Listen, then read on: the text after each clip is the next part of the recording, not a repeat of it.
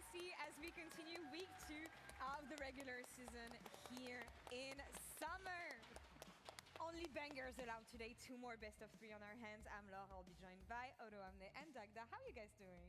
Good. I mean, as you say, bangers galore, so I'm ready for a good L day. Yesterday was weird though. I was watching from home. It was... Weird things happened. It was a day on Earth, let's just say. Yeah. It was a day on Summoner's Rift. First things first, before we kick things off, can we appreciate the SK fairies behind us? And the Duffman. I love Duffman now, yeah. It's amazing.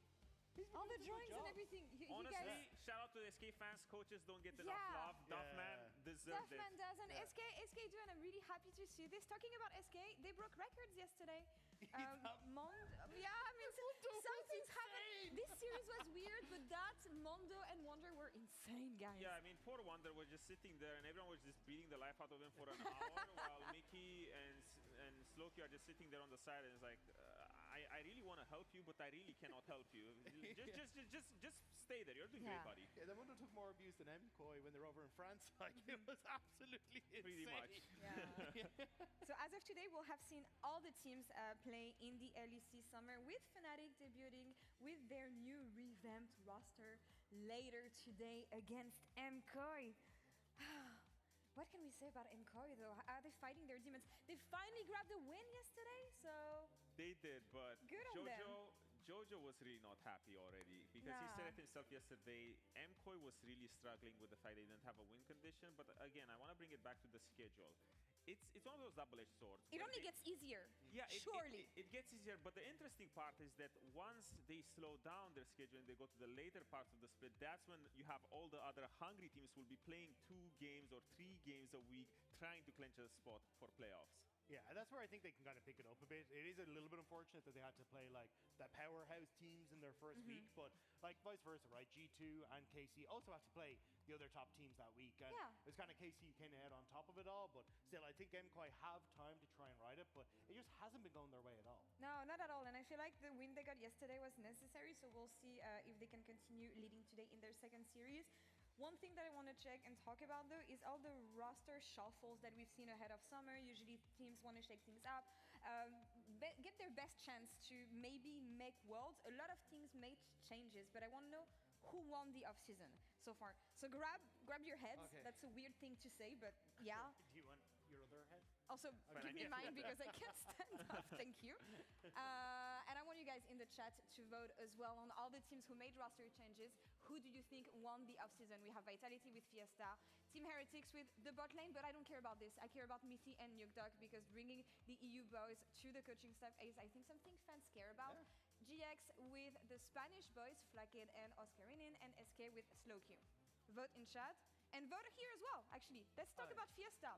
They wanted, okay, Vitality wanted something close to humanoid, and I feel like that's as best as it gets. This guy's living up to his name. Is that? I don't know if that's a positive or a negative. Though. It's both. That's what you want. Like, I'm so undecided on this guy. Like, Fiesta lives up to the name. It's like, he kind of gets caught on side lanes. He kind of has some good plays. He kind of overextends at times. Like, I don't know which way I want to go with this. It's entertaining, and that's a dub in my book. It's Hillsong on mid lane, pretty much, but you never know. These phases can spin around everywhere. It doesn't really matter, because whatever frame you stop it, you're going to get a different side of Fiesta. All right. But it's fun. Next time we have Heretics. As we said, okay, they have the bot lane coming from KT. That's great, but I don't care about this. I care about Missy and Nukdog. Yeah, reunited. Big W for me. The thing that I really want to see is that there's 2 types of coaches in League of Legends. Coaches that make a good team into a championship winning team, and coaches who take a bad team and they make it into a top 3 or playoffs team. So we've already seen it with FlyQuest, where they won championships over and over again, but now we haven't seen them in this sort of position. So I'm curious to see what they will give, but for me, big W. It's a W. I just don't know if they're going to be able to do it for summer. That's the only caveat I have. All right.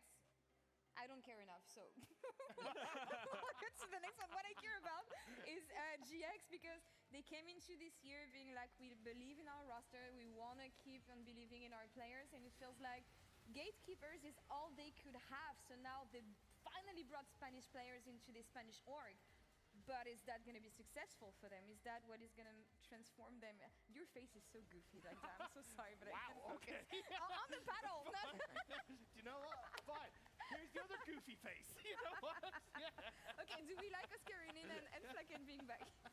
No, I don't think it works. I think I saw, like, they played towards Oscarinin yesterday. I thought, you know what? Maybe this is the moment. He's gotten 2 kills in lane, and then he just got caught out of position in these weird moments, and I wasn't sure what they were doing, so for me, not quite it. Yeah, that's an L for me. Mega puke, like All right. Blackout. Blackout, though, kind of. But it's okay. can turn around. He gives fun interviews, you know what? That's true. So at least we can give him this. Last one, Slow Q, SK Gaming. I knew this boy in the LFL. Yeah, that's what I'm talking Yes, about. Big W. Big So that's a W. big dub on the guys behind me, but what do you guys think? I love him because from GX's perspective, the game was a mega puke, but it was also because of him. He came into that game and he was buying so much time for SK. I felt like he was the one guy who was keeping them in that game too. And it's very, very interesting because for SK, the biggest criticism we had was that the mid lane before was a black hole. All the resources you put there, they magically disappear into the sky. But now, every time Mickey's going to mid or anyone is going to mid on the side of SK, there is stuff happening. He has been great. Yeah, it's positive all around. Like, I'm so impressed by it. And the winner here is SK Gaming. Some Yeah, of you guys have someone voted in very the smart. chat. 80% of the votes go to SK Gaming thinking that they won the off-season with Slow Q. You know what? I'll give them that. We're going to see them today against G2. And G2, we saw them last week in the Paris Roadshow. And we also saw Perks for the first time on stage in the coach position, giving the weirdest voice comms and advice to his team. So let's check it out. Guys, sorry guys, I got melted. Just mega drafted. My first day on the job, you know. Just mega drafted. I did say I was gonna blame it on cups, but I will not. Okay, the thing is, it's my first game 3 of Healers, so I might just grief you guys right now. So what is our ban again? I have no idea. I'm joking.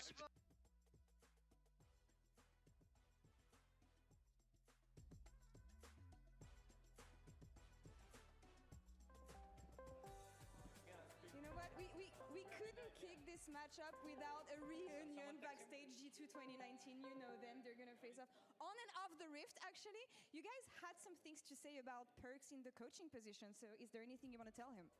I mean, the role is a bit easier, so it might fit you better. And I hope you learned a lot of lessons from working with Grabs for very many years. And yeah, let's see it in the Rift. What do you think of his draft so far? There's some hit or misses, but yeah, it's expected. All right, and Perks, these two are still playing. Is that a surprise for you?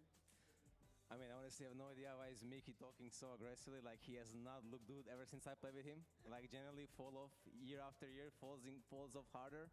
So I really hope Mickey just don't like drop 10 bomb today, generally. You know what? I love this. I love those vibes. Feels like 2019, although I feel like someone is missing. Yonkos stayed home. Yonkos is here, actually. Hi. Hey guys, I hope you are doing well. Don't be too washed. I have a message for my head coach. Please take off your sunglasses. You absolutely can't draft. Fix it for game 1, okay? Keep them off. Any last thoughts? I don't know why has this become a Perks roast session generally. Generally, I have no idea, but it's, you know what, Yankos? Just stick to co-streaming, bro. Just stick to it. Feels great seeing you guys. Don't come back. Well, at least you're having fun. What the fuck? Guys, thank you. Best of luck on the Rift, and Casters, over to you.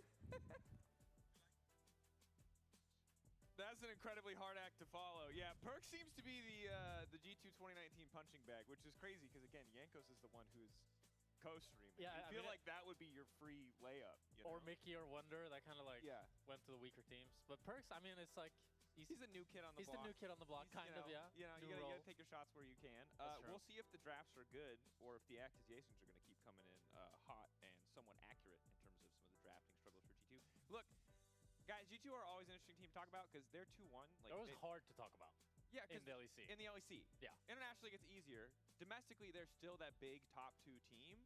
So we're just going to have to see what level they're bringing to the table today. And more from SK's perspective, if they're one of the teams that can maybe challenge some of these top 2 teams, is we get to meet our players once again. I mean, it was a big surprise for me, SK, yesterday. I kind of thought that Giant X, maybe I was crazy. I thought Giant X and Shifters would be kind of good to split. But that seems to be thrown out the window. And SK had a pretty impressive series against Giant X, I would say. They definitely looked like the better team. And it does feel like SK in general, now with slow queue, they can play a much... They have so much more windows in how they want to play. It felt like the old SK, it was all about mid lane. Mickey had to go mid lane. Everybody had to go mid lane. But now it feels like like they can, Yopa can be the carry, Wonder can be the carry, or Slow Q can be the carry. You have more options in how you want to play the game. But we are basing that on a single, one series sample size against a GX who was struggling. So we'll need to see if that's going to continue to be reinforced here, and how Slow Q matches up against Caps. Caps, the sign next to the amusement park that says you must be this tall or this good to compete in this league, and most people aren't, quite frankly, tall enough to get on the ride, but we'll see if Slow Q is. I don't think they're going to beat G2 today, but I just feel like the roster change is interesting because it has like cascading effects on the rest of the members. Yes. As Perks, he did put on the sunglasses. He put on the sunglasses. I don't think he was going to wear them, and then I think he got specifically told not to, and now, you know, in defiance. Well, now we'll have to, with an extra critical lens, we'll have to look at the draft. That's true. Is Yanko's going to have to issue an apology tweet if this is the biggest draft of all time? Yeah. That would be pretty crazy. That would be very difficult to get game one. Ljudi moji, dobar dan i dobrodošli jednom još jednom na Let's gledamo G2 i SK. Donekle Rofes?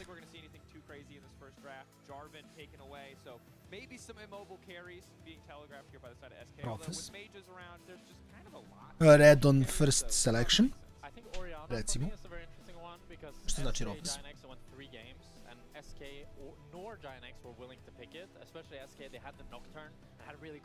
Ali, svima je dosta interesantno. Imamo Wundera, imamo Mikija, koji su nekada igrali sa Capsom i sa Perksom zajedno i Jankosom. Tako da to je bio ono...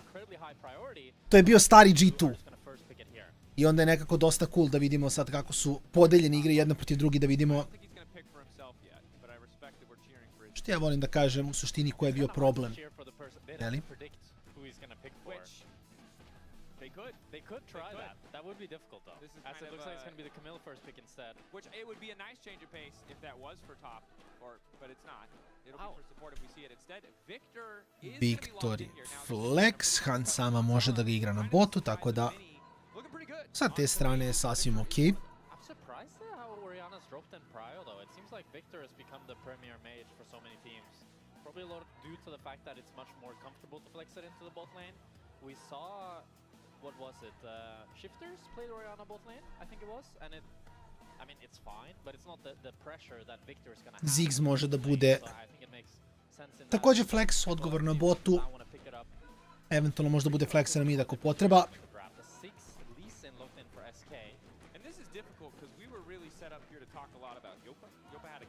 Yeah, he played no mages yesterday, so I thought he would not play mages. We were like, oh, we got graphics, we got stats. Now he's in a very boring bot lane matchup. But that does mean that the supports are going to be more exciting to watch LeBron versus Mickey there. As we kind of are just expecting Victor versus Ziggs bottom lane. Skarner now picked up for Skumon.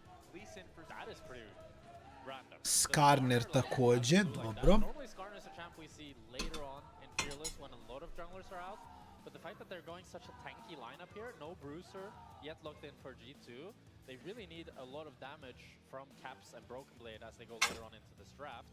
Although at the same time, I actually like the tankiness when they also go the Jace now for SK, because SK is building a pretty normal, nice poke comp. So there's a lot of beefy boys that can absorb that damage from the side of G2. I like it, but I do like that you highlight that they need more damage. I feel like all of the great Victor teamfight highlights, yes, it's his ult getting bigger and bigger. Someone else needs to start the ulti getting bigger and bigger kind of process, right? He can't quite do it all on his own unless it's really late game where the enemy team is really squishy.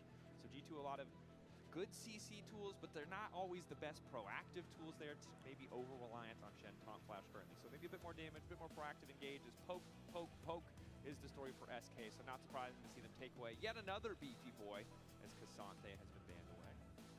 That's curious to me that they think that G2 lineup still functions even with triple tank. But I guess like both Cassante and Skarner, they're tank. Shen možda bude support. Možda bude to. Shen Victor verovatno bot lane. Because it provides that really nice follow-up and just it's really nice to play into the poke comps, but it's the Yorick ban instead for the matchup for the Jace. So to avoid that split push threat and to have a nicer matchup for Wonder up in the top lane. Bine, meni se ne sviđa Ambessa. Mogu da igraju, ali... Može Kleda da igra. Jer Jace morate uleti u melee range, onda Kled samo s Q-om ima dosta pressure-a. može da igra Malphite ili Chogata. Broken Blade je u pitanju sposoban da igra drugačije heroje, tako da mislim da on nije nužno vezan za određeni meta pick.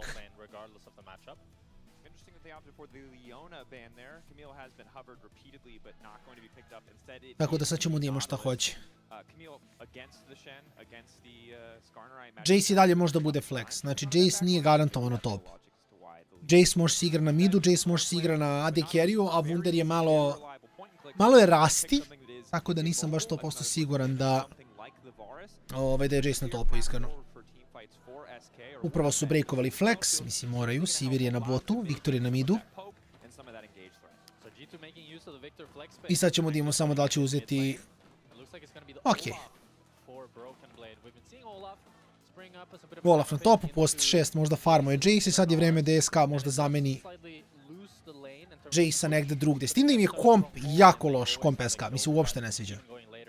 Znači prvo što Jopi treba AD carry na kome može da nosi, to nije dobio. Drugo što Jace, Lee Sin, Ziggs, toliko inconsistent damage da je to nehumano. Da, ako sve pogode, ako odigraju sve ono pixel savršeno, izgledat će dobro, ali također s druge strane nisam baš najsigurniji.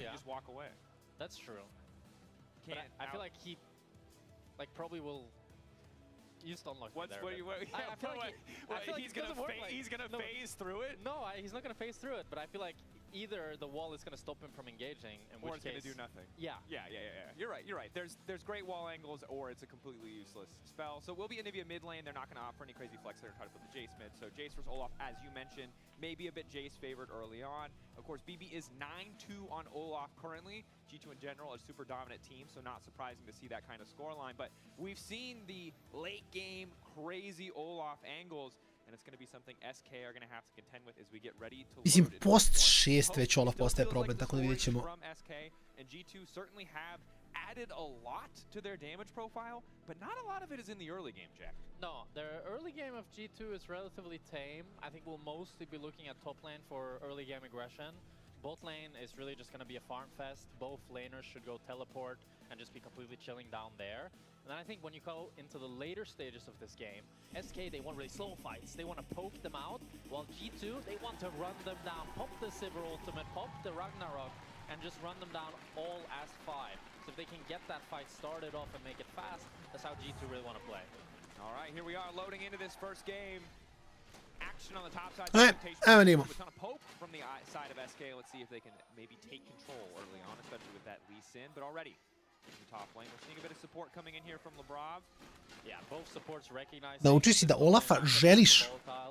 Okej, da u Olafa želiš sa Nivio malo, da, okej. So that Broken Blade can't play in those bushes to avoid the minion aggro, but Lebrov reads the play, starts sweeper.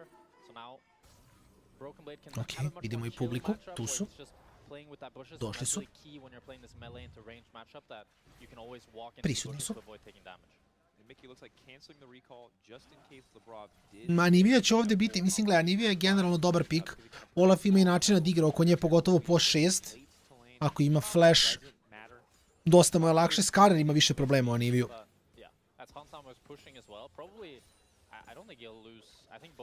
A Nivio možda pusti Skarera, prođe, samo baci voli za njega i da zatvori cijelu njegovu ekipu. Jer Olaf u late gameu dobio Shen ulti, Ghosta Flasha sa Sidebakerom, ti si mrtav sigurno. A Nivia je imobilan mage.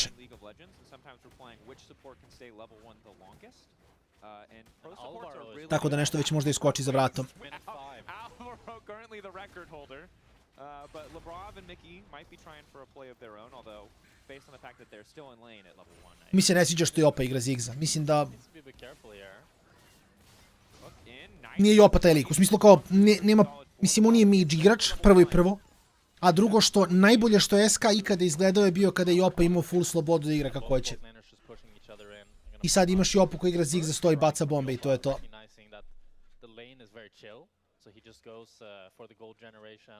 For some good scaling as well. And I'd be curious to see how much gold he's able to generate with that. We don't really see first strike that often anymore, I feel like. I think I just saw plus 10. Not sure if that was a minion from Hansama. Caps sees his old teammate. Quick wave. Yeah, make you want to say hi. Hi. Let's get it. You know. We have a gank. We have a gank. Top side. Wonder. very quickly running away from the Scorpion, but a flash in Okay. from Human, definitely nice. The axe I on je mrtav sad. undertow, Yep. Wonder, nowhere to go. First blood for G2. You said action on the top side. We're seeing it now, and now Skeens is going to try to 2v1. That was not Užasno. good, my guy. Broken Blade thought he had the damage to take down Ski. I vratio sam se na priču koju sam rekao na početku. Didn't think they Wunder na Jace samo nije. Ja sam iskreno mislio će Jace biti na botu. Kad sam video draft, bio sam u fazonu bejtuju top pick da flexaju, da vrate Zigza na mid, Jace na bot i da proba Wunder nekako da countera Bibija. That's why he's taking so much damage here to make sure that the wave crashes, but Wonder actually was able to hold it, and Skeens in the area. Ali čitava fora je što kažem, Wunder je relativno rasti kao igrač, a s druge strane Jace je heroj koji to nužno ne prašta.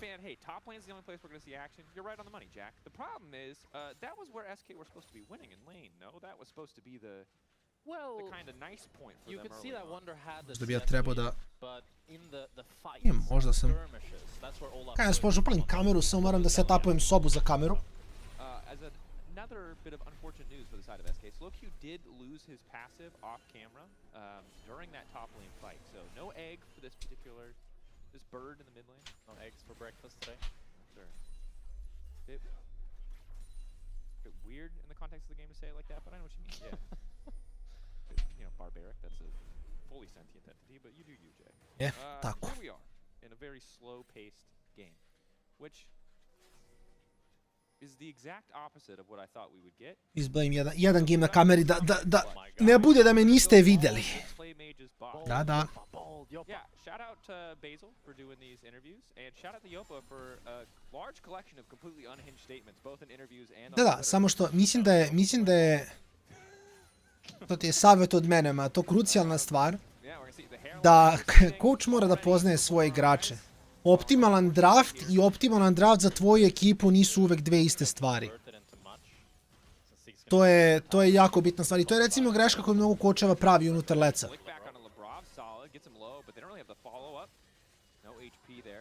Imati, kažem opet, Wundera recimo na Jace-u, kad pogledaš i najviše uspeha čak i unutar nekih manjih liga, ako isključimo lec, i unutar recimo EBL-a, ljudi su draftovali. Naravno, osim ako nisu 50 puta bolji od protivnika, možda drafta što hoćeš, Labrov je failovo. Yes. Dobro, na kraju je izgrifovao i Miki srećom, pa je tradeovo kill. Ali da, draftovali su stvari koje su im išle dobro, iako to nije bilo ali znaš da ti je fora, Mato, gle, fora ti je, igrači će imati lude ideje i onda je na tebi da probaš to da iskomponuješ. To je donekle ideja. Jer to i dalje na kraju dana mora da ima smisla zajedno. Da ne završiš sa Xin Renektorom jer se to igralo igračima. Mislim, okej, ali onda ima i nešto će nositi kasnije, to ću ti kažem, znaš, moraš da imaš... I to je samo, opet kažem, činjenica, neće svaki igrač dobiti sve što želi svaki game, ali ako je neki igrač specifično nabadač i raspoložen da nabada, daš mu taj ugo, onda ostali igraju oko njega koji hoće da nabada i to je okej isto. Doduše, kažem opet ovde, recimo, to su sa liderom pravili mnogo grešku, SK. Probali su od lidera da naprave mage igrača. Onda ne zoveš lidera, zoveš mage igrača.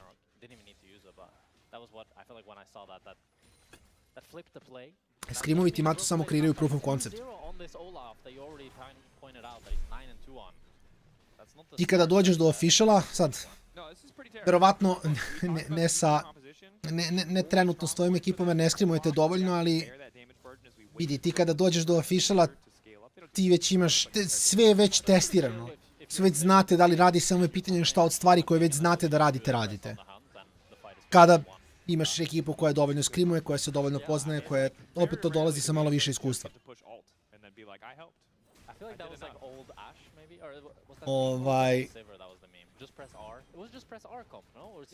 Naravno sam manjim izmenama u trenutku drafta ili šta god, kao što je Dylan Pick Me Vayne, ali to su relativno retki trenuci.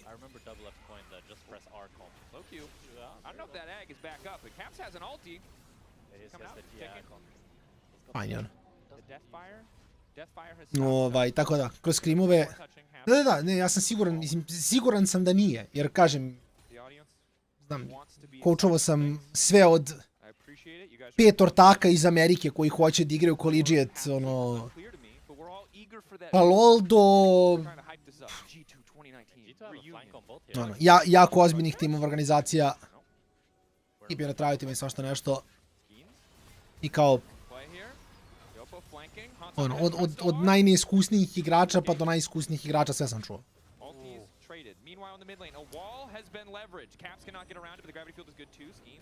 Caps je mrtav. Caps je mrtav. Miki je jači za prio u Riveru.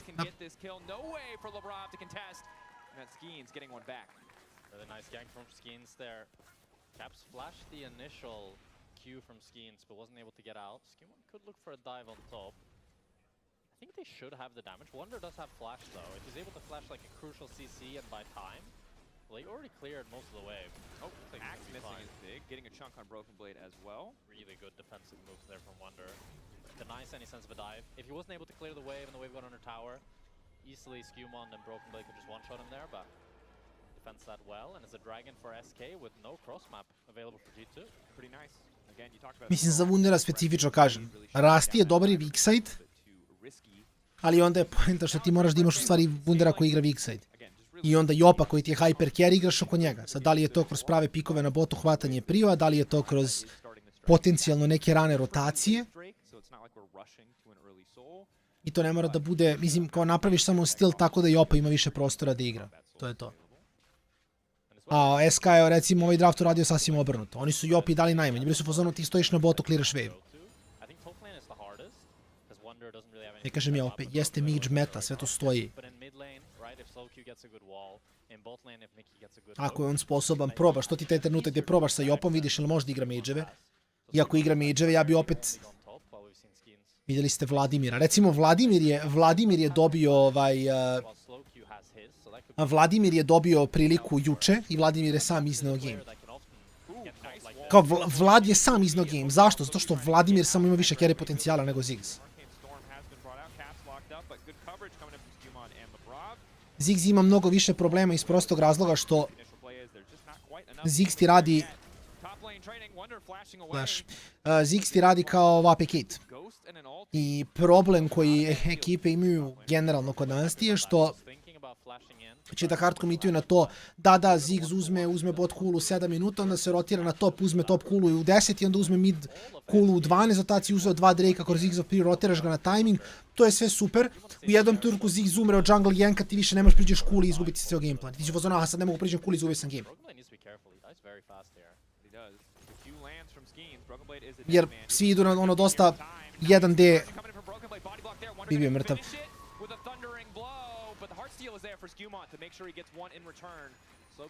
Ali opet kažem, specifično Jopi ne bi dao da igra Ziggs. Sera, samo mu ne bi dao da igra Ziggs. Kažem ja, siguran sam da će on biti super Ziggs. Ali imaš Jopu. Ko nađi način da mu daš više prostora da može da nosi kroz njegove mehaničke sposobnosti. Jer to ti je tim, to su ti igrači koji si ti birao, mislim. Šta? Ako je mage, nek bude Vladimir, nek bude Viktor, nek bude nešto sa malo više direktnog impakta. Ako zna da igra, kažem opet, ne znam. Ako ne, forsiraj mu Eza, forsiraj mu AP Kaisu recimo. Ade Kaisu, AP Kaisu, šta god, ali nešto što kažem ima taj trenutak gdje ono može da skoči da napravi play. Ili ako idemo u full extreme, lane swap i čao.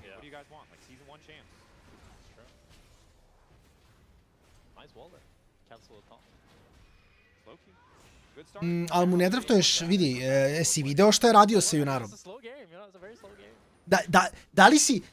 Da li si video, Mato, šta je radio Jopa kad je dobio Junaru sa Lulu na botu?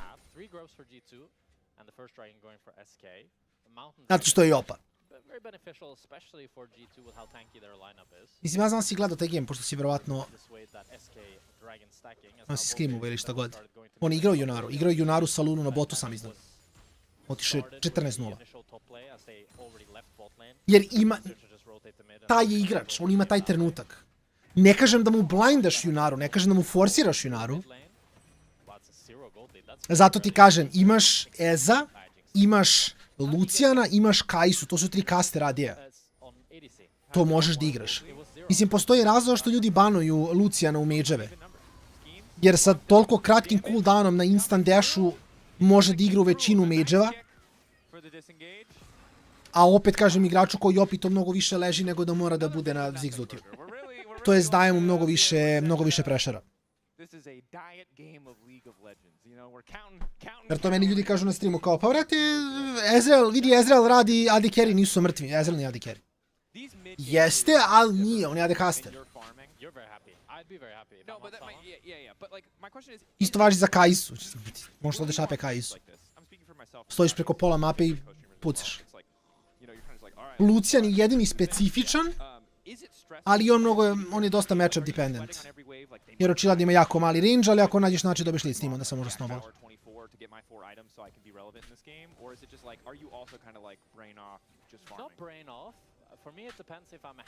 Tako da ono. Ultimativan scenario imaš... Mislim, zato ja toliko volim T1, ali kao T1 ti je ultimativan scenario. Znaš, Pezi u fazonu mage'evi na botu ja igram Taliju. I to vidi, ne da igra Taliju. Nego čovek toliko dobro igra Taliju da jedva čekam da vidim da on loka Taliju. Iako je to verovatno posljednje što ću ikad reći. Ne, Renegade ne posljednje što ću ikad reći, verovatno.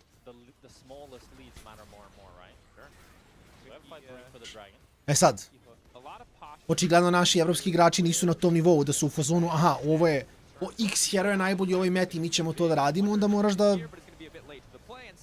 krpiš. A krpljenje ti je nađi način da radi liderova Irelija, nađi način da radi Open Hyper Carry, nađi način da radi Wunderov X-Side.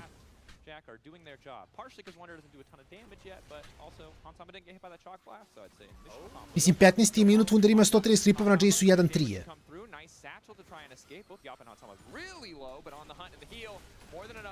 Pardon, 15. minut je, ima 130 skripova, 1-4, flashovo je u praznu i Bibi ga, da ne kažem, mislim ono, razumete? Drago mi je kada Wunder demonstrira ono što pričam u trenutku dok pričam. Opet kažem, ne hitujem Wundera, samo nije taj igrač. I eto, pričam i kako pričam sve se tako događa.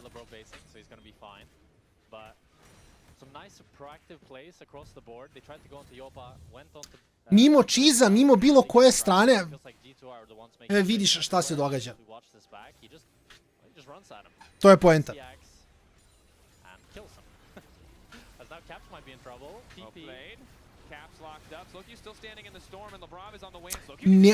Ne mora znači, Mato. Ne mora znači. Ostaviš Sindru za Vladimira. Dajem ti primjer. Mislim, to je šablon. Okay. Mislim, ovo što ti govorim, možeš da uzmeš, ne moraš da uzmeš, ja volim da časkam, da pomežem, da delim iskustvo. Možeš da uzmeš to kao šablon i neki coach koji će da, neki coach koji razume šablon i breakuje ga, će ti biti razlika između coacha koji je dobar i coacha koji je odličan. Jer kao, uzmem tier listu otvornih heroja, vidim što je otvorno i to first pikam i pikam full 1/1 kroz šablon, možda ti radi bilo ko.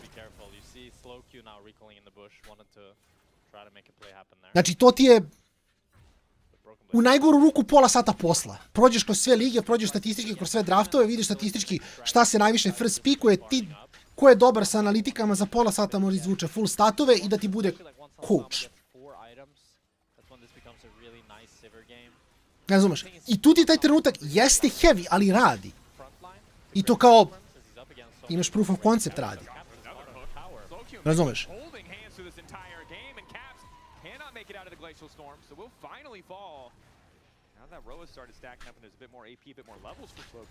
To ti je fora. Mata će na vrcu coachovati.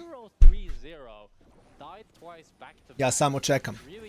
Ali ja pokušam da, ne pokušam, pa delim svoje iskustvo.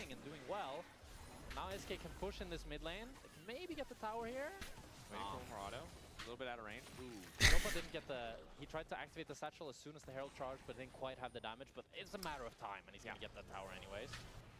Yeah, that's a little bit awkward because You would have preferred to get the tower. preferred to immediately one shot. Ne ideš uvek ova 3 pika, ali otvaraš ta 3 pika. Bit of an upsie there, but hopefully not one that is too costly. As the gold is now very close. Yes, pretty much because Vidi, 0-3 currently. Mickey's gonna hook his way out of this one. Hansama moraš mi biti specifičniji.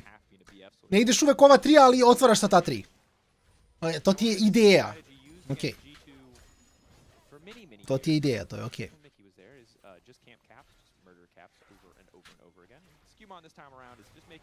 Tu se slažemo, postoji power lista i neki tier lista šta god i ona je tu zbog razloga. Samo što je poenta što kažem opet, moraš znati se adaptiraš igračima.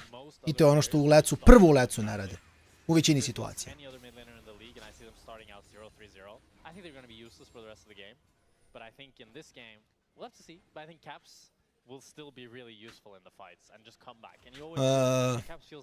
To je, znaš da je to, Kevine, to je bila situacija u Srbiji kod nas.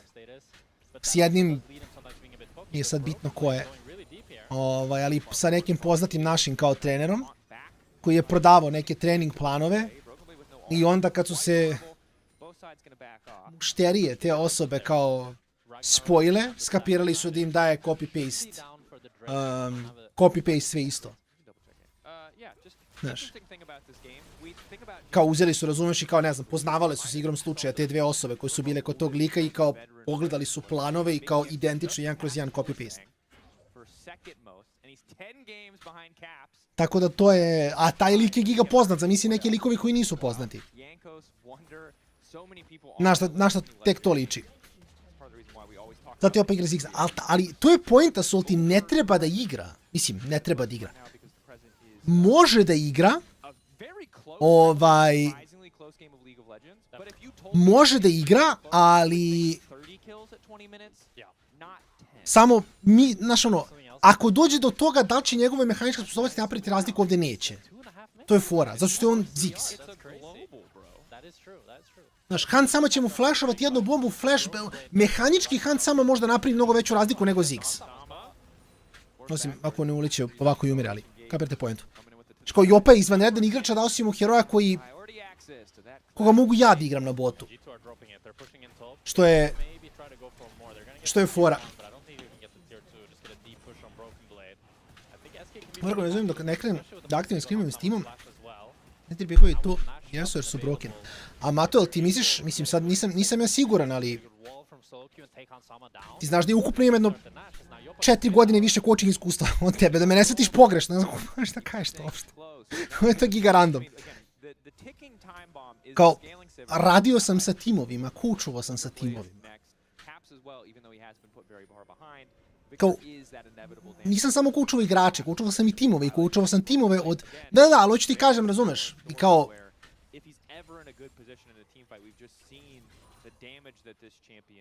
Zato ti ja kažem generalno ono što ti kažem. Jer kao, radio sam sa mnogo lošijim igračima nego što ti imaš, verujem mi. Radio sam i s boljim, ali... Ono. I također sam radio sa mnogo dobrih coacheva, koji su nekad i završili svugde gde su završili. Jeli, sa Hečijem i sa Dživusom i sa brda nekih ljudi koji su u nekom trenutku postali jako dobri također u tome. Znaš.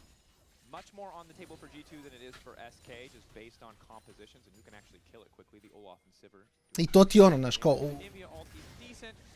Gledaš da nađeš neki svoj stil, mrtav Wunder? Nije mrtav Wunder. Maybe je fine.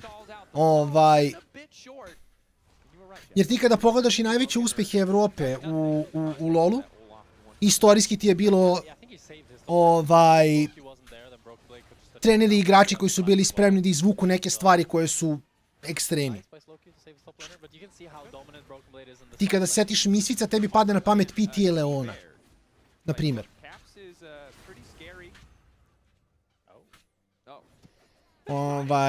Jer tipa G2, Bibi, ja kažem opet sad, da li on, da li Dylan, da li je Perks, nemam pojma, ali njegov Wood, njegov Kled, znači njegove ono prvi Galio u Rambla, to je on izvukao prvi. Iako to radi. Kao što ja vam garantujem, znači Vladimira u Sindru pikaš 10 od 10 partija. Osim ako ne znaš da igraš Eka, Ne znam šta se tu događa. Nisam siguran. Ali kao Vladimira u Sindru pikaš konstantno. Odu supportovi, odu. Ti si 300%. Najgori slučaj Merks, to ti ne treba. I doćeš do leta i bit će 70 puta korist. Ne si, Rago. Ma evo, rekao, malo se družimo, prvi game. Nisam nešto puno koraka prešao, brate moj, tek sam upalio. Jutro sam ceo dan sedeo za kompom, 4500 sam prešao. Jutro sam ceo dan sedeo za kompom, pisao sam neke gluposti. I onda sam se, brate, iskreno raspao od sjedenja, ono, danas. Znači, kad sam se probudio, sedim za kompom i kucam.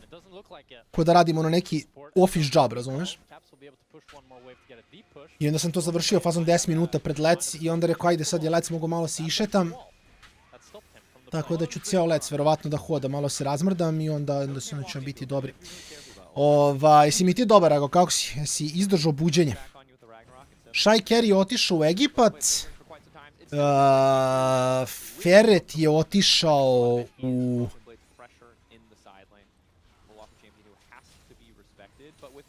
A nisam siguran. Gledao sam sad nešto skoro, što pogledam opet.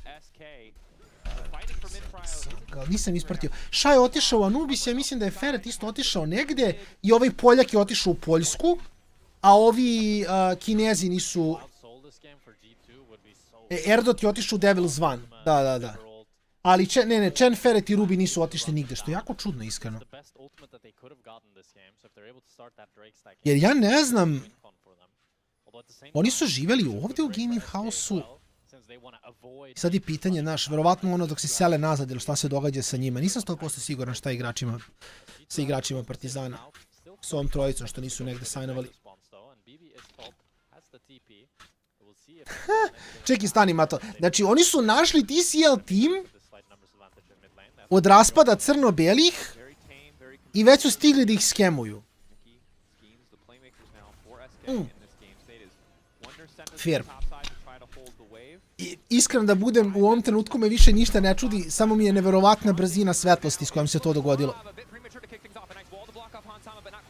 Labrov je mrtav. I dalje ga zove Japa.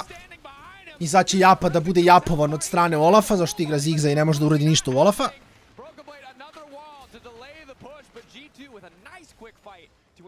Aha, kapiram. Dobro, da, znači tim imao sponzor, imali su pare, izgubili su pare, onda su bili u fazonu, ne možemo plaćamo. Dobro, mislim, shit, ali kao. Kapiram. Vidio sam neka drama isto oko Exakika, ali nisam stigao da ispratim sve. Bio je neki intervju, ali iskreno nisam stigao da čitam. Neka drama se događa u Joblife-u isto, ovdje Exa sam sebe benčalo zašto nisu bili prvi. Rekao da je Mersa super leak, ali da je prebustovan. I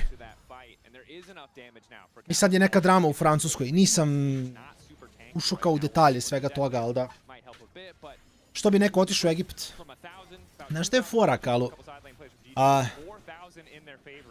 Da se ogradim samo, dok Labrov možda umire.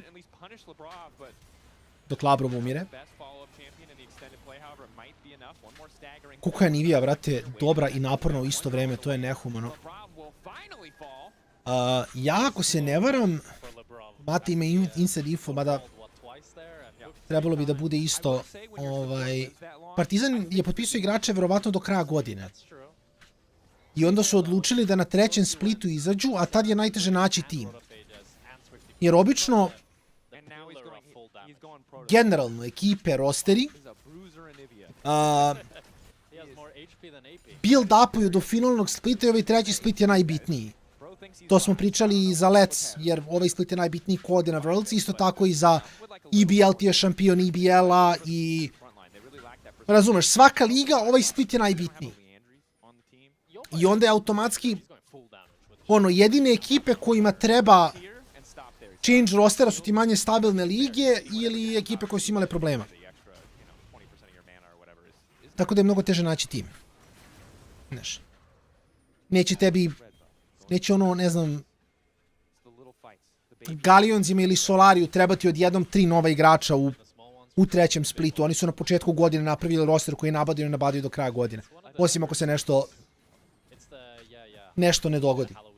Da, za Šaja, ko što kažeš, mislim, Šaj samo gleda da igra MMA Master. Jer ne želi ni on da bude u Egiptu, u smislu kao nije mu tu ono endgame.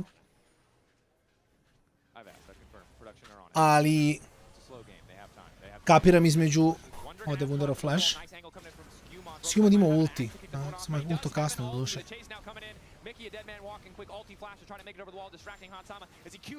Miki je mrtav, Han sama radi baš puno damage-a.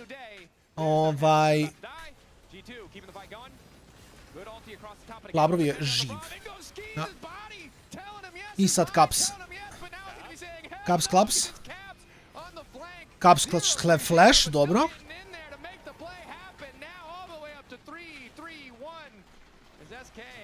Uglavnom šta sam teo da kažem, Egipat, bilo koja ekipa u Egiptu vjerojatno plaća više nego ekipe u EBL-u, tako da kapiram da ako je Šaju bilo da bira između Egipta i EBL-a, tamo je plaćen i za Split i kao vjerovatno mu je tamo bolje da svakako u svakom slučaju ode na MMA Master, jel? A ovdje iskreno i ne znam, mislim, ne znam. Ramišljam kao čak i da je Šaj ostao ovdje za koga bi igrao da bi mogao da ga plati ok. I plus da ima da kažeš garantovan MMA slot. Na konto rostera i svega ostalog, nemam pojme iskreno. Tako je. To ti kažem, Atom, znaš, stabilne lige ne prave roster change-ove, nema razloga.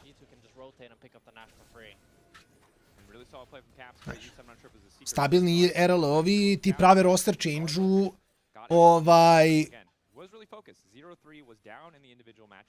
u decembru, mislim, kraj godine, početak sljedeće, ti praviš roster za 2027. Kao tad se prave veliki roster change-ovi, tad će LEC ekipe da konkurišu za LFL ekipe i onda će u LFL da dolaze novi igrači, kao što radi se svake godine. Znam, Ato, mislim, ne znam koliko bi to bilo dobro od strane Spajka ili pametno od strane Spajka, iskreno. Kao da si ti owner, da li bi ti to uradio? Da li ti misliš da je to dobra odluka za Spike? To ti pričam.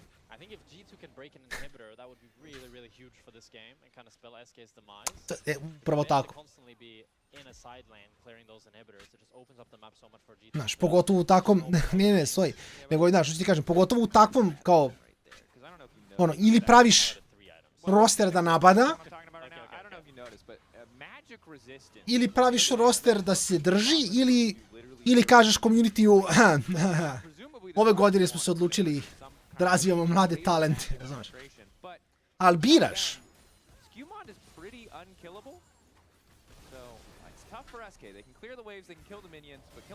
Fanatik ili koji? Ne znam, jedva čekam da vidim Fanatik, iskreno. Baš mi zanima njihov nov top laner, koliko je dobar.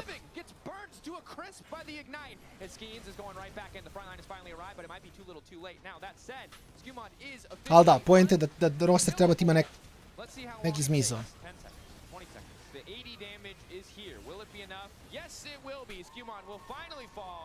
Physical damage there for the side of SK to finish up that kill. And it's a pretty big throw from G2 as SK should be able to pick up this dragon now as well and set themselves on soul point.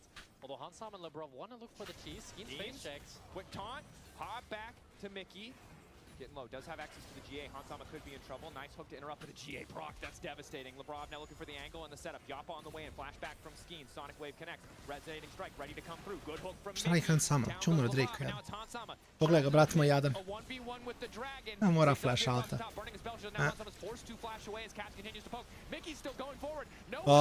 Miki je umro, ali dobro. Tradeovo se zadi carry-a, to je fine. G2 malo grifa. G2 malo jače grifa. It's a huge play for SK. It's 4-4-1, and they get the dragon, setting themselves up for soul point, evaporating so much of the gold lead that G2 had built up with this Nash. It's now 3,000 gold in 30 minutes, pretty much nothing. Popriča loše od G2, moram da priznam. The only thing, as you said, Dracos, is that top lane inhibitor that I have to deal with later on. But I really love this flank from Mickey. It's just G2 I to je skroz ok, to mislim. Treba biti Mislim, biti realan i to, pristupiti zdravo tome. Ne možeš ti očekuješ bez određenog rostera, određene količine skrimova i određenog budžeta da budeš kao, ma da, bit ću prvi sigurno.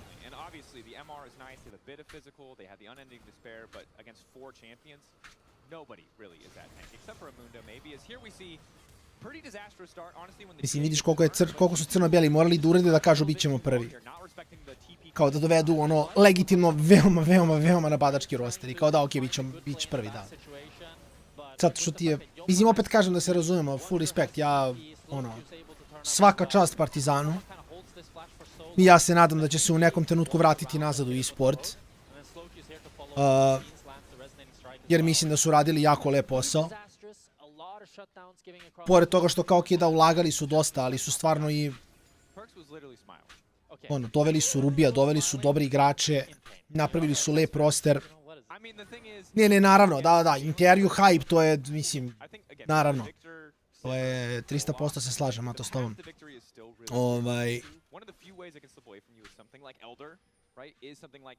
I trebaš da praviš hype, jer ako sve bude mlako, ko će te pamtiti? Ali mislim, bukvalno, zvuči glupo, ali kao to jeste. Baš sam nešto razmišljao, znaš i sad kad sam gledao UFC, ko sam gledao intervjue i sve to. I ima dobra i količina boraca kojima fali taj showmanship. U poređenju sa nekim drugima. I onda se, znaš, pitaš zašto recimo neki Sugar Sean Miley ima toku pojavu, pardon. I kao zašto lupam, na primjer, njega više pamti, zašto pamtiš McGregora? Primjer. Jer na kraju je to sve, da kažeš, show business.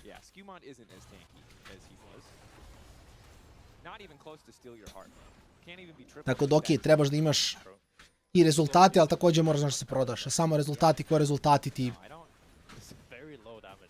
Znaš, koliko zaista znači i dokle mogu da te vode. Što se raspali? Samo se povukli, nisu raspali, nisu se povukli iz e-sporta. U smislu, ulagali su previše, dobijali su premalo.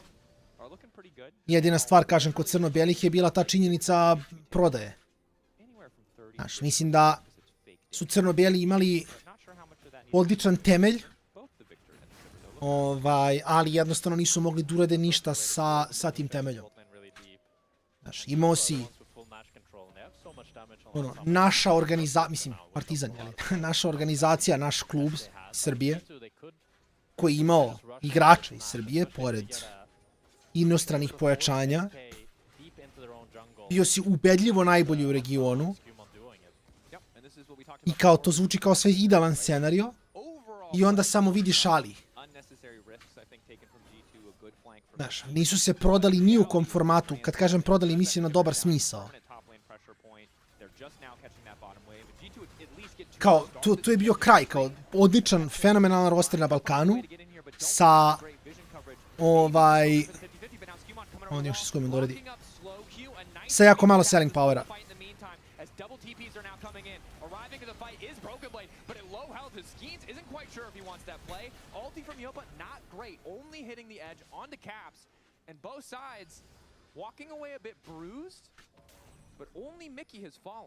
Wow, that actually ended up being a 1-for-0 for G2. Broken Blade, I think he TP'd before Wonder, and that's why he was so Inter je huge, da. As Wonder got to do a lot of damage on him. He arrived to the fight so low that it looked pretty dicey for G2 in the beginning. Kako šanse vidi, Now Dragon's spawning in 15 seconds, Mickey is still dead, so that looks like... Uroše, vrate moje, ti kažem ja, život je jako čudan, vrate, postoji šansa da ja kučam u lecu sljedeći split. Nemaš ti... To ti je sve jako... Svašta može se dogodi.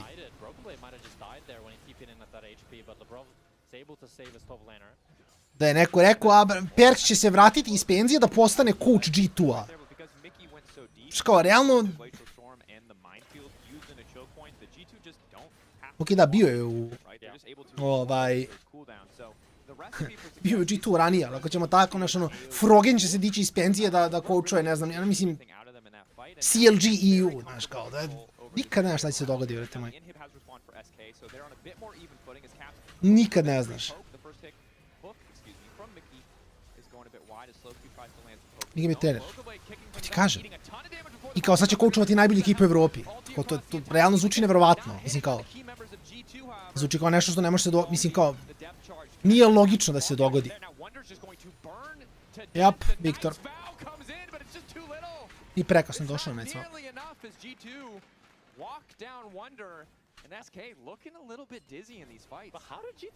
Tako da kažem, za crno-bele stvarno mislim da deo njihovog downfalla u neku ruku jeste bio...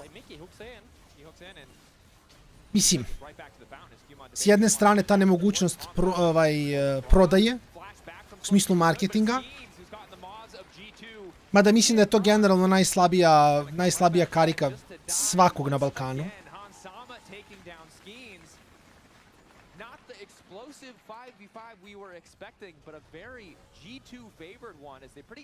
Jer sve ostalo su imali. I ajde, kažem. Mislim, s jedne strane malkice nesrećnih okolnosti, s druge strane crno-beli su ispali 2 puta šta u grupama, da su otišli u top 8, da li bi bilo neke velike razlike? Mislim, evo, EMEA Master Spring 2026. U price poolu je možda bilo nešto bedno.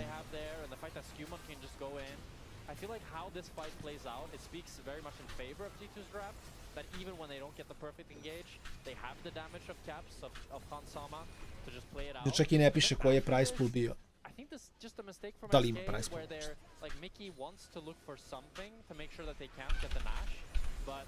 He can't hook in on Sivir, she has Spell Shield, right? And Hansama's always going to Spell Shield that. And there was no CC to follow it up. So then G2 can just run them down afterwards.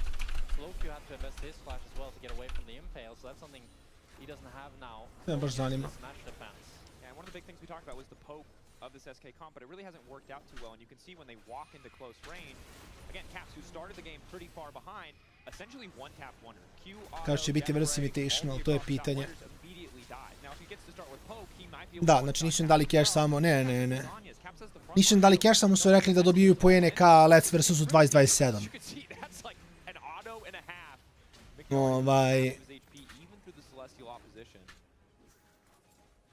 Gdje si Felix? Iskreno chill, mislim, prljavo s jedne i s druge strane. Sad smo se ubacili u ono teme domaćeg e-sporta i sve ostalo. O tome malo ćaskamo dok gledamo kako realno G2 mora uzme 2-0 svakako, pored svega ostalog. Mislim da će i Opa možda dobiti AD carry-a sljedeći game budu igrali. Ali... Kažem, čak i da je Partizan... Ono, razumete, ušao u top 8, top 4... Ušao je i Shine se Sapap, ušli su i Energy Pot Wizards, i Kliktek i Asus ROG Elite. I kao... Šta se tu dogodilo? Ništa.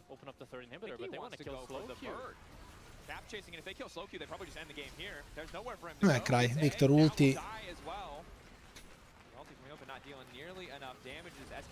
To je jedina stvar, kažem, kod balkanskog e-sporta, što sve je jako loše marketovano, sponzori su svi izvučeni mimo kocki, u LoLu ne možeš da imaš kocku i da hoćeš, ne trebaš da imaš, samo kažem.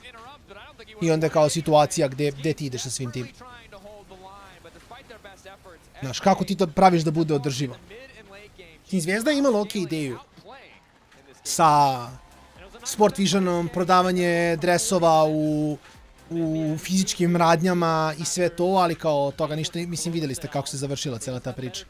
Spojili su sa Kikom, ali mato to ti je za T2. Izvini, za T1. Promenili su ti za T1 zašto ti je T1 18+, ali T2 ti, ako se ne varam, 16+, i ne možeš da imaš u T2. To ti je već dublja priča, ali da, jesu za sebe. Jer ti Let's igraš sa 18 godina i BL možda igraš sa 16. Ne možeš da spojiš Gambu i 16 godina. To ti je već, razumeš. they're buying me. I feel like we Ekipa have Lazio ima a long time da, minus revenue. Je. they would just make it quick, Jako malo koja ekipa ti je rip net off pozitiv. the Band-Aid and the pain, but now I feel Kao, like they actually put up a decent G2 fight. KC i Not easy. They did. That was not enough in the end. I to u stvari čak i sad i pitanje kad pogledaš Casey zavisi kako ih posmatraš. Mislim, to je ono Kameto Corp. So let's lock in. And he did. Okay. Now that was after we Okay, fair enough. I wasn't that Oni su onom njihovom arenom sa 3-4 ekipe, koliko ljudi, pitanje. overall in this champion. It was great. Honestly, wonder they were really out to get in this game because from minute 3 Ko zna, uglavnom, pauzica mala ljudi, idemo iskuliramo do hodanja jedno 10 minuta, 5 minuta. I vraćamo se u Game 2, tako da ostanite s nama, tu sam na brzaka.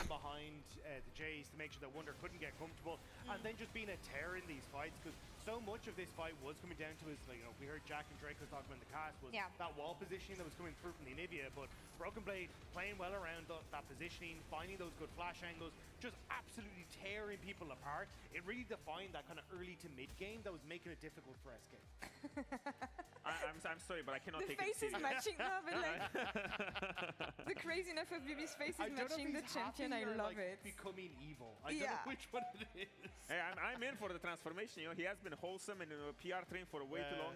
I'm embracing evil BB. He's a menace, and he was on this champion. And I do want to. I mean, you constantly had an Olaf in your face, but I feel like whatever happened, G2 were like holding your line, making it impossible for SK to play on either side of the map. It was really hard for them to play, even though they had a pretty good composition. So how did G2 get in this situation?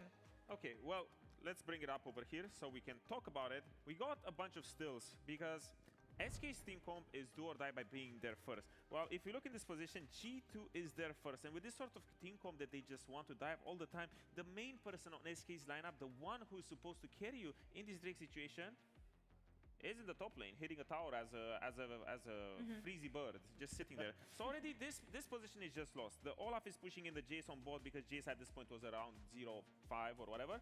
So this one is really lost. Now the next one, SK found themselves in a lot better of a position.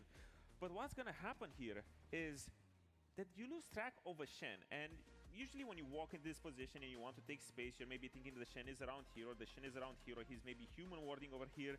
Victor, you already see him on the bot side. He's already not a factor, but if we roll it out, Shen does something completely incredible and just taunts in 1v3. And pause right now, please. Well, we already saw it, but they just missed the whole wombo combo on him because this was the last place and the last possible play that SK thought the Shen would do. Why would he dive in 1v4, completely getting one shot? SK was ready for a very slow drag when it comes to this situation. They were ready to grind G2 to a halt, fight for that position, but instead, G2 just rips the team fight open out of thin air. And that's because, like, for SK's comp to work, they want to have this poke come through from the Ziggs, from the Jays. They want to try and make you fight every step of the way. But G2 posted up on the objectives very early, constantly a threat with BB in the side lane, so the Jays couldn't be there. And as you say, like, willing to just send it from Labrov to make sure they couldn't have the plays work. So I really like the way G2 were able to kind of counter what SK were doing alongside so many of these good players. And honestly, incredibly hard for SK to play this game because even though it made it to 40 minutes and G2 made all of these plays happen, it's just, it felt like even we saw those two situations, even if they play it perfectly, it feels like it would still not be enough. On that though, I do think there were some mistakes coming through from SK. Like I think Mickey did play it a little bit too fast at moments where he was. But is that desperation though? That's right. It might be, but there was moments as well in the early stages, like the 15 to 18 minute mark, where he was still going. But is that just Mickey then? You know what? How do I argue with that? Yeah, maybe it's just Mickey. We've talked about what we've seen on the Rift from G2. I want to take you guys backstage actually to what the coaches were feeling, because we're used to seeing desperation on the side of G2 when it comes to what the team is doing. And pay close attention to Romain, to Memento, to Isma, and then you just have Perks laughing. Bear in mind that they just completely ran it down here. The confidence on this side of First is what I love here. Upset towards the end. But he's supposed to bring the vibes. Isn't that his whole thing? You know, he wants to bring back those early day vibes. So, yeah. The vibes are here, yeah. Smile through the pain because he probably had many of those moments in G2 when they were all running it down together and just laughing it off. You know, honestly, maybe needed. Yeah, and they pull it back together in the end, and that's what matters, leading us to 1-0, opening up the score in this series. But SK gave them a big fight. Let's see what happens next and if they can come back.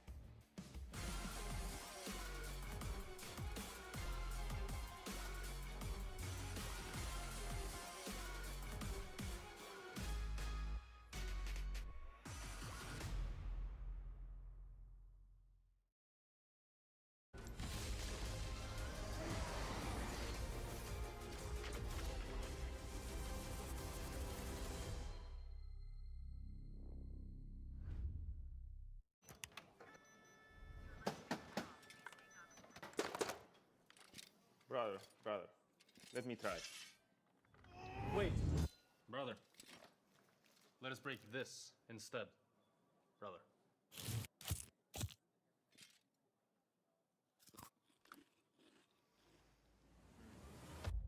Have a break.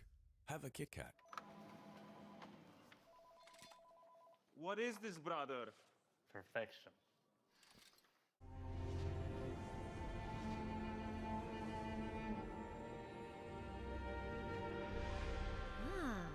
A new champion. Welcome to my shop. You'll need the right build. Choose wisely, because every upgrade brings you closer to the next level. So tell me, how will you level up?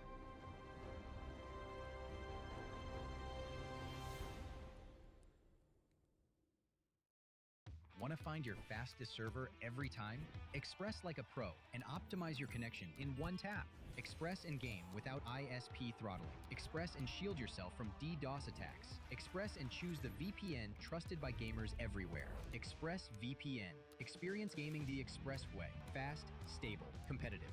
Outplay the world. It's time to Express. Unlock free Hextech rewards, exclusive skins, and more. Scan to subscribe. In your best man speech, you said my wife is funnier than me. That's factually correct. Okay. We're in range. No, it's fine, man. It's fine. Relax. I've got this. I have years and years and years of experience. Yeah, but it's gonna last. And there we go. Look at that. What are you so worried about? Oh,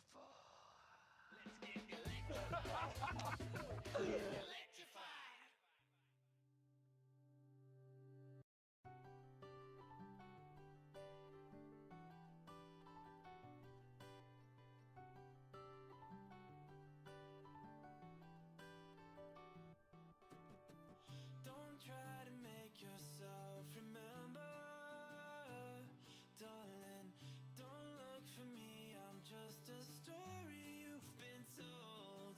So let's pretend.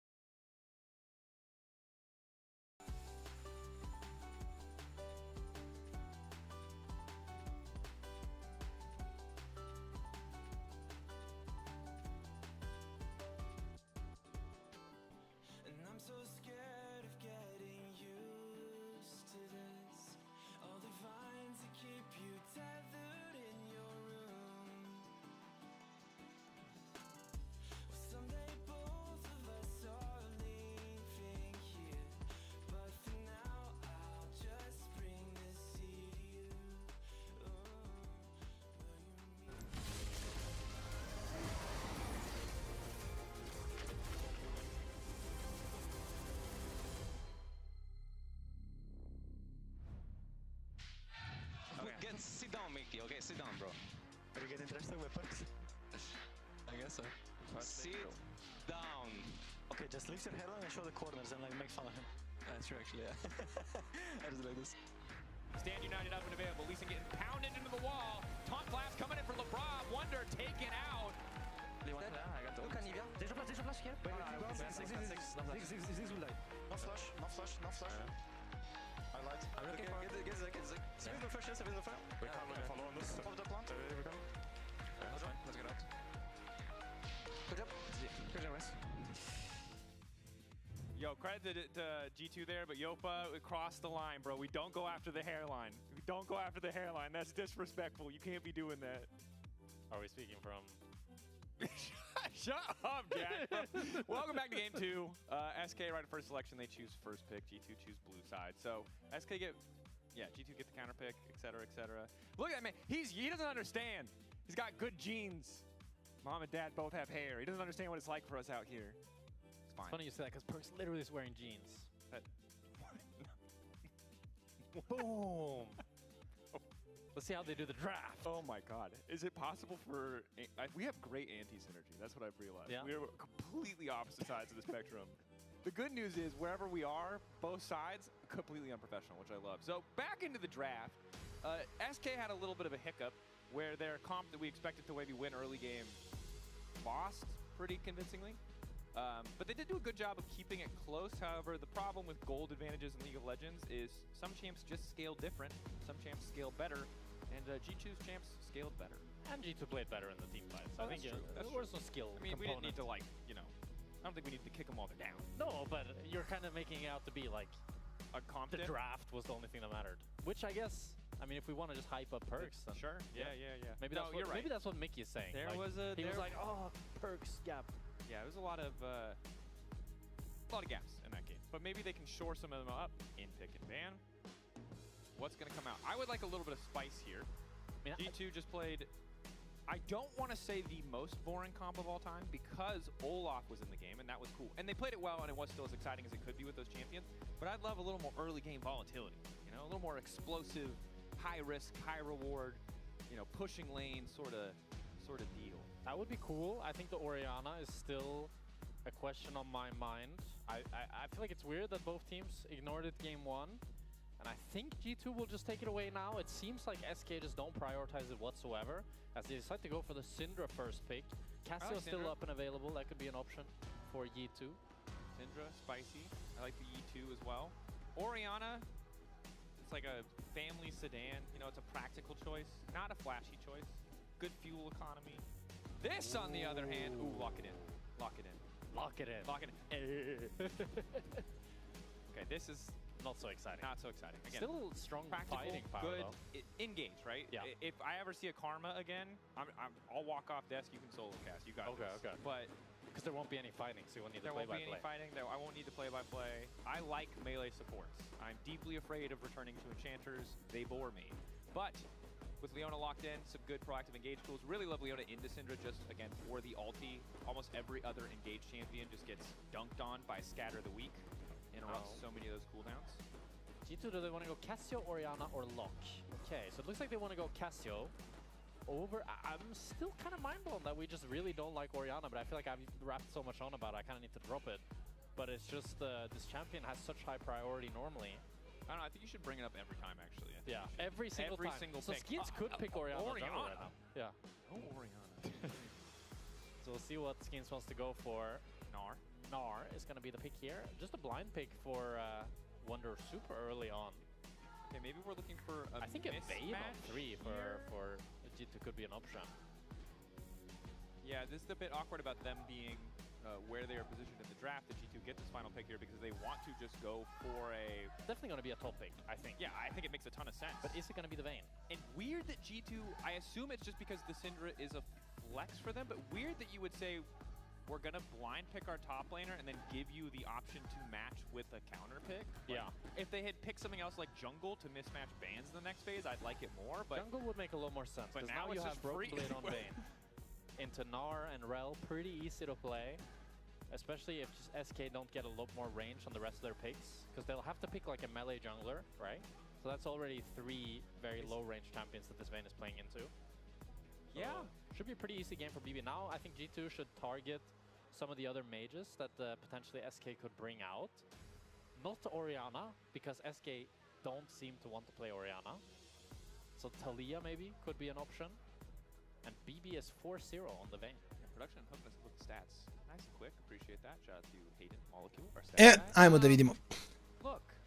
Stigli smo tamo da vidimo redosled. Still bamboozled Koliko by this toliko. hard, straight into blind pick Vayne. But I assume there's some amount of cooking coming in for SK. Nema cooking, hoće blindiju za Wundera, ne znam što da igraju u Vayne. To jest, hoće pikio rano za Wundera, pardon, jer strong side Wunder ne radi. Trundle band away, trying to limit any potential tank follow-ups, I guess. Also, when you have immobile champions like the Casio. I onda su u fazonu vat vidu. Lucian now too. We've seen 80 carries when they get picked up. Rob talks about this a lot. Like the core key. Lucijana se napomenuo da Lucijan i Ezreal se vratili nazad kao viable AD carry. Next in line for popularity alongside the mages. Yeah, and there's a lot of ADCs taken out now. Ezreal, Varus, Lucian. Zerat. Game as well. Not a whole lot of champs that you'd want to play. Leona Mel botlane za G2? You could also just take the Casio bot and choose to pick a mid laner on 4. That flex always allows you to do that. Ja bi rekao Mel bot AD jungle za G2. It'd probably be the Jhin or the Corki as you mentioned. Sort of the 2 realistic picks. I don't think you really want another Dobro, uzmi Corki, Mel neće igrati. Something that provides utility. Decent je u stvari. Probably you just want Ali opet. to have a mage in bot lane instead. That also provides Mel. utility. Makes sense, makes sense. What is the angle here? Mel, mislim Mel i... Šta sam rekao? AD im treba na... u džungli, ne? Matin omiljen jungler Xin za... Mel Xin. Za G2. Optimalan draft. Optimus draftus Maximus. Na Fury je okej. Neće da igraju Xina, šta god. Skju može Asusa da igra, nije bitno. Ali AD jungle, Mel bot. Osim ako ne fleksiju Casio bot. Onda možda igraš Vladimir, a da možda igraš Vladimira u Casio, ali ne znaš da ide Syndra, tako da čekaš da vidiš i onda samo zatvaraš draft sa counterom, flexiš kako ti odgovara, to je to.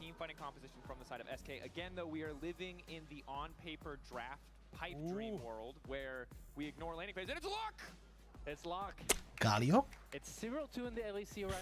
Ne mogu Mel da igra, mislim, u Loka, mislim da to ne radi. Galio, Mel, ne znam šta hoće da rade, zbog Zerat ban me jako zbunjuje, iskreno.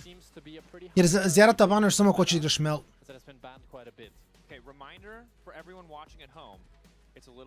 To je fora.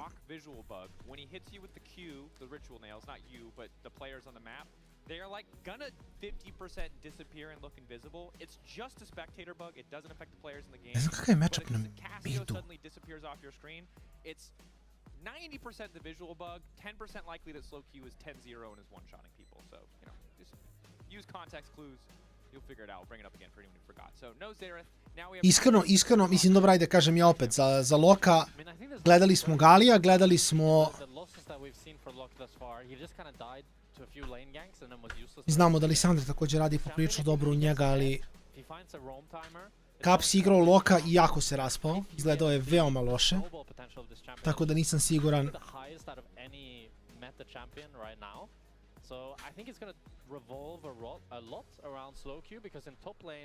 Wonder is going to be having a really rough time up against this Vayne, and Broken Blade also outscales him. I mean, Vayne and Tanar is just a dream for Vayne, because you both outscale and you really win the lane. Every single thing Gnar does is so easily dodgeable too. It just feels like you're feeding Vayne a montage. And then on top of that, you go exhaust just to be like, no matter what you do, you can't kill me. Let's just hope he doesn't go exhaust. For the sake of wonder, you know, well, give him a little bit of inside information and he already went exhaust. Here we are, getting into game 2. G2 Esports versus SK Gaming. SK, a lot of cool things going down, locking in a mid laner that we have not seen a lot of success despite solo Q dominance. But we're going to be looking a decent amount towards the top side of the map, where it's one prehistoric Yordle versus a very angry lady with sunglasses. And 2 rune choices that we've really not seen in a while. Hail of Blades on Hansama and Hail of Blades on Wonder. And Wonder went cloth armor 4 potions. So he wants to sustain through this Vayne and make this lane happen. I mean, he was the one who decided he was willing to go for this Gnar blind pick, knowing that Broken Blade would probably go the Vayne into it. Maybe this is the secret sauce to win out in the matchup. It's kind of hard to believe. Make it a 2 versus 2. Me too. I like this. Vayne kind of sucks in bot lane when it's a 2v2, so then she sucks in top lane when it's a 2v2. Oh my god, they're just actually doing it. Lane swap? Guys, lane swap detected. Yeah. Get out of there. I guess we took that out. What is a support quest? What is it worth? You know? These guys have been playing too much of League Classic. They're like, we're content being broke. We've been reminded of how good we have it. We don't need money, as Mickey's just eating damage for free. Wonder's going to hop, which would normally give him a nice attack speed steroid, but he's hopped out of range. So far, the 2v2 strategy has not seemed to shut down the Vayne, but at least the Gnar was... Ne znam na što ovo liči. Biće interesantno ako ništa. He's not gotten a minion, so I don't think they're too happy with this. You know what I take solace in? What? Knowing that someone in Los Angeles, California, at Riot Games HQ is going to watch a full-on lane swap in 2026 and be really pissed off. Hob quirky next level. You know, how many times do we have to teach you this lesson, old man? In this case, old man is literally every pro player on the planet, but Broxton shaking in his boots. What will we see next? I feel like Riot personally doesn't mind the lane swaps, so just people complain. No, I like to personify Riot as a single, very angry entity. It's entertaining. Not a collection of completely individual people in different teams. No. One single angry entity with these lane swaps. That's how you view your employer? No, let's not go any further down that one. A benevolent, kind god. Handsome. Charming. Anyway, League of Legends. Level 1s here for the supports. Again, they're fasting for some reason. Soon they shall be feasting as Mickey gets level 2. Oh, that one went wrong. Good scat of the week.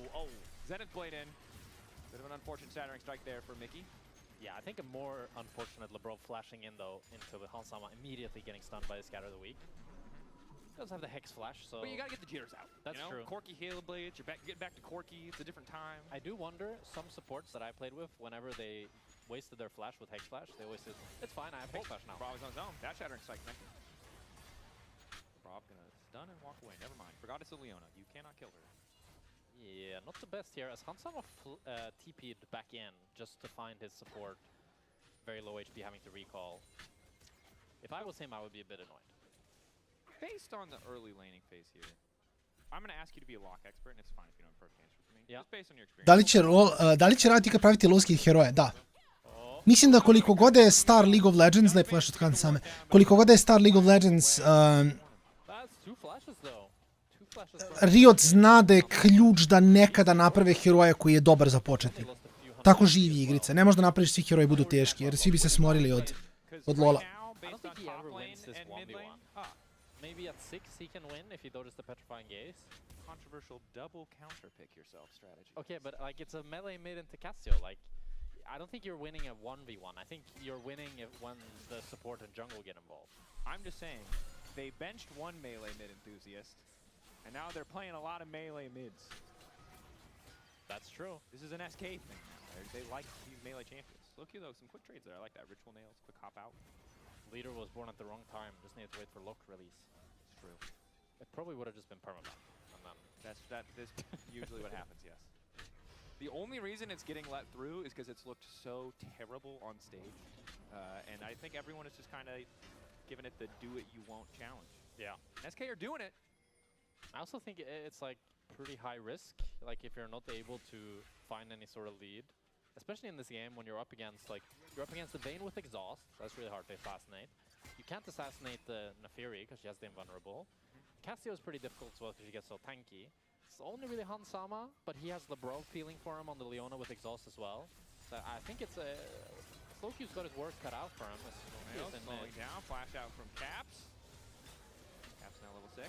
Okay, so getting the flash out of Caps is big. Flash advantage now in the mid lane. Maybe this is where Slowq can start to get aggressive Purgatory on the table. Yeah.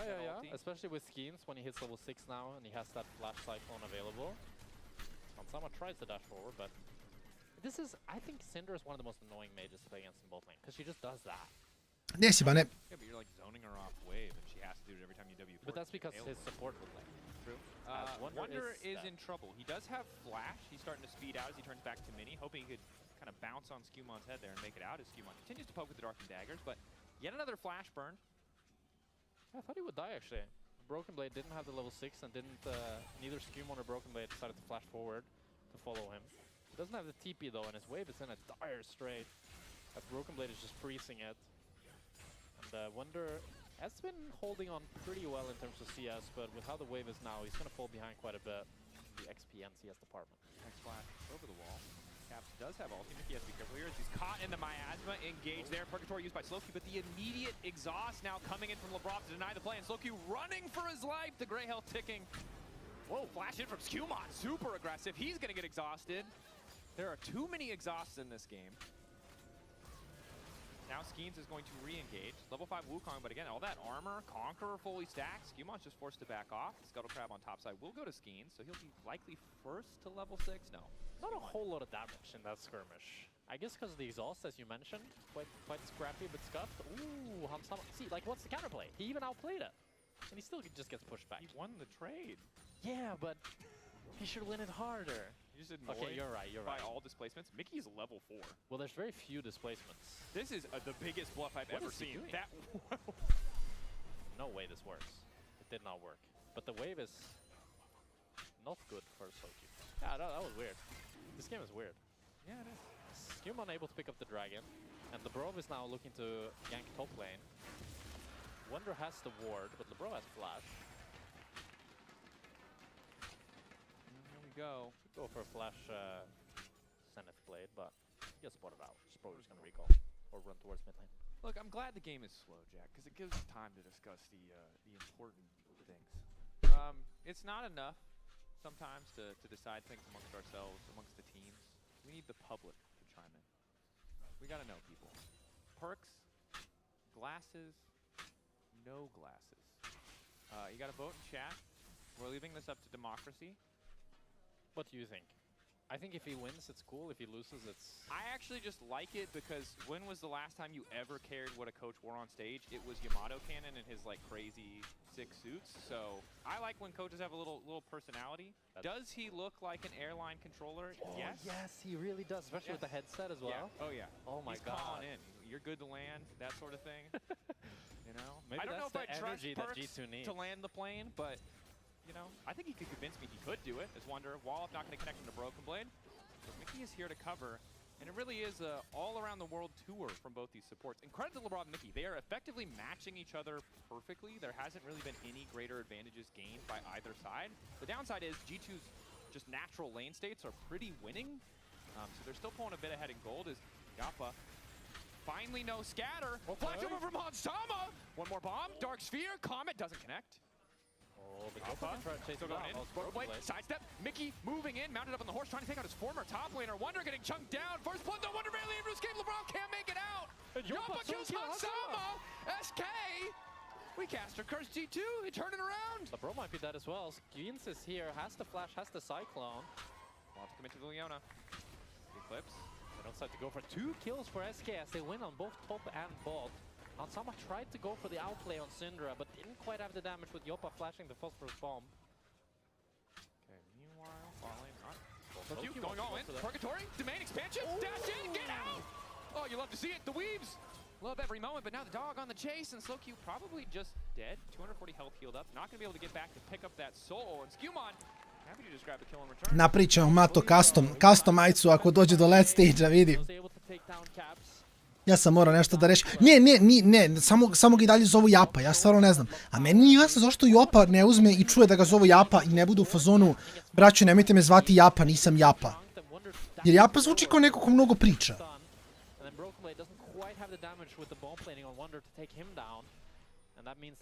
Tak to, imaš moji koraci. Ja se nadam, Macki, da ne smeta puno, ako na to misliš. Yappa doesn't have the scatter of the week for a bit, and then Hansama flashes it, but because Yappa flashes the phosphorus bomb, he's kind of cooked here, and then Yappa can walk around. Kapiram da je to, ali šta da radim? Faster lane, right? So now Hansama is pretty much always going to be dead here unless... Nisam na kameri, ne brini se. Nema kamere više za mene do kraja dana. Da, nadam se da ne smeta previše, Nego sam morao nešto rešim na brzaka, onda Jedan kastar ga zove Japa.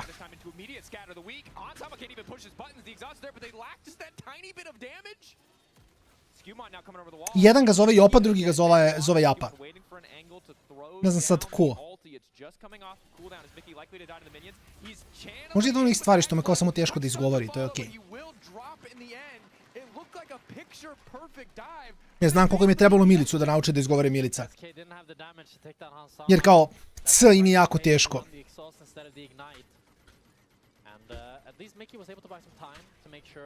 Mada ne bi trebalo da bude teško da kažu O, jer kao job. Job? Nije O, I guess da nije O, više A. A verovatno postoji negde O, nemam pojem. Kapirate poentu. Loš skewmont. Ljudi, sve će biti u redu. Mene zanima kakav je Soboro. Ne znam kako se zove. Top laner fanatika. That's exactly what we expected to happen, but it's still crazy to see it in real time. Yeah. As during the bot lane kills, there was also top lane fighting. So it's just really just 1v1s, 2v2s across the entire map. Slow Q using the ritual nails to go in. Now in melee range of Caps though, definitely not ideal. Solar Flare going a little bit wide. The healing coming in from Slow Q. Forced to use his ulti. Exhaust is there too. Yappa trying to move in, but the burn damage, the Eclipse. Gonna finish him off.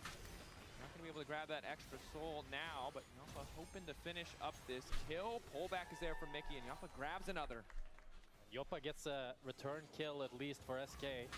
Nice outplay by Caps there. Now G2 want to contest for this crab. Broken Blade is here, but Yoppa's already, or still rather, in this mid lane, while Caps is pushing down bot lane. He's mounting up, just threatening with the Shattered Strike. No ulti, no flash available from Caps. Hasn't been able to finish the Roa either. Trying to get tricky with it. Knocks into the wall. One silver bolt. Nice, lepo provukao basic pre stealtha. Jako clean. Jako clean. Weird from Broken Blade, right? Why is he going for that angle? But perfect coordination with his jungler makes it all come together. And his damage was so much higher than I expected. Like, you look at his inventory, and he doesn't look like that scary, but he pretty much solo killed Skeens there from 70% just with that stun. And how much damage he was doing with the ultimate as well. All that extra AD, Silver Bolt's proc, damage into the wall. Yeah, the Vein Burst, pretty annoying, I will say. It's tough for the Nart to deal with. Ne, Freak kada me je kastovo, neironično je kastovo Stalna. He's only down 10 CS, 500 gold. Ima negde mislim da je Black Monster Cup kastovo. Mislim da je bilo Stalna. Duš on je Amerikanac, tako da ono, znaš, možda očekuješ drugačije izgovaranje od drugačijih ljudi, ali... Jason Kaplan isto nešto trollov. On je znao kako... Znao je zašto sam mu rekao i lik je bio u fazonu... Kao, Sajna mi je rekao da ga zovem Sajna, ali... Pošto je sad već ugasio stream jer je ušao u Champ Select i dalje ćemo ga zvati, ono... Šta god je rekao, nemam pojma. On je baš troll. Njega sam posle upoznao ne u Berlinu, u Kelnu. I lik je ono, i uživo je baš trollčina.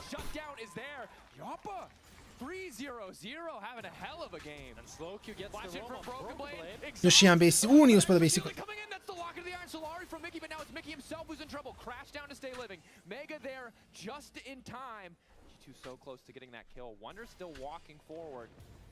Needs to connect onto Broken Blade. Instead, they're going to focus on LeBron. Wallop is there. Looks like LeBron will just be sacrificed as the Gnar comes out from Wonder. And they're going to turn that play right around on G2. And SK, they strike back with a kill in the mid lane, kill in the top lane, getting a gold lead back for themselves. And the gold lead on the Vayne top has pretty much evaporated. Wonder's not going to be able to get a plate, but he's still going to sit pretty damn happy as he matches the kills from Broken Blade. And as much as LeBron is matching the roams from Mickey and mitigating some of these fight opportunities, Mickey's still 3 assists here, present in a lot of these kills. Gold still in the favor of the top side of G2, of course. Skewmon 500 advantage has been doing a lot of work. When he's not in the area, a little bit deficit, especially in that bottom lane. Yappa on the way to 2 items. Shadow Flame, probably what we're going to see completed next. That's going to be a ton of burst on a lot of squishy members. Nema, kažem, izgovaranje naših imena. One thing is that it makes Vayne's gameplay so much harder, because you cannot just dash in. We've seen Broken Blade now dash in twice. Tako ramišem UFC-o, brat se preziva Medić, realno Medik, lagana priča. Čini se preziva Medik. the fact that it allows Teš bolje. a much more comfortable game. When we've seen this matchup in the isolated 1v1 is so difficult for the Gnar. So really nicely played by Mickey to just continue to match up against the Broth to make sure that his top laner is fine. It's now SK able to potentially get the Drake here. Keep in mind, G2 have already grabbed the Herald, already ahead in the grubs as well. So SK very much behind in the objective game, and with that Herald picked up, will be behind in gold, but at least they keep things even in terms of the Drakes. Another Cloud. Another Cloud Soul. Who do we favor this game for the Cloud? I think pretty good for both. It's pretty good for both. Although Vayne will Pa dobro da, mislim oni su baš ekstremi u akcentima. Already pretty hard for any of these champions to get away from a Vayne. I think it's more, can you one-shot her or will she run you down? To je u stvari trojanski. To je istina. As you sometimes run on main top, the Cloud Soul would be very nice on her. Aj, Medić je iskida. Iskreno je cijel event bio baš dobar. I video sam baš ono, i pratio sam Twitter da su svi jako zadovoljni sa publikom, sa ljudima, znaš, ono. Mi smo, mislim kao navijačka nacija, realno i kod nas ne može da ne bude loženje, brate. Mislim kao ja prvi koji ne gledam tipa Power Slap, znam ko je Dumpling, to je otprilike to. Dok je imao dugu kosu, dok je to bilo na YouTube-u, bilo ono, to kao Power Slap i to dok nije zvanično uzeo UFC. I sad kao, ono, šamaraju se dvije ribe, znam da jedna naša, jedna nije, u fazonu smo idemo naša. Ne nemam pojma ko je to, ali kao vidi, naša je, let's go, brate.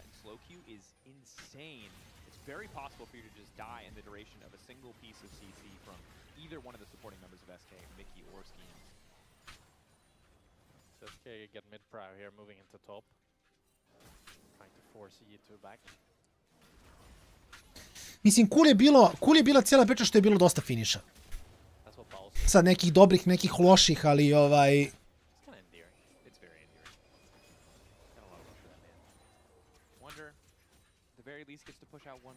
Ono, bilo je agresije, bilo je finiša, bilo je ludnice. He hasn't really popped off yet. I feel like we've yet to really see the Nefiri like land both of the Qs, get the big damage one. Jedino je samo, mislim, ajde sad kažem, ja opet ne pratim puno sve to i ne znam kako funkcioniše taj ceo svet. Ali kao, meni je malo jedino šteta što nisam mogli da dobijemo neko zvučnije ime. U smislu,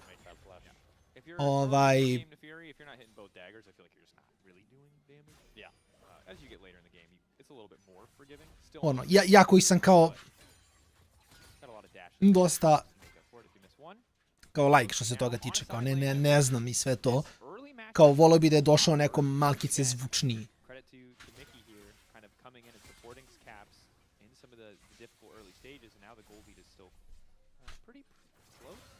Still hard for him to, I mean, he can walk up and clear. That's one of the big strengths of Locke and why he works as a meta melee assassin.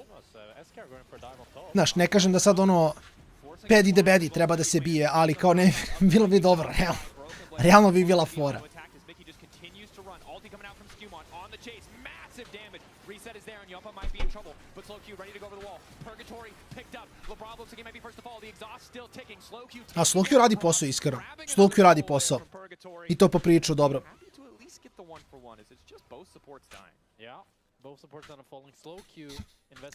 Mislim, jedino je ta situacija da ti kao trebaš da staviš kao najveći haj bi bio neko zvučno ime UFC-a protiv nekog s Balkana, ali koga s Balkana, mislim kao koga našeg da staviš, znaš, da ide na ono, ne znam, Sugar Shona, razumeš, mislim, nemam pojma. Ne znam više ni ko je aktivan, ko nije, ali...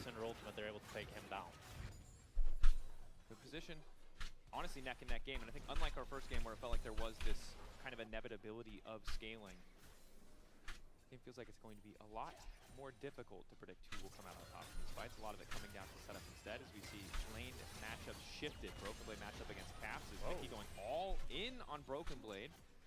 No, sad gledam ko drži titule. Tipa da dođe ono, ne znam, to Maspinal ovdje, recimo. Što?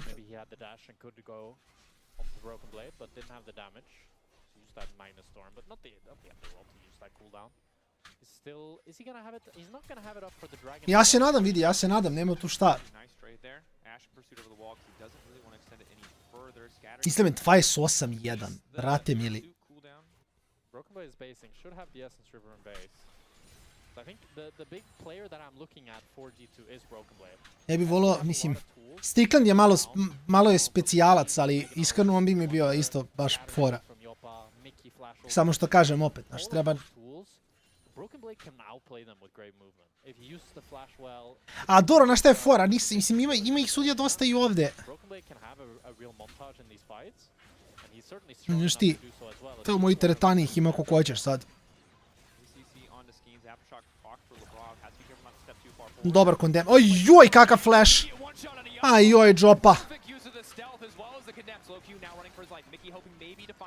Ajoj, džopa!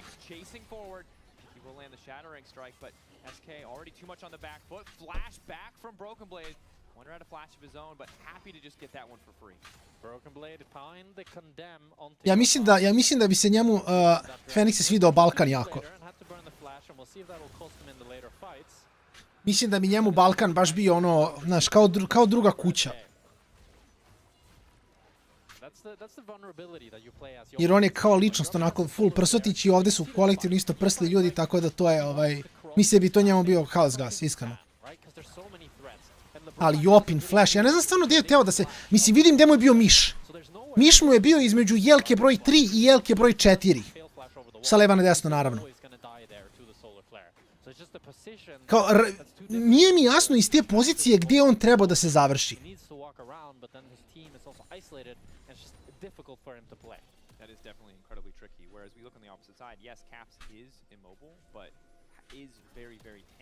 By comparison. Yopa feels like the most immobile, most vulnerable member of either team that we see on the map. Even Hansama has access to that Valkyrie. So his positioning in fights is going to be super critical and something we have to track, because that last one was a bit rough. Good setup for G2 though, certainly, as Broken Blade now 2-1-2 Essence Reaver, so...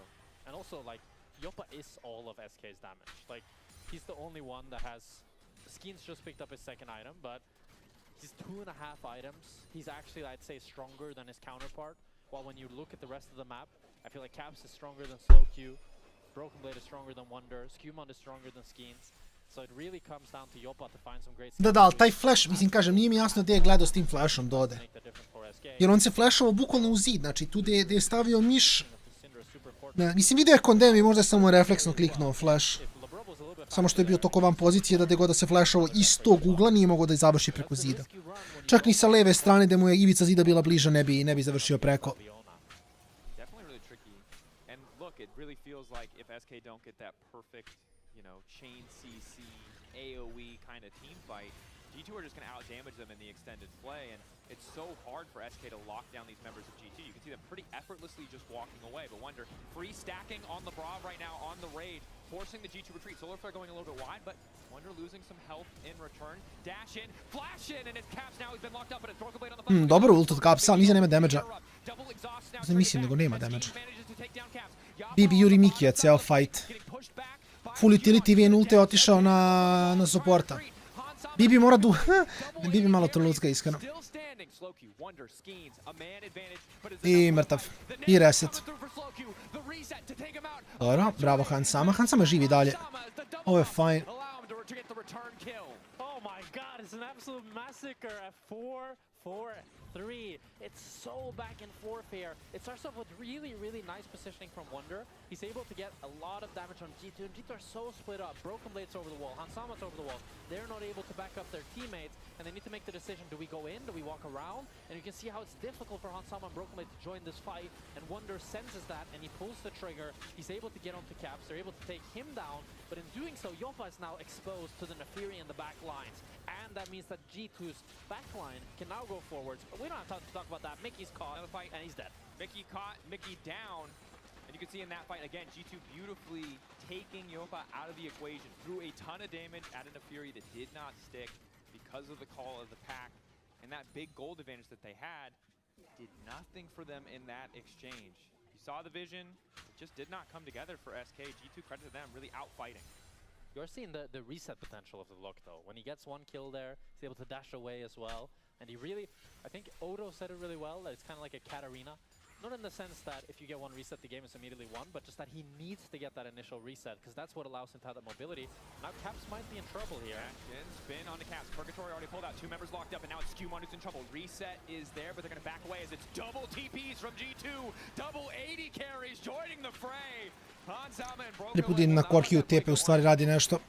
Ulti out from Broken Blade. Will just take his time finishing off the blue buff. Slowq debating if he wants to re-engage. Control word over the wall. Yappa on the way in.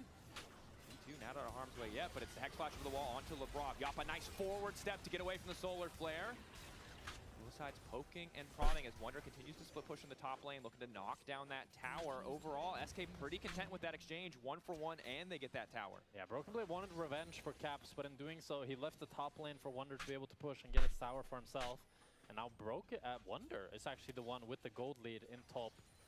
And he's doing quite well on this Gnar. 3-1 and 2, has a 40 CS lead that he's built onto Broken Blade.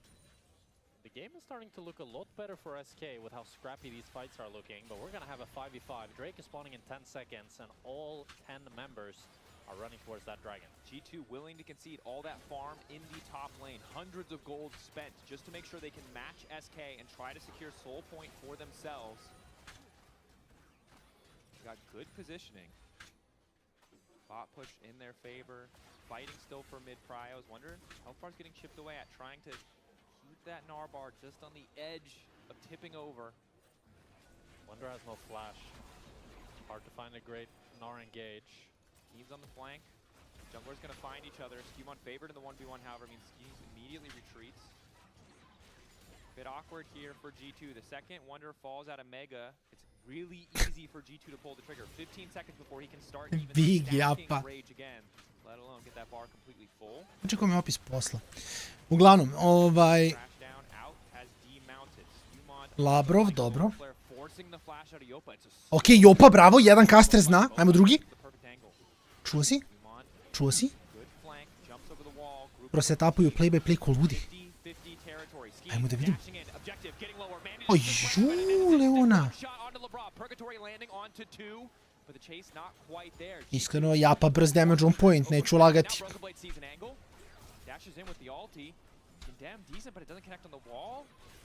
It's so intense, the standoff. Neither team is able to find a real fight, but it's SK that get the kill and they get the dragon. Skeen's able to pick up the smite, but you can see how intense it is. And once that solar flare is down for G2, that's really their only engage. And on the other side, SK didn't have the flash on Mickey, didn't have the flash on Wonder, which is really the two people that can pull the trigger alongside Skeens. But Skeens didn't want to have that role in this fight, as he needed to be the one to secure the dragon. Broken Blade. SK fighting really back though. That they are. Look, 500 gold difference between these two teams, now tied on Drake's. A basically dead even game. Broken Blade has... You don't have the luxury of scaling now. Dash in with the Ashen Pursuit from Slowq. He's going to be in trouble now. Burning, running away. The Slow still taking on him, but Wonder trying to hold the line as best he can. Ulti goes onto the clone, it looks like, but it's an exhaust on the Yopa, so the fall damage really isn't there. Mickey on the flank with absolutely no HP, but Wonder Dobar kaps. downtown finds the Nor ulti. Han samo ubija Wundera. I Skins mora da beži. Previše blizu za G2, rekao bih, ali dobro, bilo kako bilo ono. To take the fight as G2 take down 4. Where did Mickey come from? This was a 4 for 3 here, but Mickey wanted to go for the flank, but he comes into the fight so low HP that he's not able to contribute despite the fact that Wonder lands the Mega Gnar. As it starts off with the attempt to pick off Broken Blade, but he kites it out. You can see Mickey on the minimap trying to flank. Yopa TP's in, and the damage, the fight is starting to look pretty good for SK, but then the Scatter the Weak doesn't land. And Mickey is so chunked here when he gets this flash. And then Caps just takes down the back line while Wonder is getting the Mega Gnar. And it's not going to be any objective, but that is going to be a favored fight for G2. And the gold lead is a little bit in their favor, but still feels like anybody's game at this point. Who plays the next fight better? Oof. And Hansama painting a target on Mickey's head. In that last fight, Mickey trying to walk through Hansama is why he entered that fight at 10% HP. As I said, Skewmon's ult connected on a clone, it didn't. It connected onto Slowq, that's what forced him out so quickly.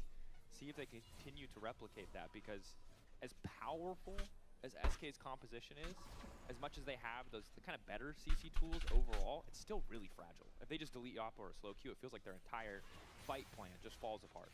Yeah, I think both Broken Blade, Caps, Hansama also needs to buy a little more time in the fight. Dobro, pa da, mislim neka. For SK, if Yopa caught out of position, Ja napomenem Slowcue does have a lot of Abyssal Mask u... Pa dobro, da, on je u fazonu naš, ja stojim u fajtu za range. Ne znam.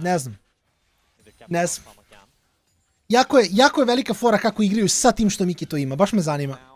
Jer Abyssal Mask range nije toliko, kao on mora bude u fajtu, što i hoće kao rel. I na engage-u moraju da budu spremni da follow-upu, jer on s tim Abyssalama drastično više skviši. Pogotovo što nema plated u Vayne, Corki na Fury. Znači Mikiju ako se ovako skine Celestial, on u dashu engage-a bude shotovan od 100 do 0 ako ne odigra kako treba. Miki ima premalo armor ovaj game.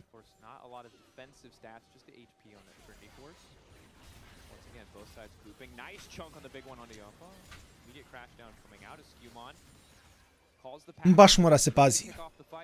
Ide na damage-em što je okej, Syndra će raditi puno damage-a, ali kažem, on je zato sebe stavio u nezgodu. Mislim, to supportovi rade, jeli? Supportovi traduju sebe za svoje saigrače. We've got some of that. I mean, that last fight was kind of like that. A little bit. Yeah. Got a little bit of that. But both sides are really just playing to the limit. G2 seem like they want to fulfill your wish. They've started off the Nash. Now SK need to try to find a way to enter.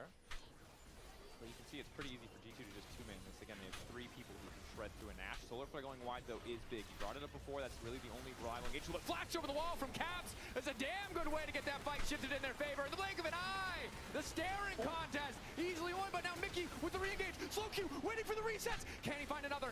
Wonder waiting for the setup. Dash back in on the Ashen Pursuit, but Slowcue just doesn't have the damage to finish it. Flashes over the wall, but he's burning down. G2 samo vina. Munda nalazi jedan BB. Mislim da umir sam. Dobit će Mousepada malo, mada mislim da ne može se izvuče, ne može. Triple za Nafiri. Potencijalno je Baron.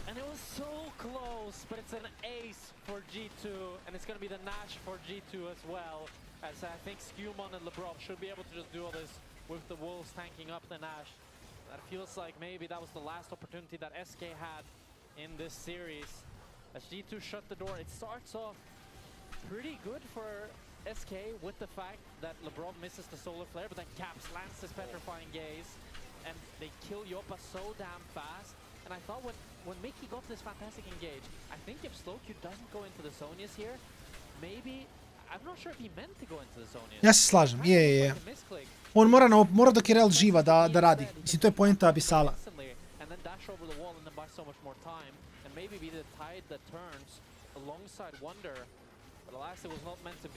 Tako je, to mora da se dogodi dok je Rel živa. Ako Rel umre, gube i damage-em, gube i front.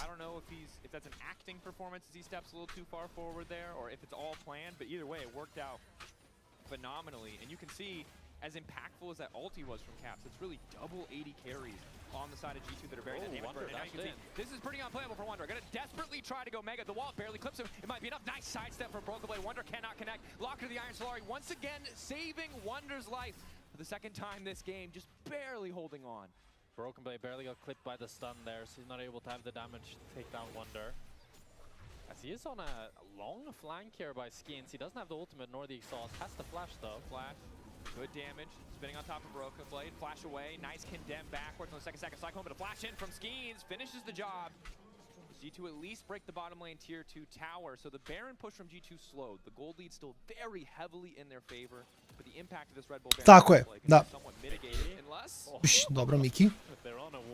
Ali što neče, ostatak njegove ekipe predaleko u testu. Syndra ima TP, mislim, u teoriji su mogli kažu bijemo se bez Casio ulta. Međutim, u realnosti samo su komitovali da dropuju Drake-a i to je to. U fazonu su ne treba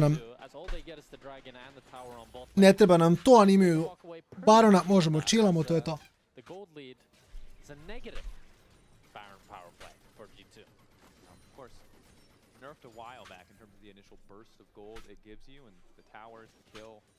Very heavily favoring SK in that regard. Still almost 3,000 in favor of G2 and more importantly Soul Point. The next Cloud would give them that Cloud Soul, and SK absolutely cannot afford to let happen as that Solar Flare does connect. Wonder locked up, immediate response now coming in. The Hound's Pursuit from Skimon trying to chase, but Skeens has found his way on top of Hansama, and this might just be enough to lock him out of the fight. Hansama already quickly retreating, though it's only Lebrov to drop thus far. SK see an angle to get even more. That gold advantage from the Red Bull Baron Power dropping further and further.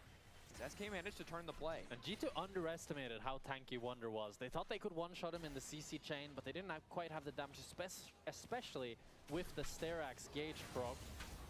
Skimon should be fine here, just jumps over the wall, but you can see SK finally able to take back some of the control of the map here and get some of that jungle position.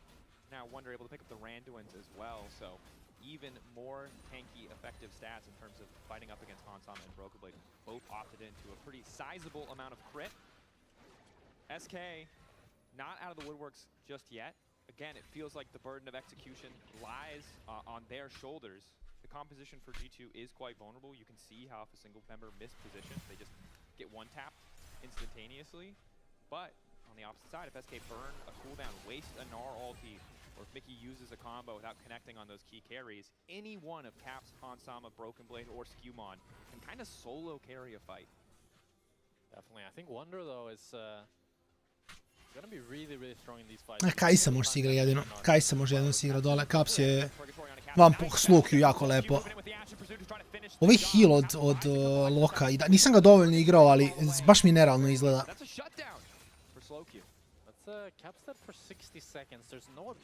Vigara s Terminusom. Ali ti ima smisla, Legend. Mislim da je AP skill je 10%, zar ne? Soma i 200, Soma i 400 AP i 140 healtha po basicu.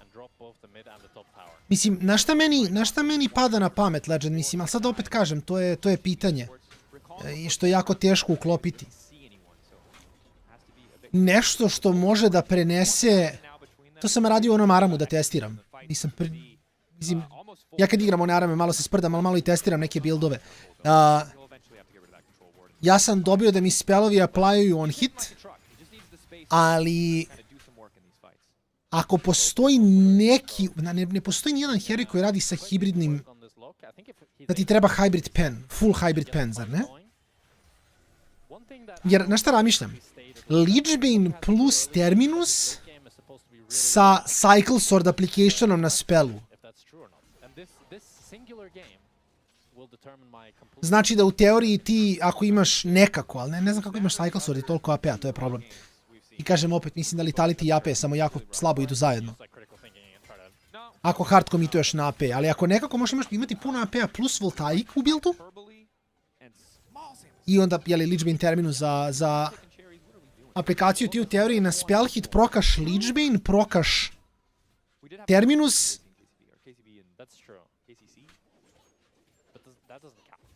i Cycle Sword bonus damage. Mislim, Kajsa je sa Shivom to radila ranije, ali mislim da fore što opet Kajsa ima magic damage prokove, tako da njoj Letality kao Letality ne znači toliko. Pogotovo ako ne investira u right click. TF također radi većinom magic.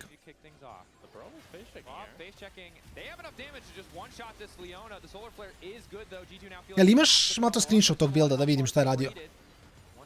Jer mislim da popreču sigurno Terminus nije bio live prije 2 nedelje.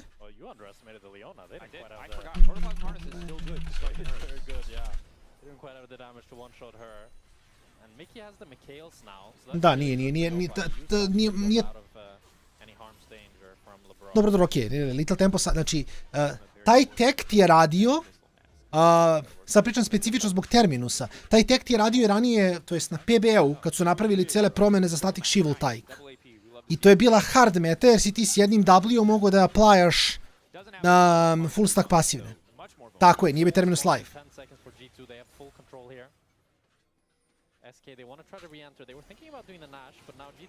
To je fora.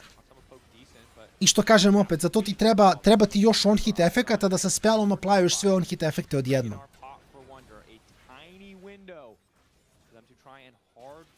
Mislim, hard cheesy, ne znam ni kako ti prolaziš kroz mid game sa tim, nisam najsigurniji. Ovo neki hibridni build, da li ima smisla, da li je samo bolje od full AP-a?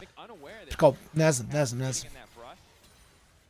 Kažem, ne postoji nijedan hero i Kog'Maw vidi, Kog'Maw procentualno radi damage koji scale od AP-a i Magic Pen mu daje boost, jer je magic damage. Znaš, Kog'Maw u Letality ne znači ništa. Labrov je full izintovo. Scatter sačuvan za izlazak, Caps nije pogodio nikog, SK win ovaj game. Ovo je SK vinuo samo, ne? Zašto je Labrov samo... Jako loše odigrao ovaj fight. And it's so disjointed from G2. You said it so well, Drake. SK, they're playing as a 5-man. They're playing as a ball. But look at G2. Caps is over the wall. Broken Blade is over the other wall. How do you play this fight? This is so difficult to play. By the time Caps is trying to fight, Hansama's already out and LeBron is dead. And Broken Blade's been zoned out as well. Maybe if Caps gets a 4-man petrifying gaze, but you're relying on such like niche miracles to happen for you to be able to make such a fight happen because you're so split up. The saving grace for G2 is that SK wasn't able to pick up the Nash. They only got the Dragon, it's not the Soul. And they can still live on to fight another day. But G2 needs to be more organized. They need to be more grouped if they're going to be able to fight like this. One person can be on the flank, but not two. And you can see one of the big struggles of kind of Hansama and for Broken Blade is Wall Cork. He does have a decent amount of AoE damage. It's a lot of single target. Whereas SK, if they can just find you grouped up, it's a lot of AoE. So even if you're not there first on their list for carry that has to get taken down, a scatter, a force of will from the Syndra, you're going to lose 50% of your HP just by being near any one of your teammates. I also just realized it's 41 minutes into the game, and Hansama has yet to complete that LDR. I think that's difficult with how much armor you see on the side of SK. Desperately needs to try to get that finished if he wants to carry in the next team fight. As SK are already starting off the Nash. G2 in a position to contest, now forced to walk in, but it's SK who are split up. Ne kažem, Cycle Sword u prošlom patchu, mislim, ja sam probao solo i flameovo sam sebe što sam probao, tako da razumem da Cycle Sword, kažem. Poenta Cycle Sworda je što ti na spelu aplajaš on hit efekte. I onda određene stvari mogu biti veoma jake s tim, ali ne postoji više kombinacija. A vidi ga, Bibi! Brat mu i svaki fight komituje, znači on ima nešto protiv Mikija. Ali Bibi će ih pobiti sve sad što je najjače. Osim što je Slowcube očigledno ono izbrisao lika. Ne, Bibi mislim da ne gotivi Mikija. Njegov svaki fight je all in Amrel. Ovo je game. Ulti Hansama možda umire, možda i ne, nije ni bitno. Hans nema TP, ali Cubs bi trebalo možda završi. Dobro. Sin donekle očekivano će G2 uzeti ovu seriju, ali svako jako lepo odigrano od ekipe G2, a SK je probao. U ovom gameu pogotovo su se pokazali jako lepo. Pričao sam o Slowcube baš da igra u Z10-u, u Desireu i tako to. Mislim da prvi dan kad smo gledali ekipu SK. Svakako, pauzica, 15 minuta. Mato konekcije, veze. Ali da, nakon pauze, koji protiv Fanatika? Vreme je da vidimo novog Fanatikog top lanera koji je... Ispričat ću vam malo više o njemu kad uđemo u intervju, ali meni je jako interesantan. Od toga što sam čuo, navijam za njega i volao bi da se pokaže dobro. Tako da, sljedeću seriju gledamo da li Fanatik ima šanse da se vrati ili će biti još jedan doomed split za nekada omiljenu organizaciju mnogima. Pravimo pauzu, 10-15 minuta pa se vraćamo sa sljedećom serijom. It still did seem like G2 were still that level higher. Of course, your player of the game at LEC on X, G2 Broken Blades, Humon, or Hansama. All good options. It's a tough one, because I felt like G2 has like a team kind of stepped up in the last stages. Maybe Broken Blade for the Olaf. But at the same time, he did do some funny things on the Vayne. There's some funnies across the board. There was a flash for a Dark Daggers. I think everybody... Hansama was pretty consistent. Hansama, I like that one. We're going to hear from Broken Blade after the break. But overall, G2 continue to impress. There's a reason we count them amongst the top two, our spring champion, and we're ready now to go to that break. So when we return, we'll talk to Broken Blade. Don't go anywhere. You don't want to miss it.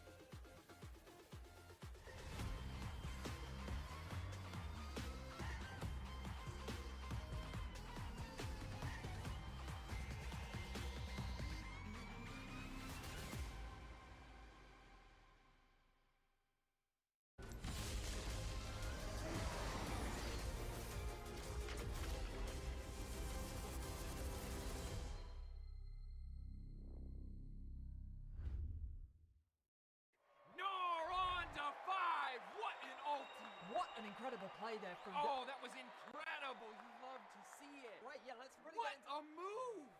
He's just so good. I mean, the persistence, the patience to find the angle. You just don't see that from rookies. He's got it all. He's got the bad. Have a break. Have a Kit Kat. Ooh, that looks good. Do you want to maybe share a little bit? Yeah. What a move!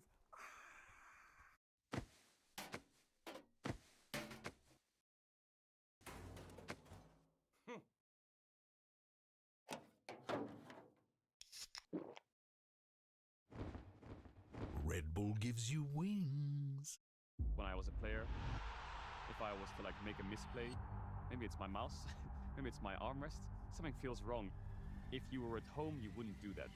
The Infinite Precision Armrest is part of the larger Superlight on Stage standard initiative, aimed to bring your home or training room settings to the tournament stage. 이제 저뿐만 아니라 다른 선수들도 세팅을 더 원활하게 할 것 같고 가장 편안할 때 더 강력한 플레이가 자연스럽게 나옵니다.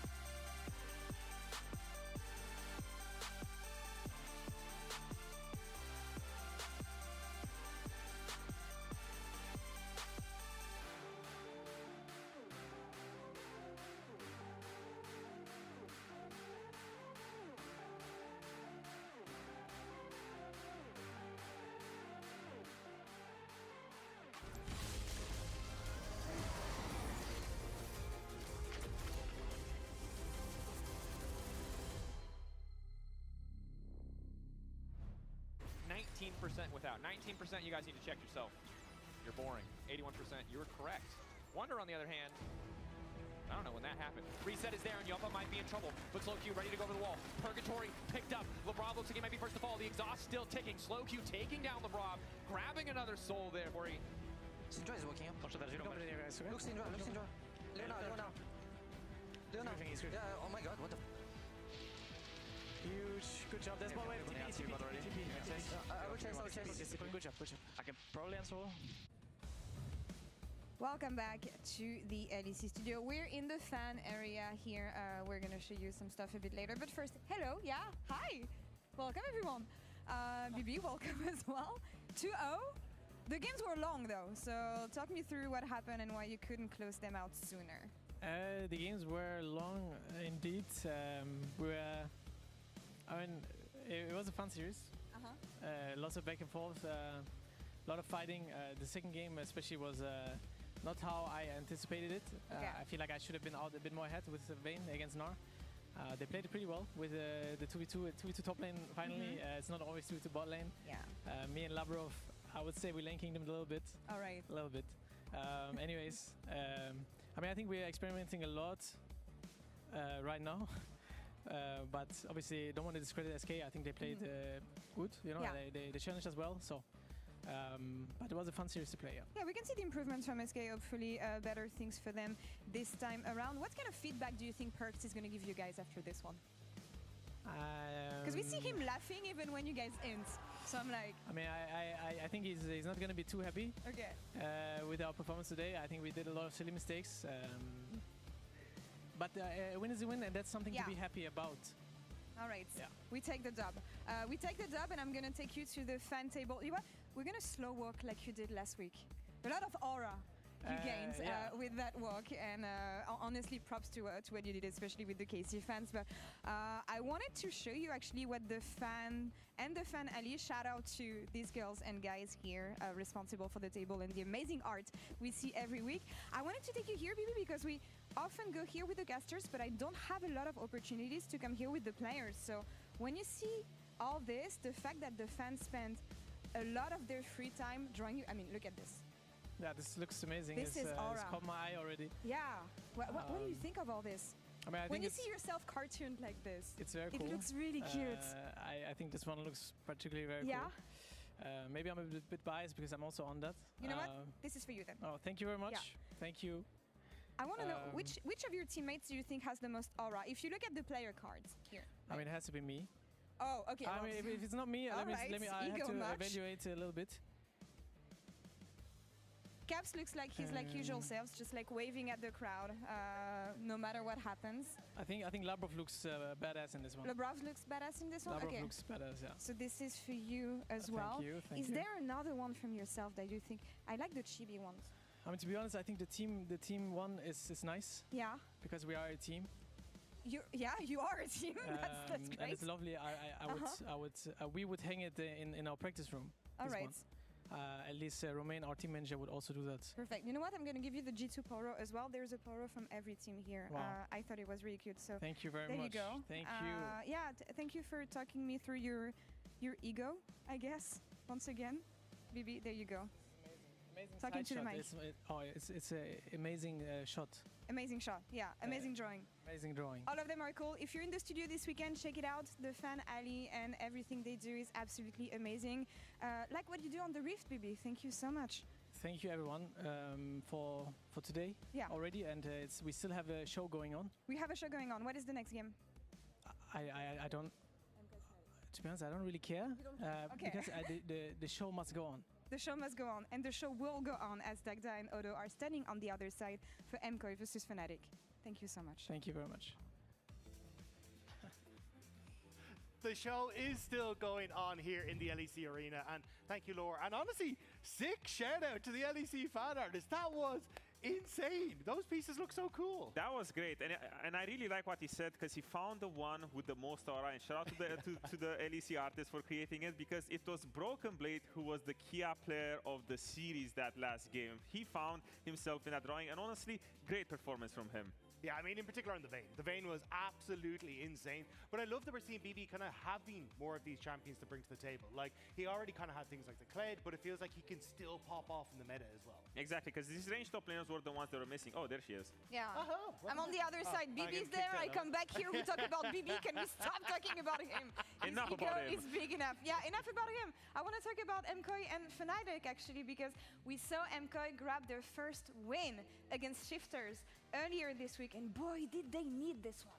Yeah, it was looking a little ropey for a while there. I kind of thought I was about to go a bit mismatch, and especially because I just think that like the team hasn't been gelling as well as hoped to. It feels like they're very disconnected, and individual players aren't reaching up to the standard. And there's one man who I expected to not get caught consistently was Jojo, because every time MKOI was struggling, it was him who was grabbing them together. But throughout these last 2 weeks, I feel like he was having a lot of uncharacteristic mistakes. Getting caught in the mid lane, also getting caught in a lot of these setups when it comes to the team fights, just shows the struggles that MKOI is having right now adapting. But even some of these kills, like this one here, like, honestly, fair play Fiesta for getting it, but this is not somewhere that Jojo would die. Like, when you look back at the previous splits, like, he has been the focus point for MKOI. He's been the guy that they can rely on, but he hasn't been there. And exactly, and this is the quote that is super important for me, because he is saying that they don't know their win conditions. And even throughout the game, the reason he's getting caught and the reason they're struggling is because they don't know. And we already saw it in shifters. Game 1 was a little bit of a tragedy, but going to game 2 and 3, they were steering the ship in the right direction slowly. So for me, that is the big question for MKOI. Did they finally figure out, because with the stacked schedule that they had before, it was really easy to make this mistake. Yeah, I do want to see them try and find that success, though, because I do think if you can find a little bit more playthrough Jojo in the mid lane, try and get him into a position where he can be on these carries, I think he's in a good spot. Because when we got him onto the Tilly and the Galio in those game 2 and 3 this week, he looks significantly better. I mean, you look at Jojo in the mid lane, and I'm looking at the meta in general, and I do feel like this is something that should favor them. In theory, I think about week 1 and the fact that Supa on Akali looked phenomenal, honestly, for a bot laner that is not used to playing this kind of champions. I want to see more from him. I feel like if they found their groove, they could thrive in this environment. I would say so, but that's the big question. If, because we saw the Akali, then he tried other mages, it didn't work, and now they finally went back to traditional ADCs, the formula worked again, so have they gone full circle? Because that's the problem, when you have so many options, how do you choose the best one? I do agree. I think there was moments where like he looked good on the Sivir and was able to like bring success there in the bottom lane, but we also saw some missteps, right? And I think that's kind of what this continues to come back for MKOI, is like, while the meta may favor them in a way, it doesn't fully feel like they figured out like how they want to address some of these fights, how they want to try and set themselves up, and I think that's the main. So on one side we have MKOI, who's reaching the halfway point of their season, and on the other side you have Fnatic, who are about to play their first game. So very different side of the table here. What do we expect from Fnatic? Because they did leave a good impression last time we saw them in spring. Revamped roster with a new man here on the top lane. You tell me. But if you look at Fnatic, it's quite characteristic of what they've been giving us for the past few years, with a slow start to the beginning of the year into rebuilding sometimes, clutching it at the finish line and making it to Worlds, because they haven't missed out yet. Are they about to do it again? Is the question I want to ask you guys here. Before this man gets into it, because obviously he's got the insider tracks, Yeah. right? I do think, personally, I'm hoping this is Fnatic's time. Because I was watching Sobro back when he was on IG, and I think he had really good performances. Like, you look at the Mbessa against Flandre He's so excited. in playoffs.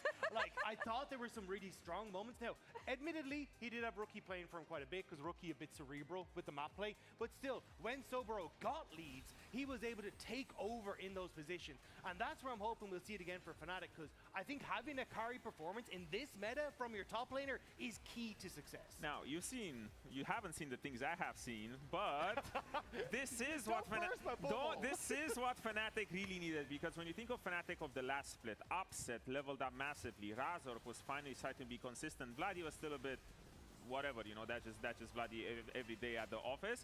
But the big gap that they were missing was the top lane pressure point, because Empiros was more often than not, let's just be real, it was a liability. He was finding himself time and time again being down in gold, not being able to put pressure, especially in that mid game where Upset and Razork were finding themselves ahead. So having this sort of pressure point at the top lane, even if it's 10-0, even if it's 0-10, because guys, it's coming from LPL. There's a lot of crazy stuff happening there. We don't know which version of Sobro we'll get. Actually, generally in the LPL, don't watch it. Nah, don't watch it. Don't watch it. How impactful can top lane be, though? Because if I look at an impactful top lane, I think of Vitality, for instance, and I think of Naknako and how much he was able to do for the team. Is this what Fnatic needed? Because I'm wondering if that's going to be the cohesion that brings the team together. I do think so. And, like, not to stroke BB's ego again, but, like, I mean, you just saw what top laners can do when they get into these positions, right? You are able to have more of an impact. You can actually play through, you know, giving your jungle those resources. And he will. You know what? Sell me Fnatic. You've been with them. You've seen them. Sell me this team. Okay, 2016, back to back Worlds qualifications. Okay, you know what? Enough cope. Let's send it over to casters. What are you on, man? It's true. Yeah, but back to back. Yeah, look, I think the problem that Odo has is that he's in the trenches right now. Yeah. And when your boys are getting trench foot and you're like watching the mistakes. But he also didn't say, he could have said Dynasty, Legacy. That's what Fnatic has. They got the history. The old kings. The old kings. Yeah, but it's a new roster. It's a modern era. I do think, though, when I spoke to Broken Blade, what he told me about Saburo, At first, I wasn't convinced. I like the amount of hand gestures we're doing. Okay, It's a lot of very aggressive hand gestures. No, but at first it was like, he might be the worst top laner in the LPL. And then he was like, but it was in his group though, and his group was kind of good. It was like 369, Flandre. Yeah, like that's okay, I guess. Yeah, Bin, you know. But the most iconic top what he laners. told me was he doesn't think that he's going to be too crazy in lane, or not like he's not the best laner ever, but that he's going to be kind of hit or miss in lane, as he said, like either 10 0 or 10, but that he has like the map play of like a Broken Blade. That in the macro department, he really brings a lot to his team, and he's very smart, which is very rare that an import brings that to a team, right? Usually, you'll find that they will be more reserved because they're not so comfortable in the language, right? So I'm curious to see how that will look like, but it's really the bot lane that I am the most excited for in this matchup. It's Upset, it's Supa. I feel like both of these players, they have a pretty big ego, and they lay it all on the line in the game, and they're gonna fight tooth and nail. So no mages. Let's have a real gentleman's agreement here and fight it out. All right, 0 mages, you asked for it. And the good news about Sporo is we've heard a million things, but now we're gonna get something concrete. We're gonna see something. Something we can really hold on to. We'll see if he can talk the walk. No, talk the walk, yeah, sure. Nice, that's the Jarvan QE combo you just hooked there. Talk the walk, bro. What are you, reletch? All right. Keeping it going as we get ready for draft here. Look, I think it's always tough to kind of come in, play your first stage game. Obviously, look, you played on IG. He's no stranger to stage pressure, but, you know, new team. But this is Europe. New region, new language.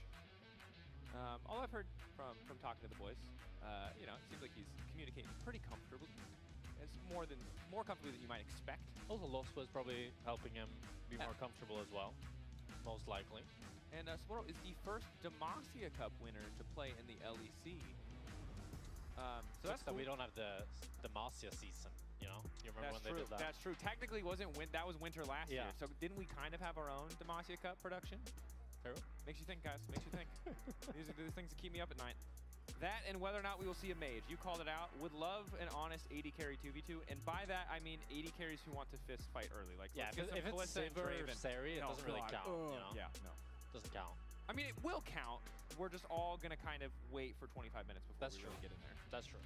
But I do think like how Fnatic played last bit, it was all about having Upset on this hyper carry with the Enchanter. Of course, that was also the meta, right? Wait, that was how they played around Upset? Fnatic? No! And Razork, you won't believe this. Did he go bottom? No! No.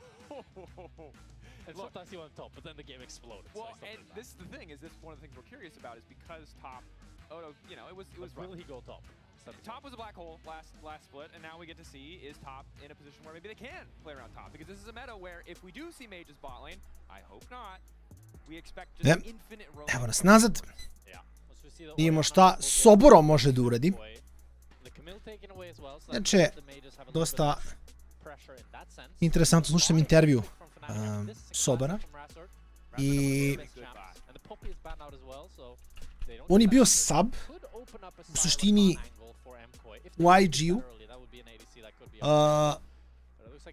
poprilično dugo, i bio je u fazonu ne želim da budem sub, želim da idem da igram negdje gdje ću dobiti da igram. Znači kao nije hteo da bude izmena, pošto je prešao je mislim iz aktivnog u sub roster i kao bio je tamo ok, mogo je samo da ostane, zarađuje AFK i bole govo. Ali rekao je ne, hoću da idem, hoću da igram, hoću da se dokažem. Hoću da odem negdje gdje ću dobiti playtime i da mogu da pokažem da nešto mogu da uradim. Tako da, sviđa mi se taj mentalitet. Mislim da je cool radna etika. Vidjet ćemo koliko će moći da uradi, ali definitivno mislim da... A ne znam, malo mi je žao Empirosa s jedne strane, jer mislim da je Fnatic loš na mnogo više mesta nego kao da je to bio čist problem kad su se otarasili Oscarina. Oscarin je bio jedan od problema. Tako da vidjet ćemo šta će moći da urade, ali...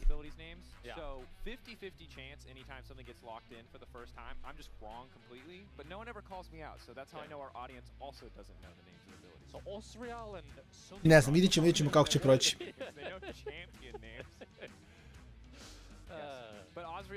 picked up. Luckily, no Karma yet, but with the Azrael locked in, I do suspect it will go into the hands of Upset. So we're going to have some more standard drafting. Is Kai'Sa for Supa here. I mean, it's a pretty common matchup into the Ezreal, and it is Supa's best champ, bar none. Yeah, and this is something that in Paris was perma-banned against him or picked away. We never saw him really get an opportunity to play this pick, which felt like a pretty big call-out from his opposition that, hey, like, this is the only champion we're really scared of you on. Fnatic, not scared, but when I see Pantheon and the Kai'Sa on the same team with those plays, we're getting some skirmish. I get a little nervous for the side of Fnatic, because the recipe for success for MKOI is early activity and Supa on a Kai'Sa. And Vladdy has never played Syndra in the LEC. It's his first Syndra since 2023. That's quite interesting. We'll have to see how he performs on it. I mean, Upset is super comfortable on this Ezreal. Ezreal generalno kao heroj postoji ekstremno mali broj stvari u koje je Ezreal dobar. To je inače fun fact. Znači, Ezreala Kog'Maw fistfightuje, a ne neko jači. Drugo je to sad što on ima tu bezbednost, ima skok, svašta nešto, ali generalno Ezreal gubi mnogo više matchupa nego što ljudi misle.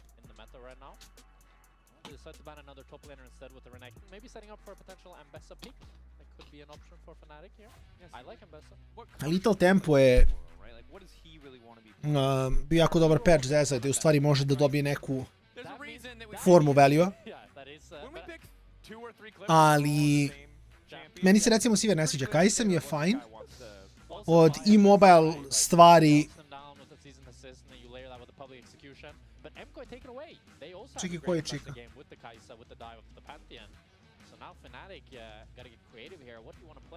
Da, izmenjali su se svi. Mislim... A?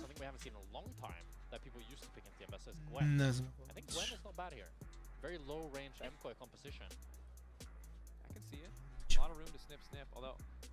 Meni je ovaj game 50-50, iskreno. Trenutno mi je game full 50-50.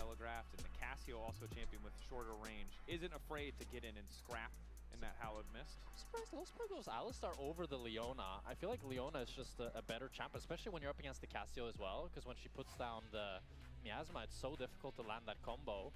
It's going to be the Sahen instead. Sahen is kind of taking Gwen's place of being this like good in the long extended fights, which is a shame because I think Gwen is a little bit cooler than Sahen. I agree.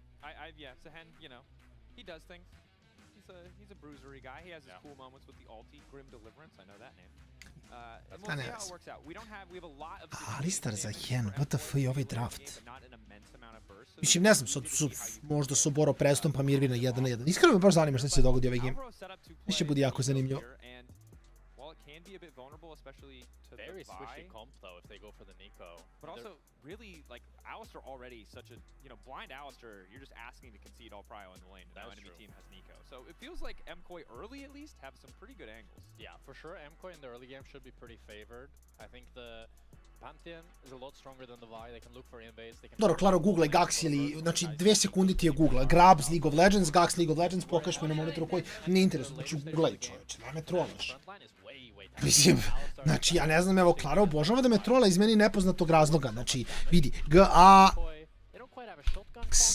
League of Legends, klikneš Enter, vidiš Yelon.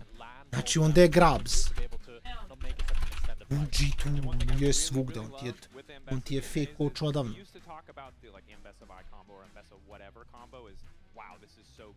Yelon, ima 2 coacha, znači mora da je on.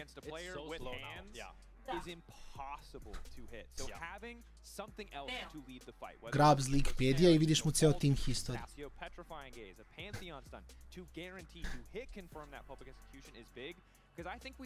G2, jedno vreme bio G2.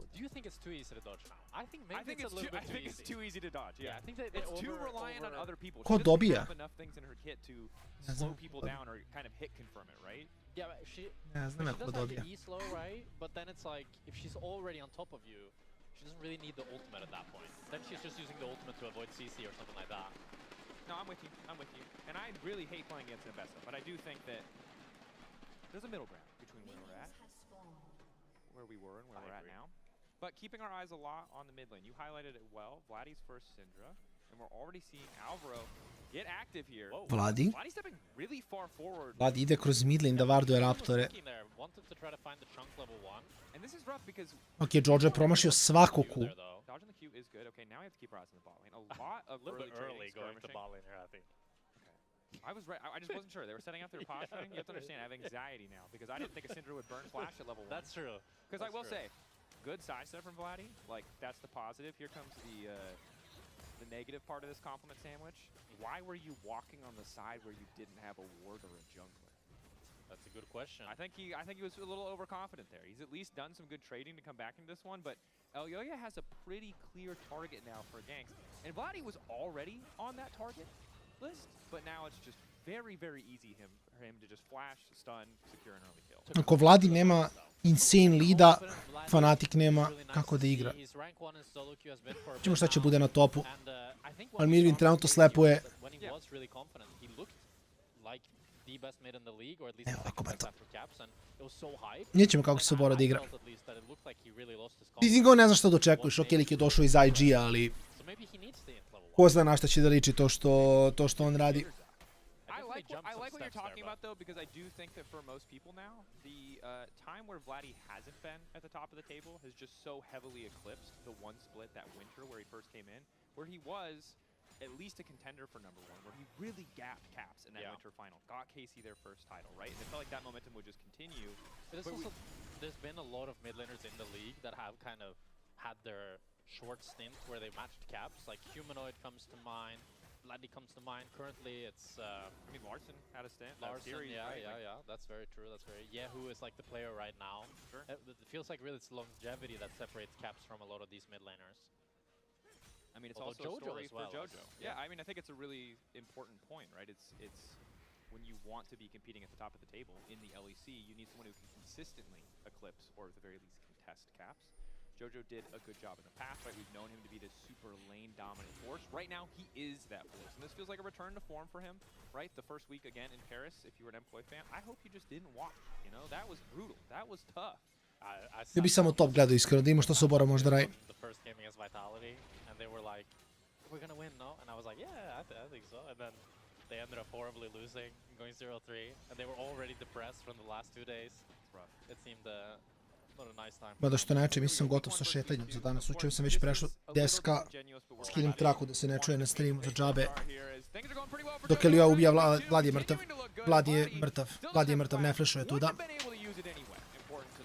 Za koji Soma gol da lidi 3 minuta. Ja sam idem skinem traku pa sam to. You set it up, Daniel. He had a mark, a target on his back. And EULCS found him. Vladdy already committed the TP as well, so he's going to be down 18 CS at minute 3. The confidence might be gone already, I'm not going to lie. This is a terrible start for Vladdy. Tough. And again, I think that Vladdy perpetually remains an interesting topic of conversation because we've seen the heights. And what kind of the signal that we saw in the distance, the beacon, you know, the Gondor flaming beacon that told us that Vladdy, you know, might be returning. Yeah. Turn of a very brief mid lane king. Are you talking about this in this game right now? In this season, before we started the start of this game, was solo queue. First on the ladder, 1,861 games of solo queue played this year. This man was. Can we do the math on how many games a day that is? I think that's an insane amount of games. You gotta remember these teams are scrimming 6 games a day as well, and it's just like this man is committed. Yeah, he is a grinder, and we have to hope for his sake that this mess of an early game so far, that this really unfortunate lane phase doesn't get to him too soon. Maybe we see that bounce back, but for now, a false start is the hope for the Fnatic fans out there. And on the side of the MKOI fans, they're like, hell yeah, back on track. That's true. Mirwin as well with the CS lead up against Saboro, even though Saboro got the counter pick. When you're picking this the FS, ali mene nazad. Definitely more of a scale. Ti ga zoveš Sombrero, ja ga zovem Sombor. Start to win more and more as the game progresses, but Mirwin Sombor is holding on quite well. This is also a big question, right? How good is this Saboro? Možda to u stvari Jokić undercover, ko će ga znati. Oh, lost block. Upa, flash away, some good fall damage for upset, immediate exhaustion to be burned. Barrier as well as some body blocking with the clone. Love that from Alvaro, just to eat at least one of those Mystic shots. But The fully stacked lethal tempo making things easy for upset. Unfortunately now Elyoya has arrived. Nice. Lospa who's going to grab a kill. Super, nije imao flash, ali ovaj možda okren da ubije Lospa, ali samo mora paziti da ga upset ne ubije. Fully stacked on the rising spell force, a ton of attack speed, but just not nearly enough damage. It's 1-for-1 in the end, but now Jojo Pune going all in here. Onto Razor. Not able to force a summoner, but at least chunking him out, maybe making him nervous to keep that jungle clear going, but he already got his. I really liked how the Fnatic bot lane played that, because they were very like cautiously optimistic in how to play the 2v2, but Mirwin might be in trouble. He's gonna be fine. But it felt like they knew that Elyoya could be there, and that's why Upset, like, if we just look at the POV of how Upset does his clicks, I think Lospa could W Supa instead of going for the stun, and then Supa wouldn't have been able to flash to the side. But the fact that Fnatic recognized that they can just hit either of them here, and then you see Upset, he's like clicking very back, very cautiously, letting Lospa take the last hit, so that he's never actually in danger. And then making sure, I think if Lospa is able to dodge this empowered Q from Elyoya, there's even a world where Upset is actually able to turn it into a kill onto Elyoya as well. But still a nice 1-for-1 that sets Supa a little bit behind. That it does. Supa. Za sad se obora ništa speci, iskreno. Ali ajde, za hand scale, vidjet ćemo kako izgleda kasnije. Ali opet da vidimo za Hena u Ambesu. Also has access to that level 6. The good news as well for Fnatic, Jojo Pune has used his flash in a previous play. Vladdy's now finally back up, so maybe an angle to try to force a kill here. Elyoya is prowling some trades in top lane, but not gonna go anywhere. I think Mirwin is pretty happy with how this early game's gone for himself. Just able to farm up on the Zambesa. Lospa is looking for another cheese. Supa is in danger here. Completely caught out here. Has level 6, but he's got nowhere to go. He's just going to dash back, get stunned mid-air anyway. Fnatic going to take their time walking him down. No one else is nearby. And this is the second time we've seen, I think, this fast play from Lospa specifically, and both times it has worked. Supa thought he had access to that wave, thought he'd be able to push for free, but wasn't anticipating Lospa just spending 10, 15, 30 seconds. We didn't really get to see, just waiting in that bush to set up the play. Yeah, we'd kind of like to see a replay to see how Lospa Pa prošli game su ga igrali, izgubio je ekipa s Lokom, ovaj game ne mogu setiti da li bio banovan, iskreno. Mislim da je bio banovan Lok, ali nisam 100% siguran. Yeah, and that is the piece of information that was incorrect that cost him his life. We need to track down who said it. Who said it? Okay, grubs now for MKOI. Someone has to be held accountable. MKOI at the very least making a counterplay. They're getting grubs. They get all three would be nice, but I guess they just don't. They already used the smite, but Supa is here. Did use ult in the previous fight, and Elyoya not able to smite. Oh wait, Razork smited one. Razork smited it. Yeah, the icon pop up there is a bit confusing. Oh, so he just walked into the bush. Okay, well, I thought there was something more. The jury has reviewed the evidence, and the culprit was Supa. Yes. Yeah. Well, I mean, it happens. He wanted to crash the wave. I mean, it's. I don't know what to say, really. It's not great. It's not great. Yeah. The good news is the rest of the map is doing pretty well as Elyoya comes flying down from the sky. Vladdy, no flash available and in trouble. Lost doing his best. Ok, ja rekao promaši, neće ga ubiti. S tim da Supa ne znam šta radi legitimno, Supa se baš pogubio. Supa se jako trudi da izgube game. It's a rough one. That blast cone takes him absolutely nowhere as he's once again sent back to the fountain. Both teams are taking turns bullying here. Oh, Saburo though. Mirwin going in. Grim Deliverance, nice pull back into the tower, responds with a public execution. Saburo has flash, as does Mirwin. Whoop. Find out space here. Good play from Mirwin. Saburo flash in, one auto, still gets the knock up, dash forward, Saburo! The solo kill! IG top laner! Narrative, Demacia Cup champion! From the LPL! Narrative. The first solo kill in the LEC up against the Titan of Mirwin. That was good though. Good job, Saburo. Yeah. Mirwin, I like that he's playing on the edge there, but just a bit of a miscalculation. Or was it all part of his master plan to feed more gold into Jojo, who just stares at Saburo a little bit, and then it's just going to bite him. Oh, no. No way. Oh, no. No. That's Does he no. Okay. They got the kill. They got the kill. This game, I like how close it is. I like how back and forth it is, but it is loose, and it is really messy. Loosey-goosey. Ospa. Going all into the Alvaro. Supa still with just really non-threatening components here as Upset goes over the wall. Big damage. Okay. This is the threat that you run into when you start losing this matchup as the Kai'Sa. It's super difficult to fight back because Ezreal has the extended range, so when you are playing this matchup, it's really all about finding the all-ins for Kai'Sa, but when you're already weaker in the all-ins, you don't really have any counterplay other than asking your jungler to come, and that's what MKoi's done. Elyoya's here. Upset might have bit off a bit more than he can chew here. Desperate for the play. What's it going to cost him? It was a wave that cost Supa's life, but Mousepad doing a good job of making some space here, trying to punish. Ulti in anticipation of Alvaro's ult, but it was a little bit premature, and now Upset. It's still alive! It's still alive! He flashes out a vision! It's a disaster! Sapporo's here for some reason, offering himself upon the altar in exchange! What? What? Okay, What? Sapporo took down Supa for the team. I think, so MKoi saw the TP. Okay, yeah, explain. They saw the TP, so that's why they wanted to back off. But Jojo was matching the TP, so they didn't have anything to really be worried about. They could have just kept clicking forward. At least it ends up, they get Sapporo, and Mirwin gets some plates in the top lane. In the end, the real bot lane play was the friends we made along the way. Very true, very true. I like the flash from Alvaro is really good. They give Upset no counterplay. And then we just need to look at all three MKoi lineup members here. Like, who stops trying to kill Upset? So Supa clicks backwards, Alvaro clicks backward, everybody just clicks backwards. Did he cancel his own auto? Or did he just barely not do enough damage at the end there? It didn't do enough damage, I think. And he does get Supa on the way out. Okay, so not terrible. Yeah, but Supa also could have just not walked into him and lived as well. But MKoi got Drake.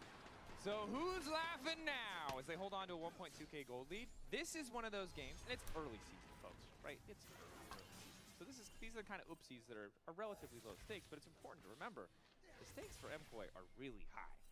They are 1-3. After this, they will be halfway through their season. If they're 2-3, as a team that we know can rise to a challenge, they're fine. Not great, but fine. If they're 1-4, disaster, I would say. Yeah. Pretty bad. I mean, if their best record being a 5-4, that feels pretty bad as a team that's perennially top 3. Ooh, I like that word. Good word. I mean, until that first week, there was really no question in my mind. It's always, you know, when you go talk about MSI, we have 2 seeds. There's always one odd person out, but it always feels like all 3 teams are pretty comparable. Yeah. But after week 1, shakes the faith. Jako close, iskreno. It does feel like, I think... Da Mirvi ništa nije uradio na mapi. Sapporo u stvari bar traži nešto, tako da... And usually it felt like in the last few splits that it was Mirwin. But now Mirwin has been pretty consistent, as I think I just cursed him, he might be dead. You did. Q flash in, looking good from Razor. Mirwin trying to walk his way out of this one, but there's really no way to escape. Bro tries to finish with the Grim Deliverance, but one more auto from Razor to get the job done. Great job. That is at Jack Spectra on Twitter. He caster cursed. It's all his fault. Okay, my bad on that one. Good flash from Razor. As Lospa goes in here, Scatter the Weak lands. Alvaro. Flatty. Easy point and click follow-up. Alvaro vulnerable, but now Elyoya moving in to try and salvage the play. Lospa slowly but surely getting chunked down. Upset tries to backstep. Razor also on the way in, though. Aegis Assault can be used by Elyoya, but keep your eyes on Jojo. over the wall. The follow, the instantaneous ulti. Na kraju radio posao. Na kraju radio posao. As he grabs the double. Soberu za 3 na topu za to, ali... Can't go on Alvaro like that. 3 kills going for the side of MKoi.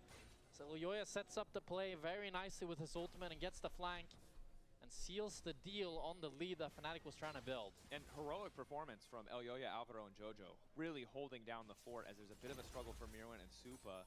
But again, Supa with the Kai'Sa. Part of the reason I think we have seen it banned away a lot is even if there's some oopsies early game or things aren't going super ideally, he can just be that big piece of follow-up, that long-range threat to ensure that whatever advantage they built earlier on can turn into some big kills.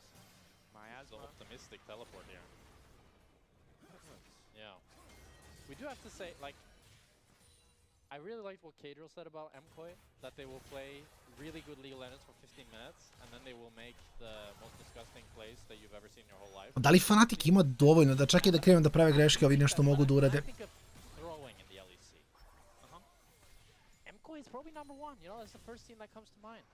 Don't you think so? Only based on expectations. We have such high expectations. No, but not in terms of expectations. In terms of, like, they have a lead. Sure. Are they going to throw the game? Yeah. I think it's the contrast in performance. That's what I would describe as the biggest thing we see. The highs are so high, but also the lows are so low. And it's not that other teams don't have lower lows, it's just their highs aren't as high. So it's not as crazy as you see it happen. But now we really are in a situation where MKoi has fully regained control of this game. Fnatic doing their best, The setup here around the Herald. No flash for JoJo. Flashes for Supa, for Alvaro. Herald already down. Alvaro hoping for the play. Nice Q interrupt to keep things going. That's going to be public execution along the back line. Immediate fall coming from Saboro, gliding on the flank, but it's JoJo coming in from behind with the miasma, looking for a little bit more as Lospa gets very squishy once the unbreakable will falls apart. Upset running for his life. Hex Flash about to come over. Supa doesn't have the ulti to chase, but Fnatic, they get the Herald, but they lose 2 in the process. Fnatic, they're just lambs to the slaughter. MKOI can just run them down, and there's simply no damage on the Fnatic lineup. Like, the fight is just a big square. Everybody's fighting inside of it, and everybody's using... Da, ali mislim, iskreno da. Supa je... Supa je baš hard grifovo, ali mislim, to ti je kad si AD carry tim ti je head, lakše ti igraš, kad si behind teže ti igraš, mislim, nema to šta.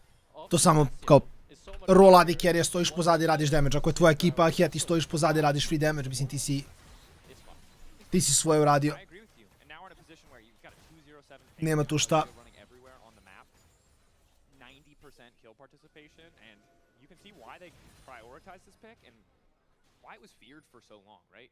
Even when you finally turn around and feel like you're ready to hit the Pantheon, if he has E available, all that burst, really the only thing you have, right? The Vi Q, the Syndra combo, upset with an ulti, just instantly disappears, and you're already short on damage. And it's not going to get easier from here as well, because with your front line, with these bruisers so powerful, Supa isn't forced to do anything. He can wait until you misstep to ult in. He gets to play these team fights really calm, cool, and collected. Yeah, both carries now on MKOI are 2,000 gold up a piece.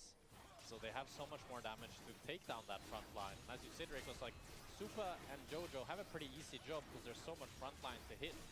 There's Razork, there's Lospa, there's Saboro. They just need to hit the first target and then they can run them down after the fact. Now 2 dragons for MKOI. The game is starting to look like, I wouldn't say it's unthrowable yet, but it's pretty close. Vladdy's now caught, might just die. Vladdy is probably just going to burn to death here. JoJo grabs that one. Lock it a little bit late from Lospa. Now Supa gets... Nije sad Supa šta front to back. Mislim, najgori slučaj puta Šalistara s tako je Shageblade i Little Tempo. Supi koji je run down, ovo je turbo lako da igra ovaj game. Well, they're getting mid tower. Like, how did Fnatic win fights? I don't know. Go. MKOI, dude, you have to remember. Look, this is the thing about the Ne znam, iskreno mislim da Fanatiku kao Fanatiku generalno treba ceo rebrand. A očigledno vidjeli smo i sa Navijem i sa Vitalitijem da je jako moguće da uzmeš igrače koji su RL nivo, ako napraviš pravi, uradiš dobar posao, i da napraviš ekipu koja može da kontestuje top 4 u LEC-u. Znači, nije nemoguće. Isto kao što je Rogue bio. Rogue imali su Larsena 17 godina i raspadali su se kao tim 17 godina dok nisu prodali slot, dali sve Naviju. Navi dok je imao Larsena iste ljude, isti su imali rezultate. I onda kad su promenili sve, Navi se preporodio i vidjeli smo mnogo bolje Navi. Iako su, kažem, to ljudi koji su došli iz... Mislim, tu su bili non stop, nisu oni rodili igrače. Vitality isto, mislim. Nako ima dobar split na EMEA Masteru, vidio si ga tamo, ali... Ti svake godine imaš 3 EMEA Mastera, to su 3 prilike da nađeš fenomenalne igrače.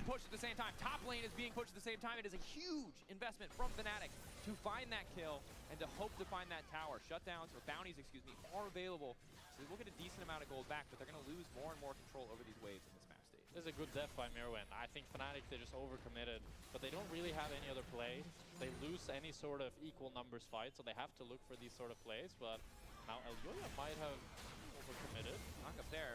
No one else on the team with the global to support Elyoya, but Alvaro is on the way in. Ballbreaker doesn't quite take... Nije nema damage-a. A, ima, zato ima Supa. Da, zato Supa radi svoje. Čak može i Kripa da basicuje dok nastavlja DPS-uje. Očisti Kripa za sljedeći clear Q. Ne uđe baš u melee range s oborama da nije ni bitno. I Vladi je mrtav, nema damage-a i to je to. Ovo je game 1 za koji nema šta.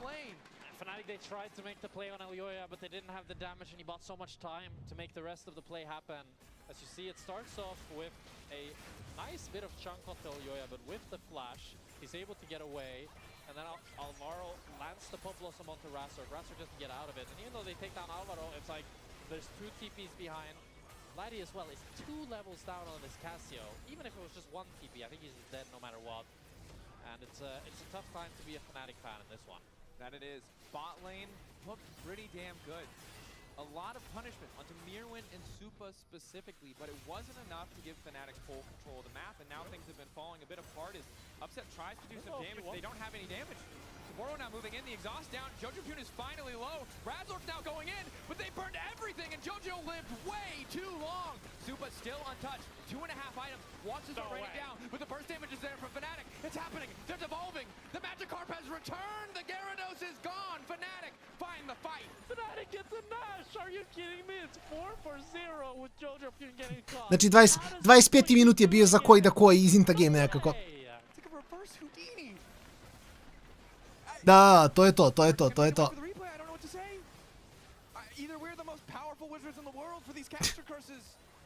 Ne, Caster Curse je stvar, Supa šta radi sam, mislim, ne znam. Joj, Supa, ali on treba da proba, on baci Q, on dobija double kill ovde. Već se flashova, tako da nema ništa od flash Q-a. Dalje vode 3k golda. So Jojo just is too cocky. He just gets flash comboed by Lospa and sent into the back line, and he's not able to get the petrifying gaze on. Dobro, da, Jojo je samo odlučio da mu se ne igra igrica, yes. A Supa nije basicovo 3 put u ovom fightu mimo što je udarao Lospo i Razorka. O, baš nije imao ugo, apsolutno ni zašto. 1 po 1 su samo umirali bez ikakvog razloga. The worst part is, not the worst part, but the cherry on top is Supa as well, losing the flash now, becoming a much more vulnerable target for Razork. We'll have to see what Fnatic can make do with his Nash. And I guess it's really rough fight. Also tough for Mirwin too. He finally has the public execution, but unfortunately Lost was the furthest target away, so that's where he connects. Doesn't really get any meaningful damage down, and it just means that Vladdy and Upset, we were skeptical about the damage, but when they're allowed 2 free hits, it's still doing a lot of work. Although Fnatic give over the Mountain Dragon. They don't want to force another 5 versus 5. They want to use this Nash to try to get some gold in their pocket. It does mean that MKOI is going to get themselves on soul point. We'll have to see how much Fnatic can get out of this Nash. They're going to get the tier 2 on top, but MKOI was able to push in mid and get the tier 2 mid. It feels pretty bad for Fnatic. The start of this Nasher is not what they would have hoped for. Already half the duration is ticked, and all they got was a tower for tower exchange and losing the Dragon. Alti just to hope at canceling some backs, maybe find a bit of extra money. You said it well, this is the stalling pair, right? This is maybe knock down a couple tier 2s, hopefully at least a mid tier 1. We'll have to keep our eyes on it, because Zupa's coming to defend. I think the Dragon was so crucial that MKOI got, because it makes it so much easier to play the next Dragon fight now, with always having that opportunity to just try to force the 50-50. And Pantheon as well, with the empowered Q, should always win the Smite fights up against Razork. The Comet Spirit, ton of damage in those objective contested scenarios, as power at least will finally fall. Yeah, not the greatest Nash from Fnatic, but maybe you could... Ne, Caster Curse mora da bude real. Caster Curse je definitivno real. Koliko dugo kastujem, vidim, znači, stvari koje kažeš nema šanse se dogode, samo je nevjerovatno. Što mislim, gdje su neku ruku govori da LoL baš i nije toliko linearan, u smislu da mogu takve stvari da se dogode.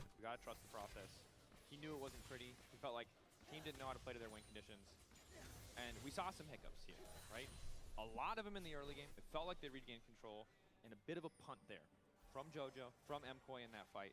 They're still in a pretty comfortable spot, and as long as they close it out here, it's just really clear that their goal is, we need time to scale. Not in-game, although they might have, scaling in-game not bad either, but out of game, to get back and forth, to figure out what they're doing. And we see those hiccups there, whereas we might not have, we got a little used to MKOI being a bit cleaner on it. Didn't expect there to be a way for Fnatic to come back in. But if someone else missteps, I feel like the game is just dead even. Soul is really the only thing that MKOI are holding on to. Yeah, Supa is still sitting on a really big shutdown, so if he gets caught out, that pretty much just equalizes the gold lead. Has Seekers. Has Seekers, still doesn't have the flash. He's gonna have it up for the Dragon though. And it's tense. There's 4 Ambesses on them. Oh, 3, excuse me. 2 of them are clones. But constant playmaking here. Alvaro. Lethal on this Nico historically, but in these later stages has been getting one tap. Has the secrets of his own. Jojo is still the strongest member on MKOI. Level 17, up 4 levels on Vladdy. 3 now as Vladdy just picked up. It's still so much stronger than his counterpart. It does feel like the fight that MKOI lost, it was Jojo getting caught, getting one-shot before the fight really erupted. So if Fnatic want to recreate that magic, it needs to be to try to find Jojo or Supa, but even then, the fight is going to be harder if it's Supa that you find with how strong Jojo is. You also have to be really careful, right? Pulling the trigger on Supa. That ulti, he's able to reposition. If he's not, if it can't be just Razork, right? Razork certainly does a ton of upfront damage, but with the Seekers there, with a lot of potential follow-up tools, have to make sure that the coordination is on point. But again, the early game for Fnatic, bot lane looked good. Top lane Sporo got that kill. Mid lane was a disaster. Not the return from Vladdy we were looking for. The flash at level 1 so quickly and efficiently punished by the side of MKOI with that first appearance from Ne znam, te ubedio sombrero s ovim performancom, nisam još najsigurniji iskreno. From here, but it's the type of thing that like it happens in a scrim game, and then your mid laner immediately asks for a remake because it kind of just ruins their game. Like this Cassio Syndra matchup, we've seen it so often, and super volatile in the early game. Both sides want to trade a lot, and when he lost that flash and then he got ganked early, it really felt like it completely doomed his game. And you can't do that, especially up against Jojo Pyun. Like he is and has been one of the best laners in our league for a while now. I mean, bro, there's a flame horizon in the mid lane. That is crazy. That is insane. 100 CS gap between these players. And we'd have to go back to the tape. It's not something I've been looking at too closely. I'm not sure if it is deliberate assignment of resources, but looking across the board at CS numbers, it really doesn't look like it. I feel like Vladdy he loses the side lane so hard, and he has to be scared of Mirwin as well, and Pantheon with the Grand Starfall. So it's just super difficult for him to ever farm in the side lane. Yeah, to farm to get XP, it's level 14 to level 17, right? The level gap continues to grow in the favor of Jojo. Now, obviously there's a row in there, but still. No, Chen je dobar iskreno. Chen je baš lepo igrao. Nice play, nice look. Mislim da je Visol otišao. Samo me baš zanima.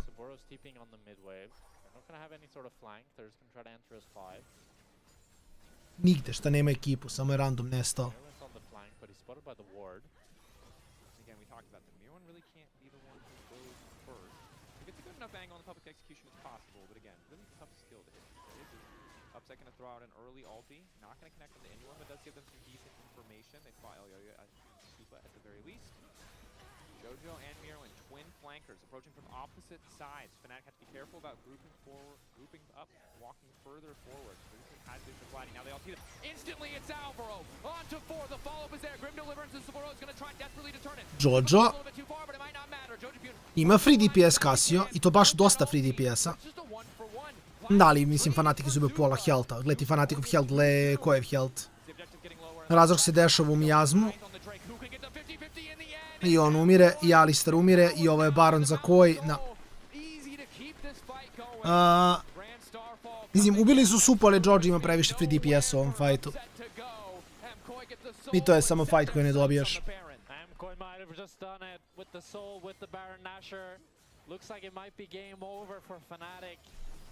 It looked pretty dire in the beginning, this fight, with Supa going so deep as we watch it back. I really like this position from MKOI with the flank that Mirwin has with the position of Jojo. But then Supa, so deep, trying to 1v1 upset, but he ends up falling super fast. And I do think in a different game, where Jojo isn't 3 levels up, he isn't this monster, maybe this is where Fnatic mount their comeback and make it happen. But Jojo is the monster for MKOI. He is so strong. And Elyoya getting the smite as well, that just seals the deal on Fnatic's demise. And you can see the time that MKOI have spent playing together really show itself in that fight, whereas on the side of Fnatic, Sporo kind of walking in to help hit the Drake. Yeah. Really only Razork fully committing. Mislim, jako interesantno, u stvari ne znam ko je ispratio Twitter Fnatica. Fazon izbacili su fazonu kao one last chance. Tako da, ne znam šta im to znači, naš ima da pobenčuju sve ako izgube. Postoji šansa također, mislim, pričalo se da Fnatic žele proda slot.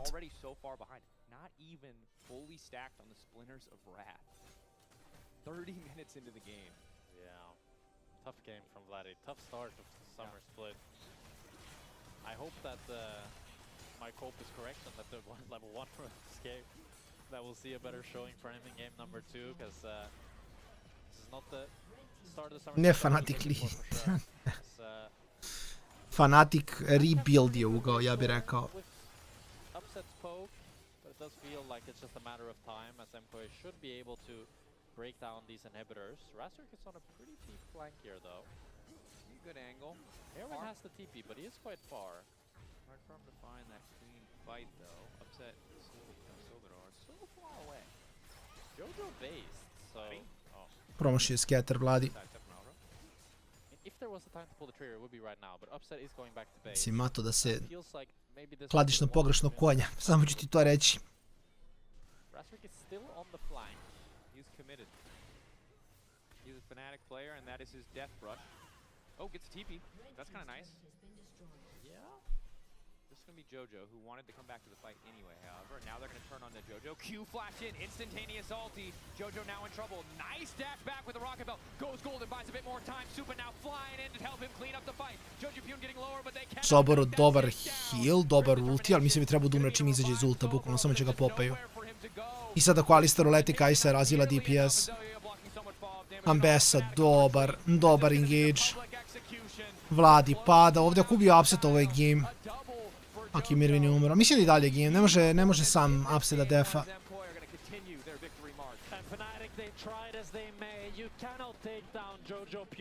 Da, 4 Drake-a, 7,5k golda, 31 minut giga unlucky za Fanatica, ali obaš nije bilo nisu.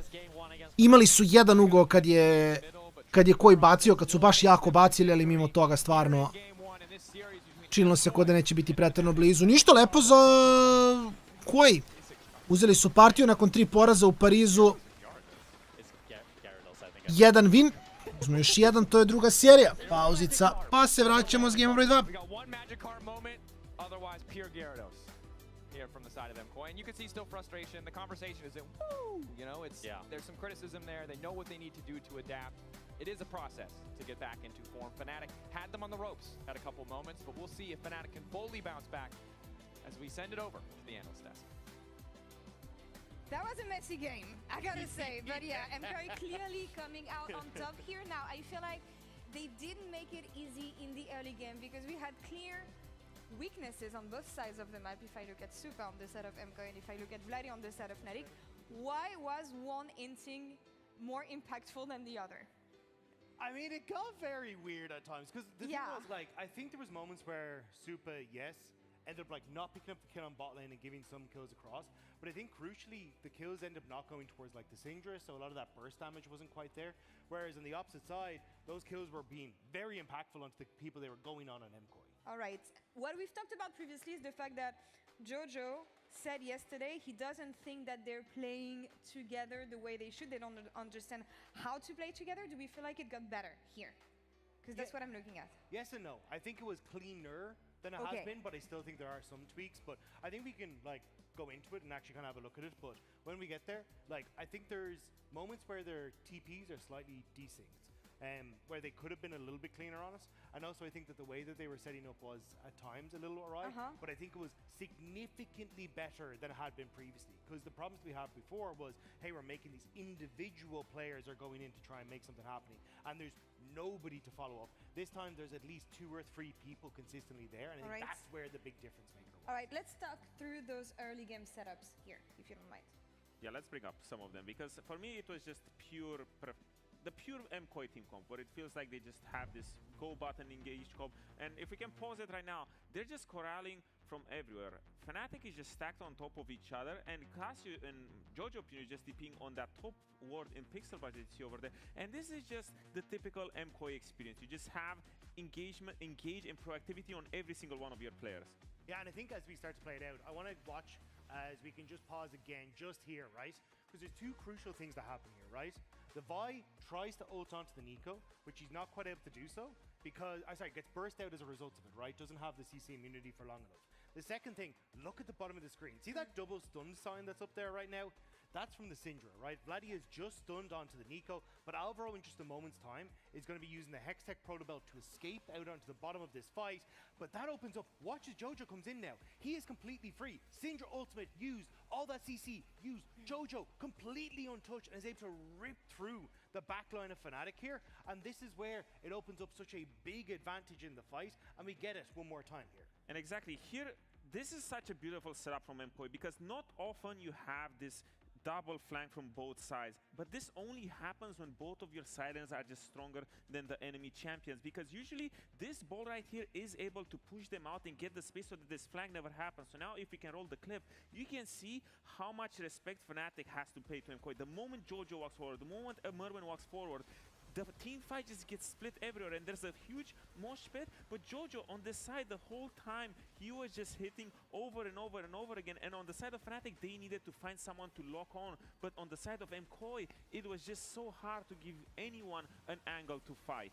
And I think it's great to see Jojo stepping up like this in 2 consecutive fights in these setups, right? Because he was the guy that we were angling towards at the start of the day, saying we wanted to see more from him. We wanted to see him on a carry. Now there's 2 big fights that he's had great flanks on. And again, it kind of comes back to MKOI having those setups where they can work as a team and as a unit to break open that fight. But this is also what we said in the pregame. Jojo needs some more help because the times he would happen when he feels like he doesn't have that help. And the fact that even Supa went, he went 0-4 before he locked in. The fact that everyone was just playing these champions that just make space for Jojo allows him to have these sorts of performances. We talk about Jojo, but I want to bring it back to another spine for the team. I feel like whenever MKOI is underperforming, you want to look at the jungle as well. And you want to look at the fact that Elioya is often going to be the one rallying the team together and uniting them. And especially when you see him on a champion such as Pantheon, who can impact the rest of the map. This serves MKOI so good. Honestly, I don't think I know a player in the league that has this sort of vision for when someone is out of position or anything the way Elioya does. Well, in the other games, it kind of gets overshadowed, but now he just panned the map over here. He just knows from the map state, from the tempo, from the way people took recess, that he is here first. Vi, before just gang top, he knows he's here before the Vi, so he doesn't even need to think about the decision. He just sends it because his instinct is just that good. Oh. Dangerous word. Keyword for MKOI, Also, I do think Elioya has been kind of the shining light on what has been a bit of a dim time for MKOI. Like, consistently, he's been able to find really good performances. You think back to the Vi, where he, like, how many times in a cast this split have I heard just Elioya refuses to let MKOI lose? And even then, sometimes they do. But he's still really trying damn hard. He will try. And now he's starting to make it look good. On the side of Fnatic, we see them backstage right now. Very focused. Grabs leading the review. Coach, I'm looking at you right now. What do you want to see more from Fnatic? Well, less ints? What do you want to see more? I would like to see less of Vladi inting and more of Upset carrying, because Upset was doing his part and Vladi was also doing his part to run it down a little bit. But honestly, Upset and Razok have been doing great. Soboro, pleasant surprise for everyone because this was his first showing here in the LEC. But we really need to see a little bit less of an imbalance in that mid lane, because the Cassio Syndra matchup, sure, it's Cassio favor, but not this bad. I feel like it's just one of those games where you really need to reset, try to inspire some confidence in your players. It was just the first game jitters and just go again, because honestly, the attempt for the comeback was pretty nice, but it was just way too late. It was a bit too late. Good attempt though. Vladi, just chill. Sometimes take it down a notch. Let's see what happens. Let's see if they can bring it back in game 2. So far, MKOI leads and opens up the series. Let's see what happens next. I'm choking. That's awful. You okay? No. Don't die.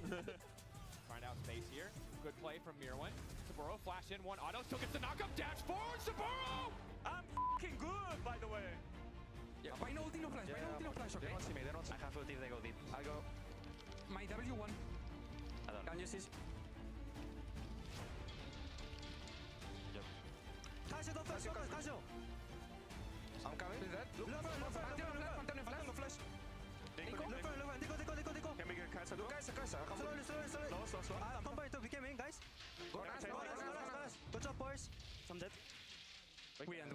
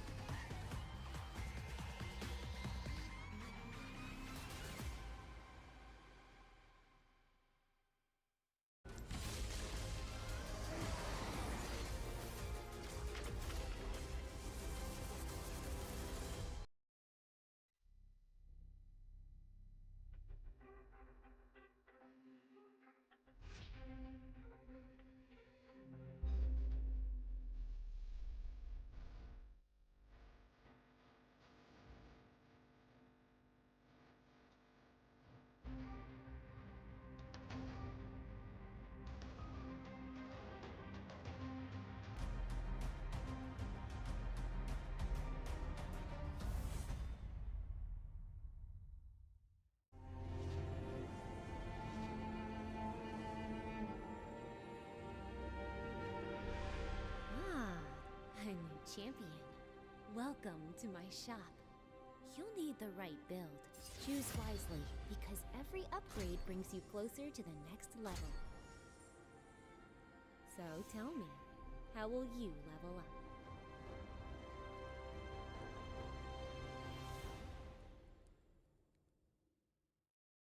Want to find your fastest server every time? Express like a pro and optimize your connection in one tap. Express and game without ISP throttling. Express and shield yourself from DDoS attacks. Express and choose the VPN trusted by gamers everywhere. Express VPN. Experience gaming the Express way. Fast, stable, competitive. Outplay the world. It's time to Express. Unlock free Hextech rewards, exclusive skins, and more. Scan to subscribe. The whole room was howling. Howling? Oh, that's not howling, buddy. That's... Did you steal the LEC trophy?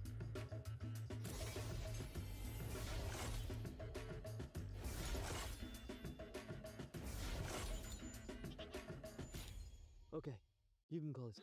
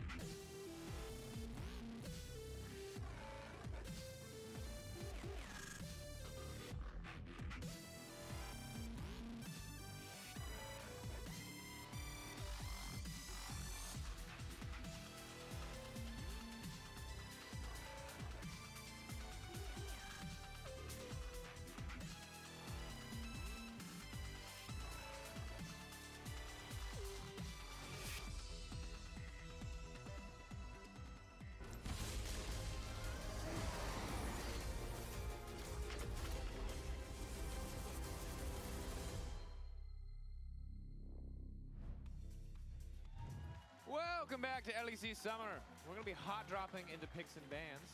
Some of these champions already banned away. We get ready for game 2 here. MCoy, some messy moments to be sure, but 90% of that game, they were in full and total control. Mr. Spectra, what are we looking at? There's some peculiarities already in the bans. The Nautilus ban from Fnatic is interesting. We haven't really seen that high of a Nautilus priority. And then Lucian ban from MCoy as well, wanting to take away some of that agency from Upset to have a really strong ADC there. I wonder what the Nautilus ban like signifies. What does it mean? What do they want to look for? Because like the Leona is pretty comfortable playing into the Nautilus. You've already taken the Alistar and the Nico away. It could be looking for a range support and an Enchanter, potentially a Yunara Lulu, because when we think of the Enchanter meta, when that was very popular, teams used to permaban the Nautilus. So that's me just theory crafting a bit there. That could be what Fnatic's looking for. Jarvan also taken away. Makes sense in terms of meta priority.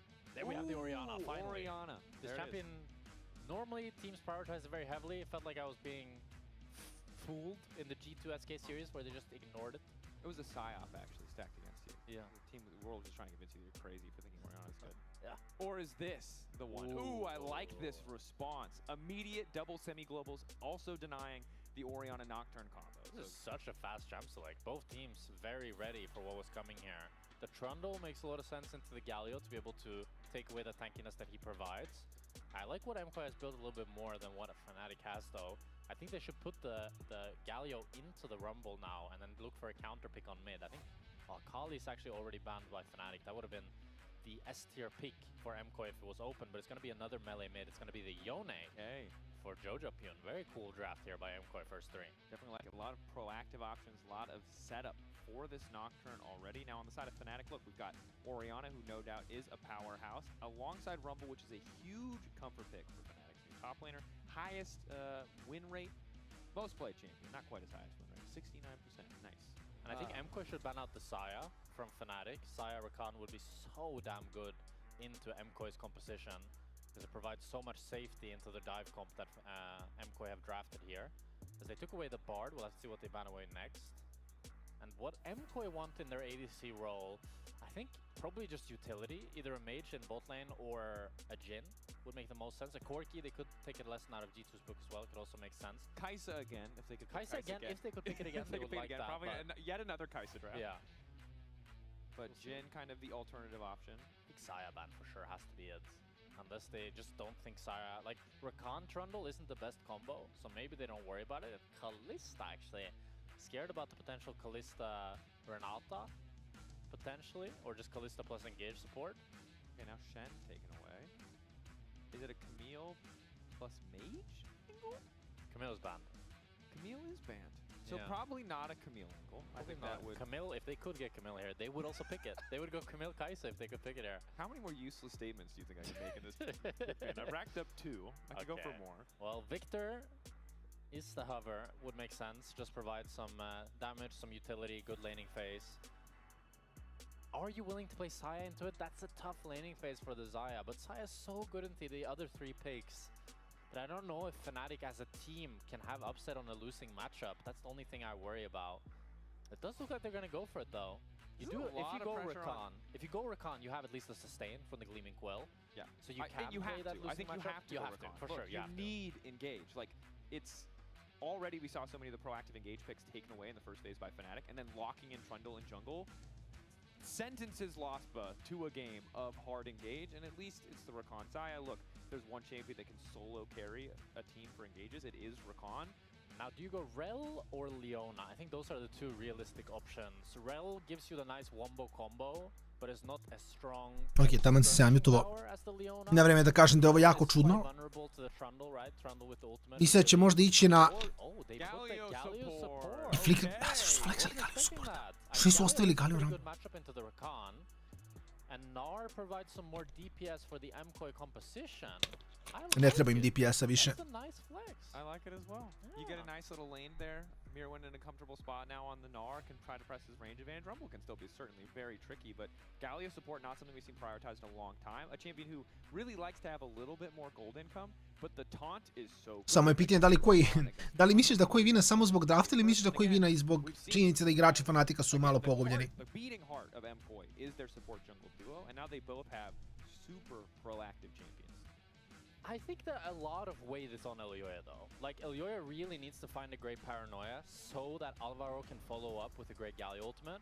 Because if he, we've seen a lot of Nocturnes, they go a little bit too deep. They do some dumb stuff, you know? Yep. And they don't find the great paranoia that they need to find.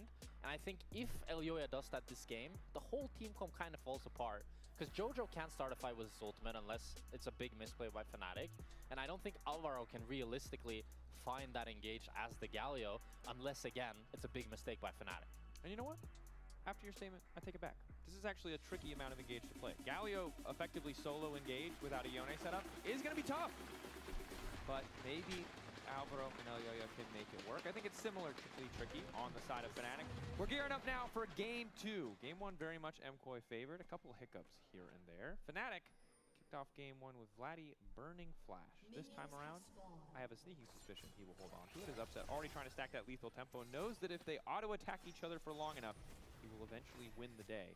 That said, there's a Galio wrapping around behind him, so he will That's back a away. very good start, though, for this matchup. Because now, for sure, like, he was already probably going to get the push, but with that HP lead, he's for sure going to be able to get it, which makes the matchup a lot easier for him to play.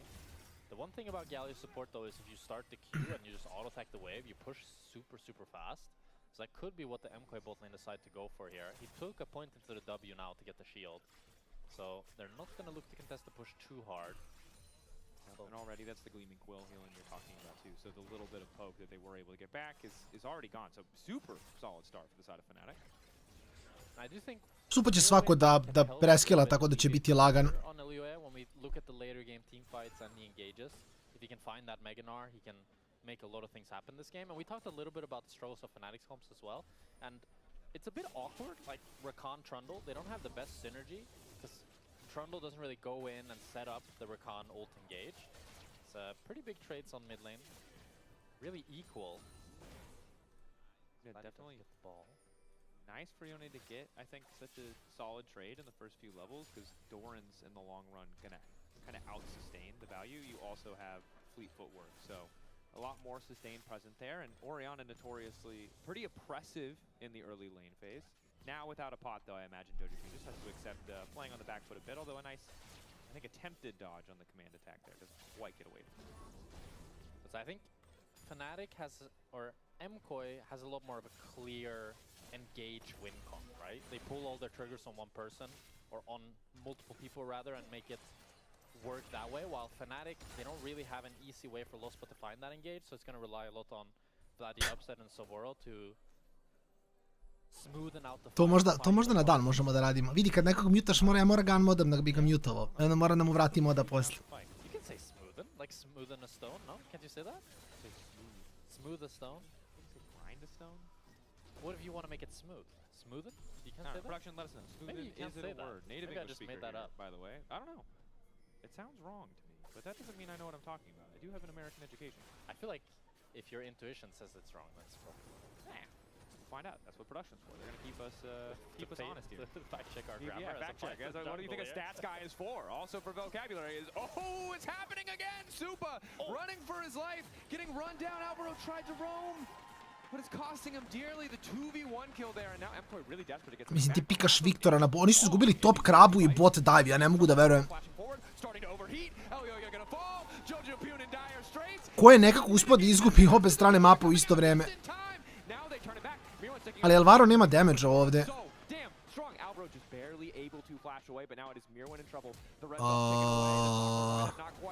Nije stigao, što nije... Bacio je prio da baci Q nego da baci, what?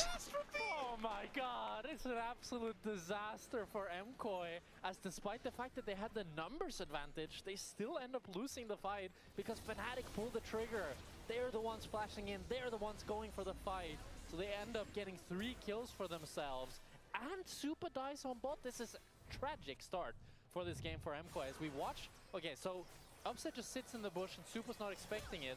And even though he flashes the root caller, he still just dies to the auto attacks. And we saw the same mistake happen in the last game, but then we're not finished. MKOI, they want to make the play happen. Alvaro thinks we can go onto Vladdy, right? No, we can't. We're not there. So Alvaro is... Yeah, you roamed up, but what did you do? You weren't fighting with your team whatsoever. Lost a wave and a half for that play, too. And now Alvaro is dead. Yep. We might be looking at a game 3 already. I'm not gonna lie. My god. Wow. Yo, kill him. Koji bukvalno run down, je Lospa, mislim...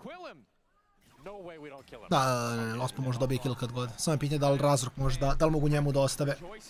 At the sudden turnaround, I can't help but feel like MKOI have gift wrapped this one. Can they dive Supa? Da, ko je... Iskreno, treba talenta da istovremeno izgubiš bot i top. That he does. MKOI need a lot more time. I think Supa can trade 1-for-1 though, maybe. Get it? Gravity field there. They're just gonna wander in at him, chomp him. Oh, this is so awkward. Plate is there. Very slowly trying to kill this Victor. Leave the poor man alone. Razor grabs another. Okay, it wasn't awkward. They just took their time, waited out the tower aggro, waited out the gravity field. And Fnatic, what a bounce back from game number 1. but also some big mistakes from MCoy. Don't get it twisted. They made really big mistakes, especially Super now dying twice back to back. The first step was very much his bad. The second one was more a result of Alvaro getting caught in transition. But Fnatic as well getting the Drake as the cherry on top. Unless Alvaro sniffs him out. I mean, Razork is very chunked here, but I don't think Alvaro is going to go to check. So he's going to get away with this. Is he going to die to Drake in pro play? Is he going to die to Drake in pro play? He has no smite. Okay, that would have been so funny. Oh. Lospa's here. Lospa's here. If Lospa wasn't here, I gotta say, it would have been hilarious. But Lospa, clutch, having a great game, 1-0-2. Clutch for saving his jungler against Yeah, from dying to the Drake, bro. That's a big deal. It's hard. PvE is hard sometimes. Don't forget, bro. People lose at WoW all the time. So, I will say that my excitement for the Galio support has waned, has disappeared entirely because the flex top matchup is losing. And your support matchup is losing now. To be fair, he's like equal on top, but he lost the full wave that you said when you roamed. Yeah. So he can blame his team for that one. Sure. But yeah, I get what you mean. We didn't see quite the power that we were looking for. I also think if you had a... The thing with Galio is he doesn't really do anything in lane. Like if you have a Leona, if you have a Rel, you can go in on the Xayah, on the Rakan. But Galio, if he just punches forward, it's so easy to avoid and kite it out. He's a reactive champion. He almost feels like a Braum or a Tom Kench. Yeah, where when you're against the Rakan, right, he just gets... Ne znam ušte kako ko igra kad je behind, pogotovo ne s ovim kompom. Će im biti baš teško. I da, Supa samo umire ovdje, opet. Da, ovo je jako, jako loše, koji se raspada skroz. I wish I could say I'd seen the future, but it happened twice already. I just thought there was no way he was going to die there, because, like, no way, you know what I mean? Nocturne level 6, ulti? Oh, he's in range. No ulti for upset, flash back to try to get away from Alvaro. And the dash coming through, taunt connects, fear connects onto upset. He will just fall here, so shut down for Elyoya. A path back into this game, perhaps. Some deja vu from last game. Supa dying repeatedly, but then Elyoya comes and saves the day and kills upset. At least yeah, this is... Look, everybody's allowed to have bad days. We all have stinkers. Yeah. I cast the worst semifinal in world's history. Supa's died like 30 times in this series, you know? We've all had our moments. Everyone gets a stinker every now and then. I will say, if he doesn't turn it around pretty immediately... He's dead again. Oh, he's dead again, okay. Ulti for the wave. Laura overheating, running him down. He has flash, though. Dobro, Supa samo grifa. Supa samo grifa, ma neće baca flash. Alvaro now running in once again. Jojo Pune on the way. They're grouped up in the choke, though, but Jojo Pune keeping the fight going, and now it's Vladdy in trouble. Lost doing what he can, but it's Razork trying to run them down. MCoy turning it right back around. Jojo Pune ready to fall with another Q3. MCoy, you're 2,000 gold down. You're not supposed to be able to do that. MCoy, they don't need an ADC. They're going to win regardless. Getting the fight on top side. 2 kills for them. Upset wasn't involved in the fight while Mirwin could move, and he made the difference. Fnatic got 1 grub, but Elyoya should be able to pick up the rest of them. As we watch the replay here, what is this, the bot lane play? Okay, this is bullying now. We're bullying Supa. But the thing is, okay, his flash is on cooldown right now, but I think it comes up right now. Maybe it's still on like 1 second I'm not cooldown. 100% sure, but given that Saburo is going to have a charge of Electro Harpoon backup, it seems like he just opts not to use it, would be my assumption there. Yeah, maybe. I think it was maybe like 1 second cooldown. Really good ulti from Jojo, have to call out. It only hit the front. Yeah, but it catches the shockwave at the start, so he's still relevant in the fight. It gets him back. Fair enough, fair enough. And then Lepo odigrao. Lepo odigrao Jojo fight. It's a little bit similar to the G2 SK series, where it's like Fnatic are winning, but I just feel like MCoy are gonna win. Upset ima puno resursa. 2-1, 2-1 Zai. Solidan opener, možda će moći da napravi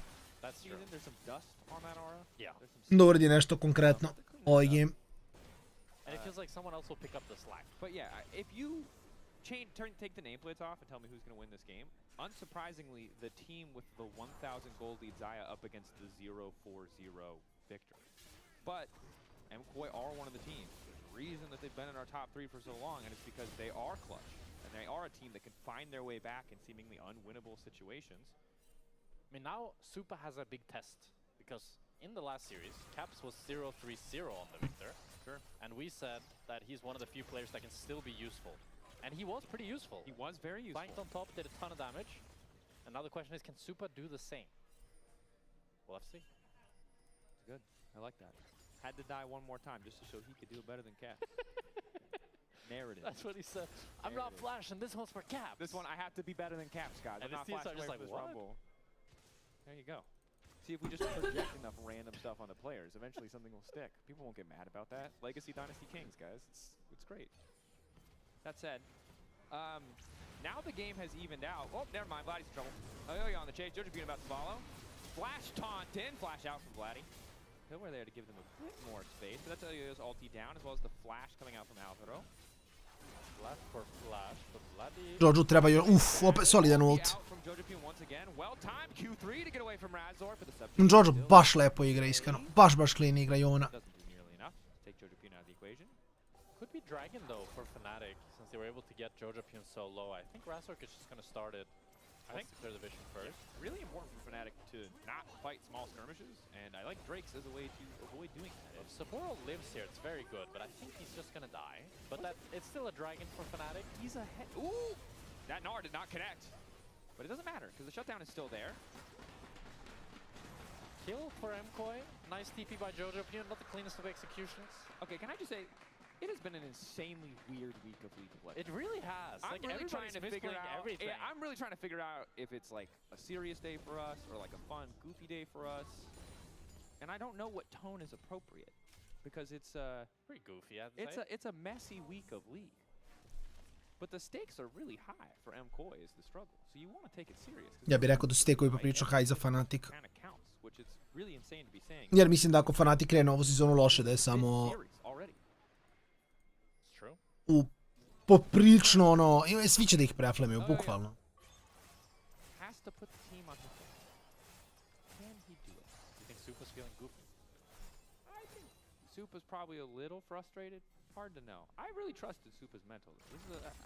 I got a lot of love for Supa. I do think when you're playing a mage, it's a lot easier because your wave clear is always going to be good. You have can the always CC. just smash all your buttons and potentially do enough damage to win a team fight, right? I think that's...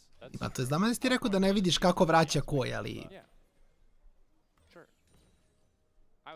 Moraš da veruješ. That's true. Clearly not that easy. Samo ne veruješ dovoljno u mogućnosti ekipa da baci game. Koliko god jednostavan Vincon, nebitno je.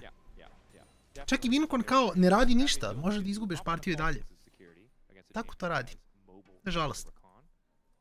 But the good news is all the 80 carry mains out there will have some footage to watch. Feel that little bit of catharsis. Finally, an 80 carry killing a mage over and over again. Yeah, it is beautiful, isn't it? A little unfortunate, too. How it's meant to be. And upset going to Ghost as well, I really like that. Equalizer from Soboro did 50 damage onto Mirwin. Cleared the wave though, but okay, Mirwin has to respect at least. He's worried about the dive. So it's a cross map from Fnatic. They're going to get some plates in the top side while MKOI match it in the bottom side. Lospa is looking to try to defend. Ooh, tower race. I think I know who's winning this one. I think it's pretty easy to see, I would say. MKOI. Uzimaju kuno topu prvi, dive bot. Pa dobro, ok, bacili su sve. Okay, but Lospa, what are you doing? You need to rotate the bot. I don't know why he's just sitting around mid.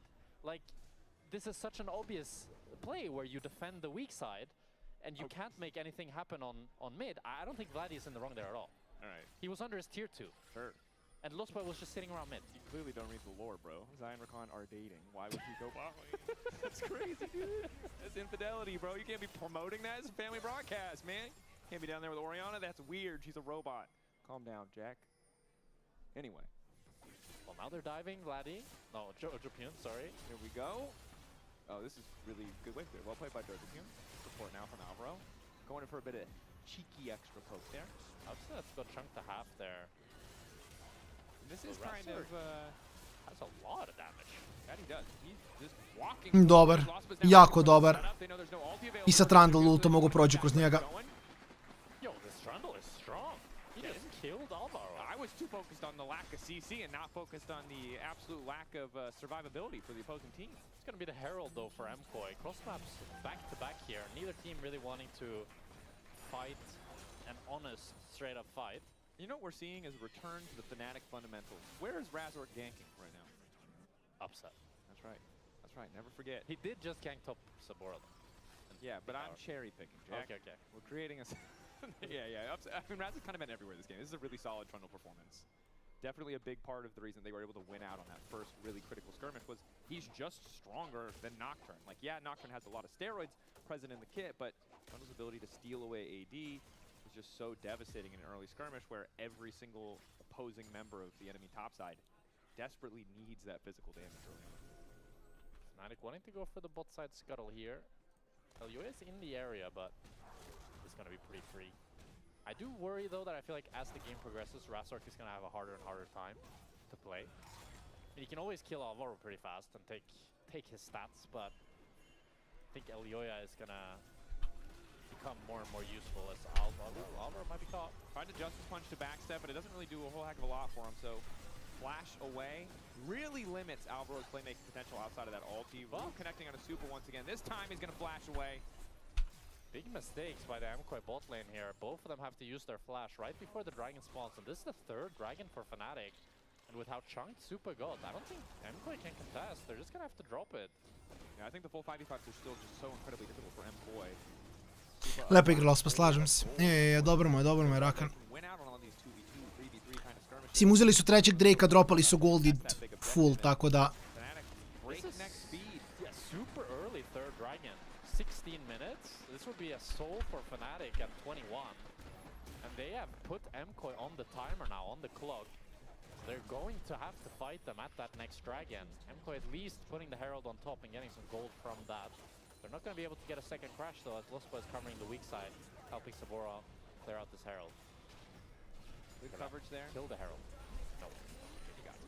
25 extra gold. Happy to have it as he overheats. Gold dead even, right? It's just the three Drakes really separating them now. And I think I'd much rather be Fnatic at this point in time. There is the angle. Has no flash. If he face strikes this bush, okay, it's kind of funny. He juked him out. They weren't ready for that. But now upset. 22 minutes, 10 seconds is the fastest soul in LEC 2026. Upset now looking to turn.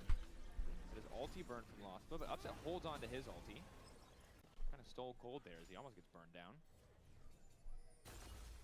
22 minutes, 10 seconds. Yeah, you said it. Fastest soul. Yeah, so if they were to get it now, like right as it spawns, it would be the fastest soul in LEC history. And we've been setting a lot of records this week. Series yesterday for SK, we set the record for damage taken, damage dealt, second most damage dealt. I think MKOI would kind of have to roll over and die, though, to just give him the soul. So probably not going to happen. Although, who knows? Magikarp might make its return. Magikarp is, yeah. Might have used Splash. Struggle, Splash. We'll see. MKOI, it's a really, what do we say? You know, sometimes your bot laner dies a million times. Makes the game a lot harder to play. And as much as there's some execution things there, unfortunately the draft, now that there's kind of depth, it is a little bit tricky, but Vladdy has a secret, gets an extra second there, nice equalizer to get a bit Mislim da nema Jojo damage, mora se vrati nazad. Sve bi nekog Razork može da uradi. Zobor je samo mrtav, verovatno. Nije. Okej, samo je živ, I guess, nema veze. Jojo. Vifo je knock-up. Close fightovi, jako close fightovi, iskreno. Upset off to the side. He has flash. He has ghost. He has ulti. He doesn't feel comfortable enough to step up here because he has no vision. He has no information. Man, that was so messy. The equalizer onto nobody. The shockwave got spell shielded by Elioya. Everybody was kind of everywhere, and Upset was only hitting Alvaro a little bit. And it didn't really feel like anybody got the fight that they were looking for. Because now Upset wants to potentially look onto Mirwin, but I don't think he's going to be able to find anything. It's 2 minutes until Dragon, so really the summoner spells that were used in this fight are the big one. Only Elioya used his flash, while on Fnatic they used top, jungle, mid, and support. So really favors MKOI going into the soul fight with the fact that they'll have 4 flashes versus 1. Certainly does, especially those flashes from the big playmakers, keeping our eyes on Mirwin on that Mega Gnar. MKOI, now with Jojo having such a significant lead and the gold so close, as much as they're down in Drakes, I feel like they smoothened out that deficit early on. They're back to a relatively balanced state. I think it's pretty scary to play into this Nocturne, Yone, Galio combo without any flash, especially on Vladdy. He also used his Seekers, so that's going to be on cooldown. He'll definitely need the Zonias going into the soul fight. he has any chance of surviving. Whoa, a nice proto belt. Lost his ulti. Again, a minute 30 away. I think he'll be up in time, but just hoping to get something more than a proto belt cooldown. That is going to be up for the Drake. Eyes on upset to carry, but it's a 2-item 80 carry, and it's a Zaya who really wants to be 3 or 4 items. And yeah, this is the problem. Is well, Super decided to invest the ultimate. That one I don't think will be up for the Drake spawn. I'll have a look. Do the math. But mid-prio. Yes, I appreciate that. Calculate. It is going to be pretty much up. It's going to be 62-second cooldown. There you go. That's broken.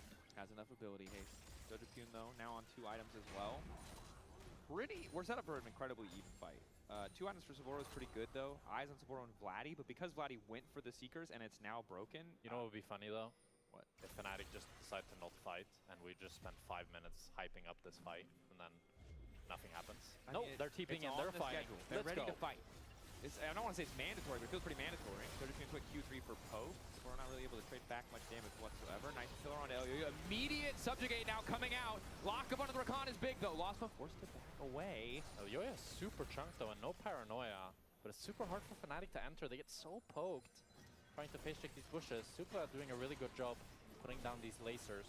Azurk sticking around just to get the natural sustain from Trundle passive. Oni moraju da se biju, zato moraju da uzmu Drakea. Ovaj Drake je previše jak da ga ostaviš ovako rano, izgubit ćeš game. I sad Supa kogod je 0-4-0 mora samo da spaceuje. Dobar kombo.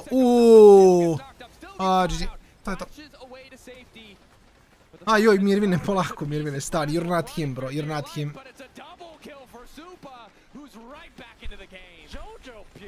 It's a 4 versus 5, yet he still just pulls the trigger and wins the fight.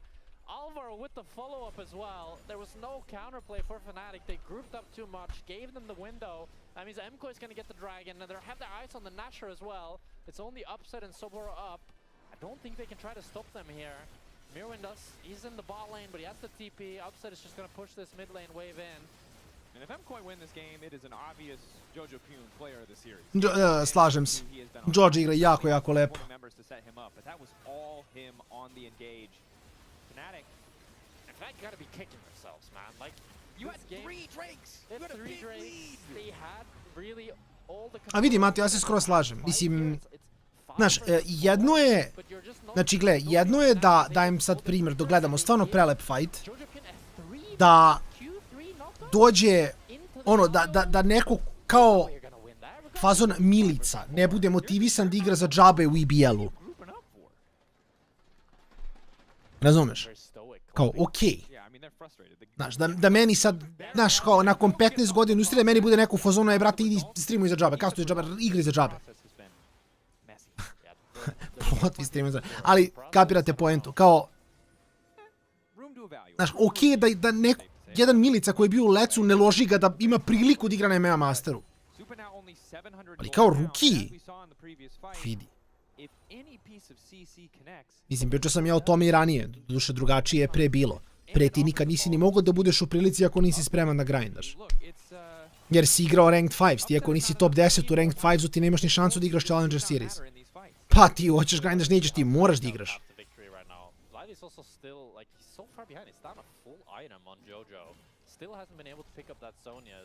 Samo što opet, mislim, svi hoće, ja ću, znaš, kao rookie, ja trebam da imam to i to, ne znam ni ja šta, bez ikakvog dokaza. I onda kad izgube i kad ne urede ništa, pa unlucky, znaš.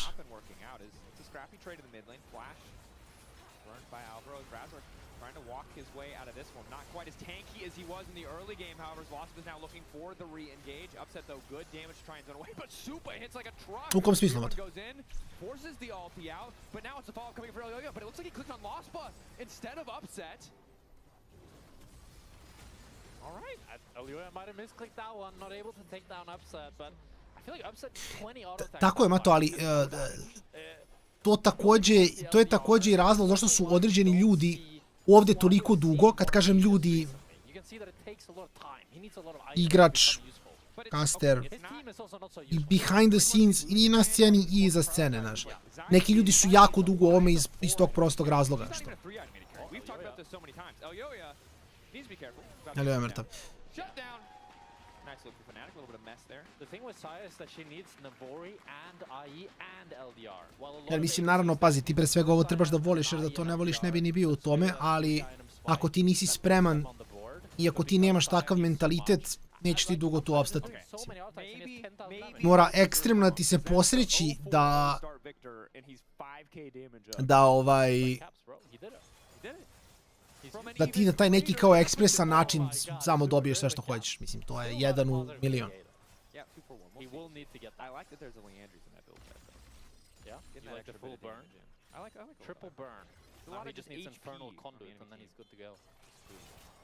Imagine augmenting Summoner's Rift. They need to put that in. It would be so good. It would ruin pro play, but it would be so fun. Well, you don't need to have it in ranked, but just make it like... Or maybe make it in ranked, but make it like balanced. Huh? Mislim, to ne bi ni bio problem da onda ti kažeš ok, da oni svi skrimaju ko ludi i da ti uđeš u bijeli da oni samo stompaju 5 lenova i samo vine tu 20 minuta. Mislim kao ok, niješ da skrimuješ, igraš solo queue pa cijel dan svaki dan ok. U 20 minuta samo vine te lane, vine ti game. Ha, čeki, ne može. Mislim, to je ono što kažem opet, mislim, igrači trenutno, opet kažem, ja sam objektivan na EBL-u, naravno, ali ono što se događa sa Magazom, vidi, ti ne smiješ da izgubiš tako jako ni od jedne ekipe, pogotovo ne ekipe koja je na EBL nivou. Znači kao, znaš, nije ovo sad sezona 1 pa da ti budeš u 20 minuta prestompovan na individualnom nivou. Ok, 1 solo kill. Dogodi se. Se neko da te farmuje, ono, da bude 15-0, brate, mislim... Nivo mora da bude mnogo bolji od toga. Ili timski da znaš kako da se nosiš sa tim ako ne možeš da se na individualnom nivou da izneseš nekim.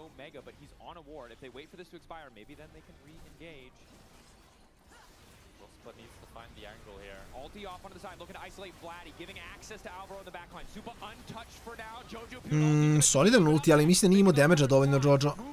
I sad je super mrtav, on protobeltuje u Z, njega ništa ne zanima. Fnatic sad okreće game totalno. Nema Jojo damage.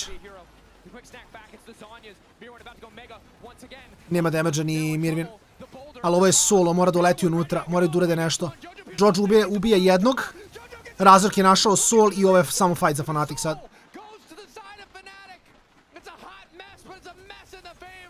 I Jojo je sad mrtav, mislim, nema šta, Upset je živ. Jojo nema range da dovati Upseta. Neće ga jure. Basicu je creepa da se bouncuje ovaj soul damage, ali da. Mirvin koji stoji na kontrolu, ni u trenutku mu nije palo na pamet da proveri žbun. Znači on je u glavi, I'm the best, I'm doing a flank. Kao, uđeš u žbun, vidiš da li si na vardu. Svi ti flank playevi ne rade ako si na vardu, nikad neće raditi ako si na vardu. Da je gore bilo full clean, da je Mirvin imao ugo odatle da se flashuje, da napravi ult play, vidi, drugačiji game, drugačiji fight. Ali Mirvin koji stoji između 2 control varda u 2 žbuna koje nije proverio i čeka da flankuje. Unlucky, jako unlucky.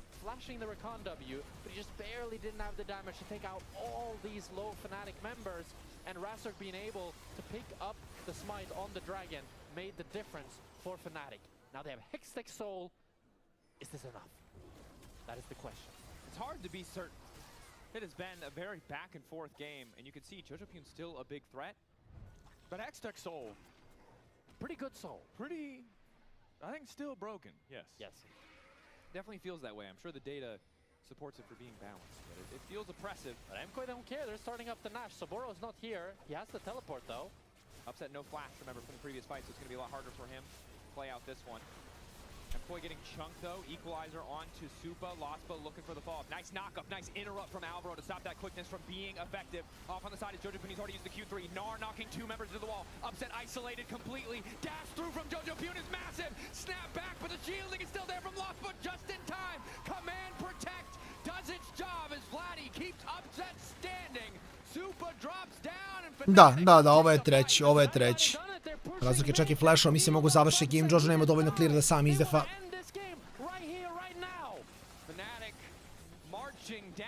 mid lane, upset on the edge of death, but his team protects him.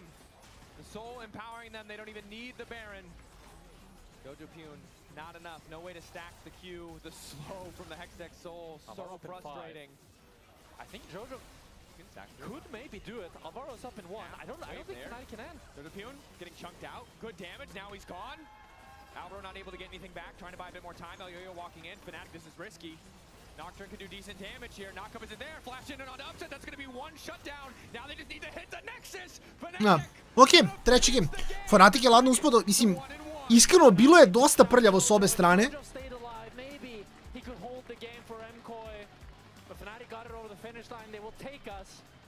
Ali na kraju dobro, Fnatica uzima game, vodi nas u treći, da ne bude 2-0, 2-0. A i mislim da je, kažem, dosta bitno za Fnatica Orgu da ne budu prestopovani ovdje, jer zaista ljudi jako slabo veruju u njih. Tako da, kažem, ako ništa, jako lepo za ekipu Fnatica da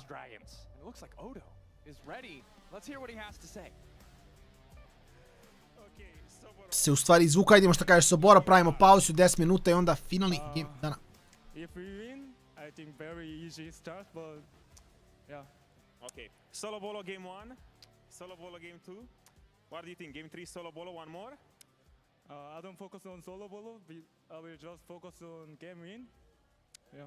Okay, go to grabs and say good draft game 3, okay? Yeah. Thank you so much for the interview. You can go to your team. Yeah. Now back to the desk. Lovely. Focus on the win. Yeah. Not He's on a the humble kills. boy. Yeah. He's a humble boy. He's so shy on camera. He did that. That's not him. He's not like this backstage? Backstage, he would say a lot of different things there. All right. Maybe not safe for broadcast, though, but I do appreciate the fact that for him, a win is a win, and I guess that's what matters to him, because it was not pretty. It was, then it wasn't, and then it was and then it was. So it's, you know, what do you think? It was good. Happy? Yeah. No. Did Fnatic really win this game? Yeah. Yeah, there you go. There you go. Yeah. That's what we want to see. Okay, they took us through the good, the bad, and the ugly. That was the good. I mean, this opening was absolutely sick, right? Like, they caught over and over again Super and Alvaro on multiple different positions. Immediately, it was that, like, fake from Lost, but up towards the top side to get the first kill onto Super. Then they catch Alvaro in rotation. Then they catch Super on the dive after. Like, this was really solid play from Fnatic, and I love the way they played this early stage. Like, it really felt like they understood how to try and blow open this game. And this is, again, like, I think this really does show what Fnatic are capable of doing in the moment. Okay, well, the replay is great and all, and you say that this shows what Fnatic can do. Yeah. But this game really showed what Fnatic cannot do, which is close out that game cleanly, because there is no way in hell that game goes on for that long. Like, yeah. I see the vein popping in his forehead, guys. I'm actually worried here. I want to talk about the objective setups and how they were organized and how they maneuvered around this. Yeah, because I think the initial one for this Scuttle Crab was also a good play, right? Like, I think they set it up well. Yeah, but so my theory, this is my theory. Okay, it's completely unbiased. The biggest objective of the game for Fnatic, or for many teams around the world, is that crab. You know, so when teams come to this crab, they put all of their brain power, because honestly, this 3v4, or like this 3v, it was actually proper 3v4, was great. Target selection was great. They utilized the rumble move and the power spike to just be fighting over that. But after that, oof. But I do think, like, it shows what Soboro is doing well in these games, right? Yeah. Like, he's finding the ways to try and push people off of topside. Like, he ended up forcing Merwin out of the play. I think he's playing onto that bottom lane where he got the solo kill on Super. Like, I think Soboro is really showing what he can excel at in these moments. And it is, as you say, though, as we got into that mid game, where it got a little bit messier, where they started to get caught out in multiple different positions, where they weren't really finding the success.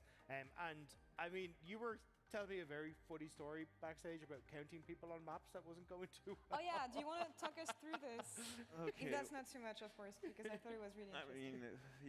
I mean, the state of the state of 2026 League of Legends and the coaching staff over here in the LEC is that the biggest lesson that you can teach a League of Legends team is to count how many people are on the map. And this was, to be honest, the reason why Fnatic went 40 minutes in this game. But anyway, we have a great great dragon fight where Elias lived. I love him. My goat. He clutches that team fight entirely. Zaya performance absolutely great. He was the one who didn't leave anyone down. So the setup starts with a really weird rumble ult because that's just what it is. It's very weird. They're zoning Merwin off on the side extremely low spots marking him, but when the Nocturne light goes off, this is peak performance from Elias Lib because now the lights are off. The Zaya, keep your eye out on Zaya, and let's just roll this clip out. Keep your eyes on Zaya. She has to fight with this with the lights closed, and the Yon ult, honestly, if I'm there, I would not dodge that because you're just. So here's the problem: you are there and you have seen your team int for 20 minutes straight, and everyone's thinking, "Oh, Elias, go in. Why is Upset not doing damage? Why is he playing for Kitty?" Because he saw his team int for 20 minutes. So in that fight, all he's looking at is how can I deal the most amount of damage when everyone around me is inting. So he is extremely stressed in that situation, and the fact that he finds that Zaya ult to block the Yon engage and to carry that team fight is just absolutely impressive. Also, shout out to Mousepad at the start of that fight as well. Like, he played that incredibly well, getting the charm onto Ayoya when he tried to dive onto Vladdy, preventing him from getting the following up, buying that space for Upset, and also opening up the fight then for Vladdy. I think it was like a really well-orchestrated team fight, and I love that we're getting more of that from Fnatic because there were moments in the past where they would have been a bit disjointed on some of these fights. You might have, you know, the Razor going overextended and not having that follow-up there, but the team fighting is starting to look significantly better, and I do think a large portion of that is coming from the bottom lane that, in my eyes, is taking a big step up. I'm glad that you say team fights are going great because team fights usually happen when you count how many people are on the map. So I'm really happy that Fnatic got to the point where they counted exactly that there's 5 people there so they can properly team fight. This is how trauma gets created, by the way, from the coaching staff here. But honestly, what matters here is the win, the fact that they managed to pull this one together. We've talked about the fact that maybe Fnatic was missing this firepower before. We've seen it. Now I feel like it's going to be about toning down in the aggression, maybe, knowing when to hold your horses. We have 1-1 in the series so far. What is going to be the focus point from either team in Game 3? I feel like for both of these teams, they need to hire an extra person in the team, and the league rules need to expand a little bit to have an extra player in the team, and his only role is to say no to the plays, because both of these teams, it feels like there's just so much peer pressure going on, and there's just so much pressure overall in this moment that someone suggests the fight, and I'm pretty sure that everyone says yes, and if you are saying no, bad things are happening to you. So I think that, for me, that's the big takeaway. They need to just really tone it down and think a little bit more, because it's not a race. You've seen teams this week 2 of a regular season, teams will throw, all you need is proper setups and count how many people are on the map. I think it's simplicity in the draft. Just go back to basics. You know how to play the game, just play through that.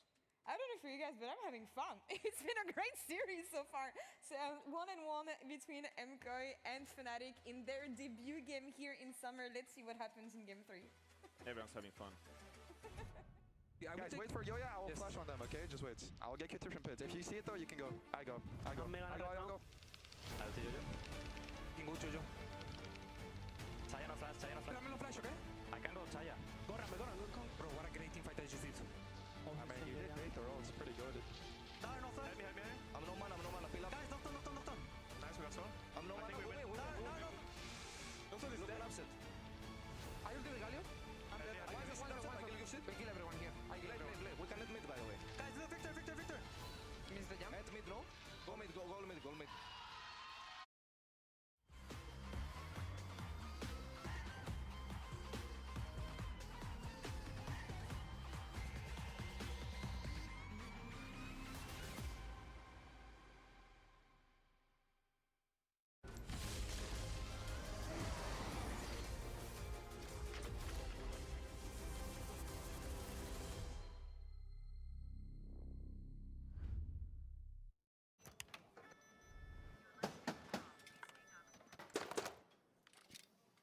Brother, let me try. Wait, brother. Let us break this instead, brother.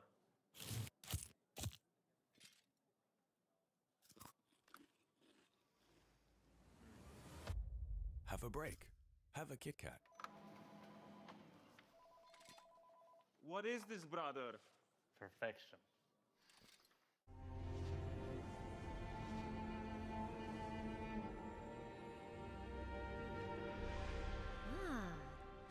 champion. Welcome to my shop. You'll need the right build. Choose wisely, because every upgrade brings you closer to the next level. So tell me, how will you level up?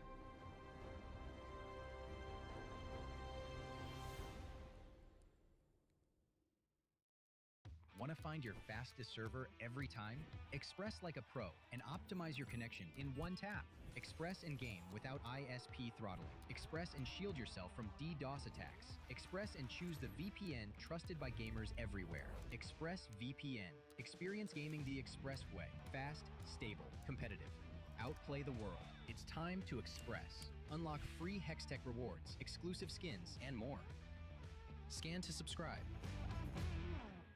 In your best man speech, you said my wife is funnier than me. That's factually correct. Okay. We're in range. Nah, it's fine, man. It's fine. Relax. I've got this. I have years and years and years of experience. Yeah, but it's gonna. It's very hard. And there we go. Look at that. What are you so worried about? Oh,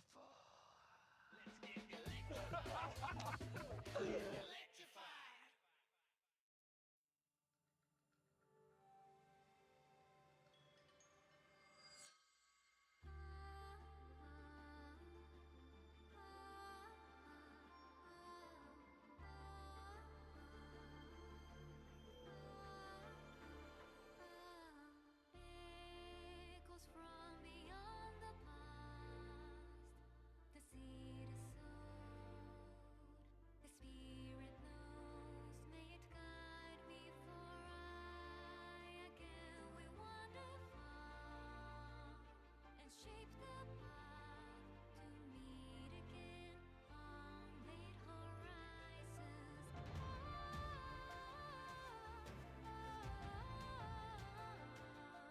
The wind is calling your name, a whisper of the souls who never leave you.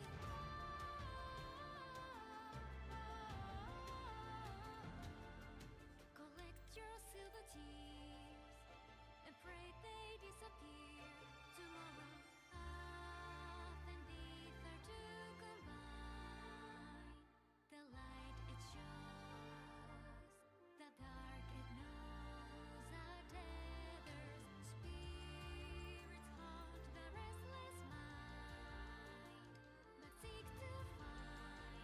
We'll meet again. Can't you hear them?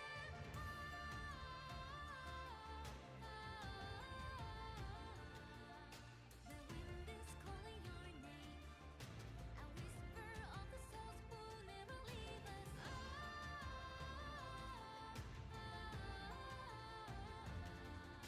Collect your silver tears and pray that we are here tomorrow.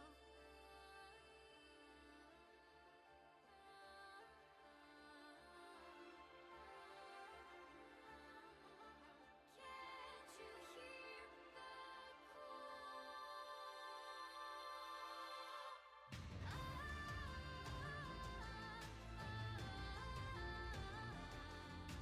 The wind is calling my name, a whisper of the souls who never leave me.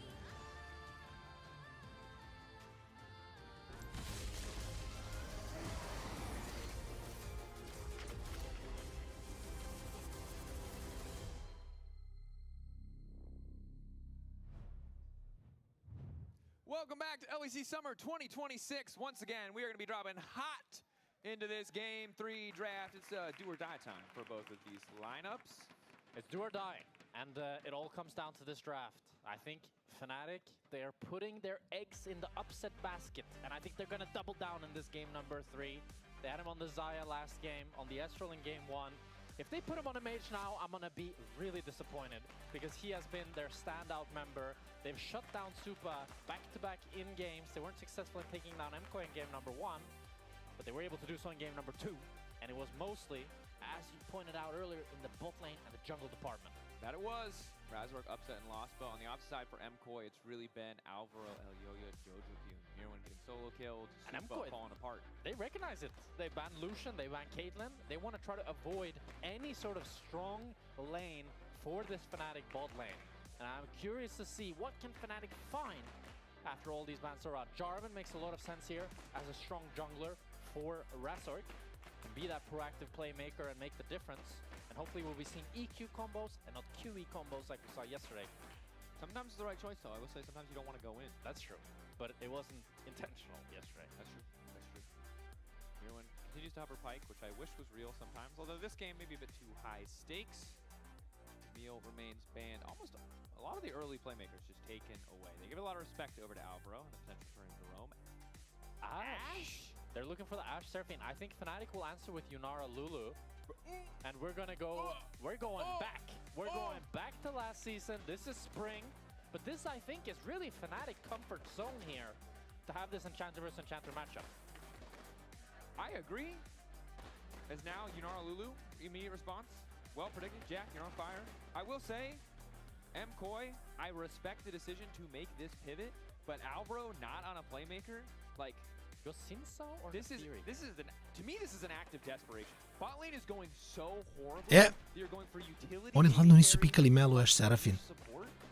Dobro. MKOI knew what Fnatic was going for. This Nautilus, this Camille, it's kind of setting up for an Enchanter. Interesantno. And MKOI, they want to fight fire with I upset nije Jopa. Tako da upsetu je okej da daš mage, iskreno. I plus je... that can make use of the Seraphine healing and shielding. But I do still favor Fnatic a lot. I feel like this is exactly what they came in wanting to play today. This is Ono, Mel legitimno predobro ovaj kombo. putting all the eggs in the upset basket. Every egg possible. Ful što nisu uzeli Mela. Julius in the bottom lane. See if he can bring it home for the team and what the rest of the compositions look like. Olaf taken away, obviously really powerful into that Ashe Seraphine. Ignores so much of those big AoE team fighting tools. Who will go in with Elyoya, though, is the big question. A lot of pressure on Jojo. Now, his Akali was banned in a number of teams, but is technically up here, although diving into Lulu is really tricky. I like Akali. I think Akali, as long as you play around the polymorph, it makes it's pretty nice. In general, this Fnatic comp je došao s doesn't have a igračkom. whole lot of CC, and a lot of the CC you can avoid. And playing a mobile mid into Jarvan always feels great. I wouldn't be surprised if Fnatic decide to invest their last ban into it. And for Fnatic, I'm thinking of the top side. Like in the mid lane, I think Fnatic just want a stock standard control mage for themselves. And then top lane, maybe you go for something like the Renegade or a tank, maybe in the Cassante. Probably a tank makes more sense. I'm just not sure how much tank Saboro plays, but I feel like anybody and their mother plays Cassante. Yeah. Saboro has played a large amount of Cassante. His win rate is pretty abysmal on it. He is, we call him the bruiser plus rumble merchant. But again, I think a good Cassante angle is just always going to be playable. But MKOI thinking, what? Fnatic took out the Rise, so not worried about the Akali. I think based on... I think Jojo will go Akali. That's what I would... Blind here? Maybe they go top lane instead. I mean, they invested one ban into top Što najvjerojatnije hoće. and then they look for Akali last. I hard skill mid laner. I really like it as a pick. I love it for Jojo. I am concerned about blinding it. I feel like if anyone deserves the counter pick, it's Jojo, but maybe they're just saying, hey, like Akali is good. So many mid laners. Zavisi šta se vladi igra. Realistically, what can you pick? Ne znam kako, mislim da Lok nije dobar matchup. Most people want the Akali into the Lok, but maybe Fnatic think it's a skill matchup. They can play it no matter what. I like this more. To je opcija. Je. Ako neće da čizuje s Karmom ili sa LeBlanc. Really tough. He had to not entirely solo carry the previous game, but certainly was the most important person on the map for almost the entirety of game 2. Ovo je fine. Ako Akali uleti, any stun u Lulu Polymorphu, Akali je shotovana. He is the guy that's going to have to bring it home in these later game fights. But this last pick could change that. Jax. I don't think they're going Jax blind. Then MKOI can just put the Akali top and counterpick mid. They're going to Jax blind. I would love to see Mirwin on this Akali in top lane, and now a counterpick on mid. And look, we saw last year 12 games on the Jax. But like, could also go Gragas. I don't love Gragas though. I think, let's see what MKOI can go for. Is there a good pick you have into Annie though, with so many mid laners being out? That's the hard part. Could it be Azir? Azir would be kind of... Što je jedan od castera igrač. Ovi što je sad upravo pričao. Gragas u Jaxa igraju. Ne, sam igraju Gragas u Jaxa što je fine counter. I think MKO's comp is kind of all over the place, right? Like 100%. Ash, Seraphine... Ja nisam ljubitelj Gragasa. Mislim, dobar je u Jacksa, ali generalno nisam ljubitelj Gragasa. Gragas wants to separate the enemy while Seraphine wants them all clumped up. S tim da ono što je zabavno je, pošto je Mirvin u pitanju, postoji solidna šansa da će Mirvin igrati i AP. Play around this Gragas, to play around the Seraphine ult, and he has a lot of agency to carry this game. Saburo, I don't love the Jax pick. It's nice into the Zinzao, it's nice into the Ashe, but it struggles in the side lane against both Gragas and the Akali. We'll have to see how he pilots it. I think LPL Jaxes have been a different breed at times, you know, when you think of like Bin, like there's been Jaxes that have been very comfortable playing into this Gragas matchup and making the best out of it. So maybe he's taken some lessons there, and we'll have to see how he does. But I think also perhaps just comfort, right? Willing to take a little bit of a loss there just to play something he's more comfortable on, right? The theoretical picks aren't good if you cannot execute well on them. For this though, going into game 3, I like Fnatic grab more. I think it's so much easier to execute. I think you highlighted it so beautifully, right? You can see the Wombo combo potential, even a Jax AoE counter-strike, the anti-ulti upset being that big damage Put them all in the cataclysm. Put all the damage in there. Put the fries in the bag, put MKOI in the circle. But MKOI on the opposite side. Xin, Gragas, want to knock people away. Seraphine Ashe, you highlighted it, want people to group up. But execution is king, right? We've seen teams make these kind of compositions work. But if there's a squeaky wheel, if there's someone who's making those mistakes, it could really cause the entire plan to fall apart. I think Jojo is the player I'm looking at for MKOI to make that happen, to make Fnatic break. We've seen him on the Akali have such really like 1v9 performances where he just took the game in his own hands and took over. And I could see him in this game once he gets the Merc threats, once he gets the ball rolling, really. If he gets the kill onto Vladdy, especially with the help of Ilyoya, that's when he can really be unleashed. The only thing is that, like I mentioned, the Merc threats, because he's up against the point-and-click CC of Vladdy. It is difficult for the Akali to pivot to later on teamfights if he's not always ready to have that Shroud available for when Vladdy puts down the CC. It's a really good point. And of course for Jojo, we have his game 1 stats here, but just across the kind of board for him in this Će bude fun game. he has been the strongest individual. Koliko Jojo može da radi, prošli game igrao jako lepo. Ko može iole ponovi i on performance na Akali, može da bude jako fun. Into the Yone game. So giving him the Akali, I like it, but this is not it is not as clear of a 1v1 champion. I think Yone can get away with a lot of things that Akali absolutely cannot, and I think Cassio obviously just more traditional hyper carry kind of role. Yeah, it's definitely gonna have to make outplays happen if he's to actually carry this game. Both lane going very equal as we see the range supports both vying for this push, but neither getting much of an advantage. Everyone is also playing Fnatic Gragas, which I like. Oh, that's kind of fun. That's a confidence right there. Yeah. We're getting the early lane push though. This makes sense. Gragas playing into Jax. It's really more when you get a little bit of CDR. He's also playing the Storm Raider Surge, so once he gets a bit more damage and he can proc that, then he can be really annoying, just always body slamming the Jax, laying down the barrel. Razork, heal, moving forward. Super gonna be in trouble, forced to flash. Solid flag drag from Razork, gets the flash out. Trying to get a bit of a punish there, but Razork going bot. It's a good proactive play by Razork. The question is, will there be any sort of punish? Flash heal za heal. Razork is really the A Xin je na buffu, mislim, on će trebaći njemu vremena, pre nego što Ilyoya može da uradi bilo šta. If Ilyoya can get double crab out of this, I think MKOI could be relatively happy. While if Razork is able to clear all his camps and just get the crab as planned, he's looking to go for it right now with the push from Fnatic. But MKOI, they want to contest this. Step up. It feels like a little bit of fake. Oh yeah, hovering. Got a vision. Level 4, ready to kick the fight up, but if Supa dies, it might not matter. The barrier's there, a little bit extra shielding, but Supa mora da umre, onda sad Razork treba da prati. They should at least be able to kill Razork, but can Ilyoya make it out to safety? Nemaju, okej, nemaju Ilyoya. Alvaro ima flash isto. Okej, bilo je dovoljno. Dobro, 2-1 za Jojo. Prelepo. Clean i nije se vratio zašto je znao će Ilyoya dobiti kill. Jojo od oca. But Jojo finds the craziest roam timer, gets over the wall and equalizes the lead. It starts off with Fnatic. Daniele Betovo 250 dobija 36.000. Ako Fnatic dobije. Holy! So much damage, so much DPS that they can run down Elioya, force his flash, and Alvaro, he holds his flash for a little bit too long, so that when Lospa flashes in, gets the last auto attack, and the Pigs finishes him. But Jojo was able to push in mid, get the roam time. Klar, treba da isključi betovanje već. Si isključila? How he's made so much for MK. Šta? And this is like a game-winning play. Kad? Like the fact that he gets 2 kills there, the wave looked pretty good. Znači gotovo je betovanje. It just completely changes the tide of that play. Absolutely does. Backing Hex-Tech Alternator in a matchup where you were kind of getting bullied in terms of those short trades early on, now getting closer to ticking over to level 6. All the setup that Vladdy should have had in this early lane just kind of fades to nothing now with everything Jojo got in the bottom lane. And he's getting a play too? Are you kidding me? And he has a CS lead? What can't this man do? We really have 2 different players, right? Junglers, we like them. Supports, we like them. But it's mid lane versus 80 carry in this series thus far. Upset versus Jojo Pune. But Jojo is playing a champion with agency. Jojo's playing a champion that can leave its lane and solo kill people. Upset needs time. That's going to make things so difficult for Fnatic.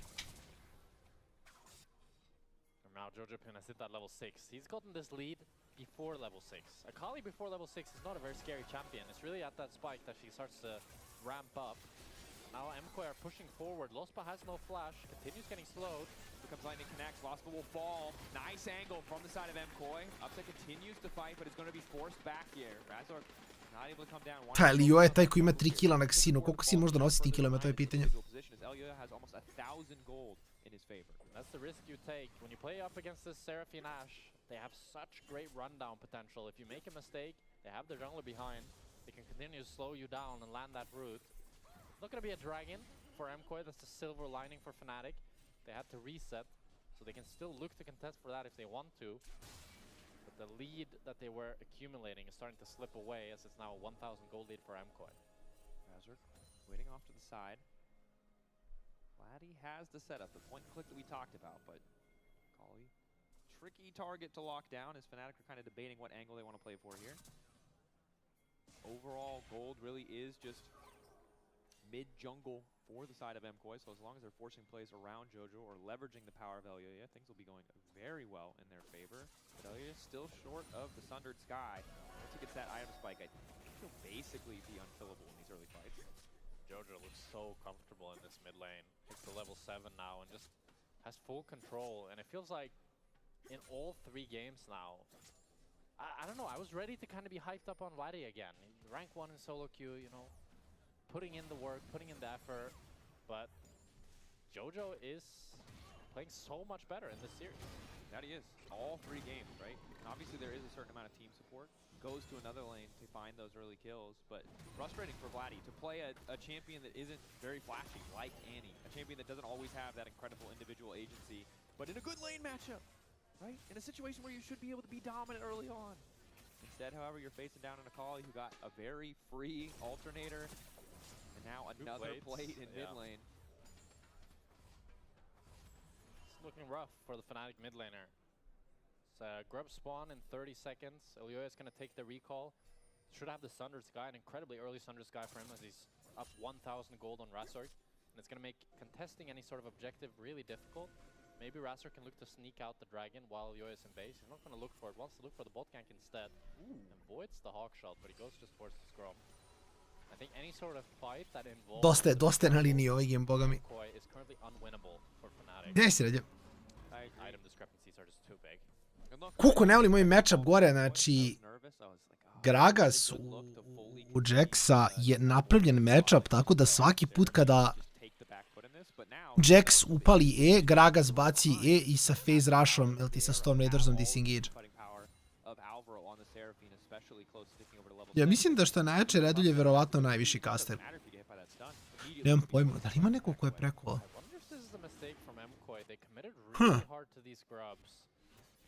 U LoLu sigurno nema.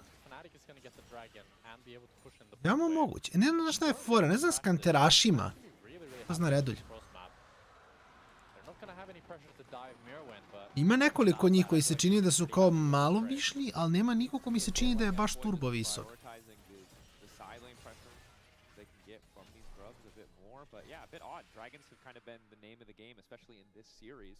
And it did feel like MKOI had an angle as long as they could get pushed mid to take the Drake for free, more or less.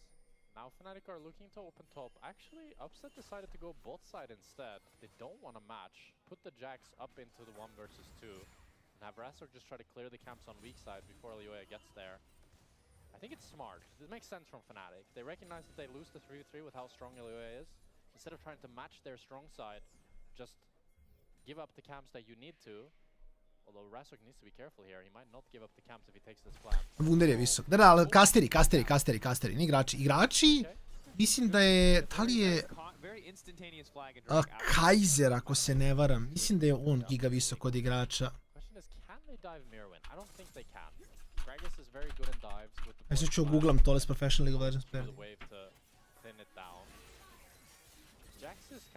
Kaže Wangru, Feng je 195. Jungler is so much stronger than Razork that he can force the dive much more, and Jojo was hovering as well. So that does mean that Mirwin is able to defend the bot side tower while the same cannot be set for the top side. We'll have to see though if Fnatic can look for a play onto Mirwin here. But it looks like Lospo is basing to try to cover his top lane. Snacks. Snacks je 2-0-1.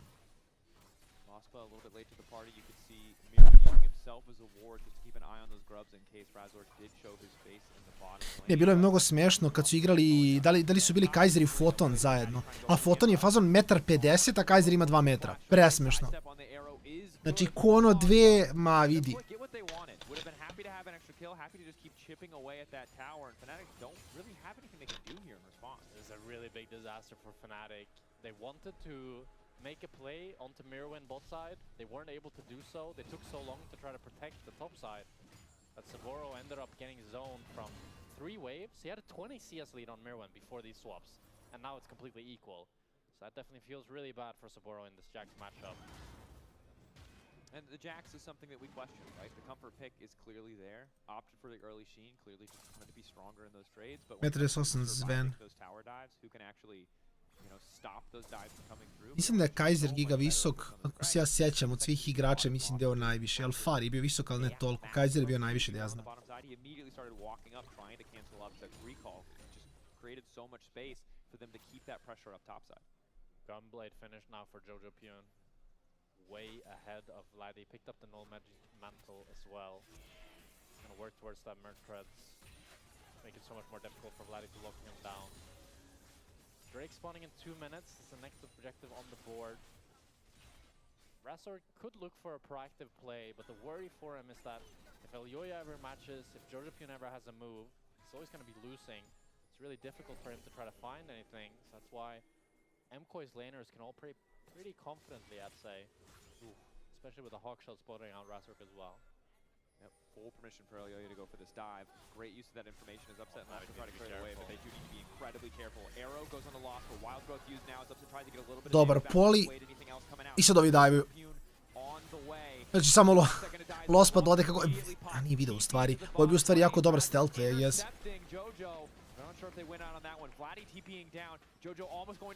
Jojo je otišao out, flash ult. Ne znam inače da li ste primetili 12 minuta, apsolutno se ništa nije dogodilo na topu.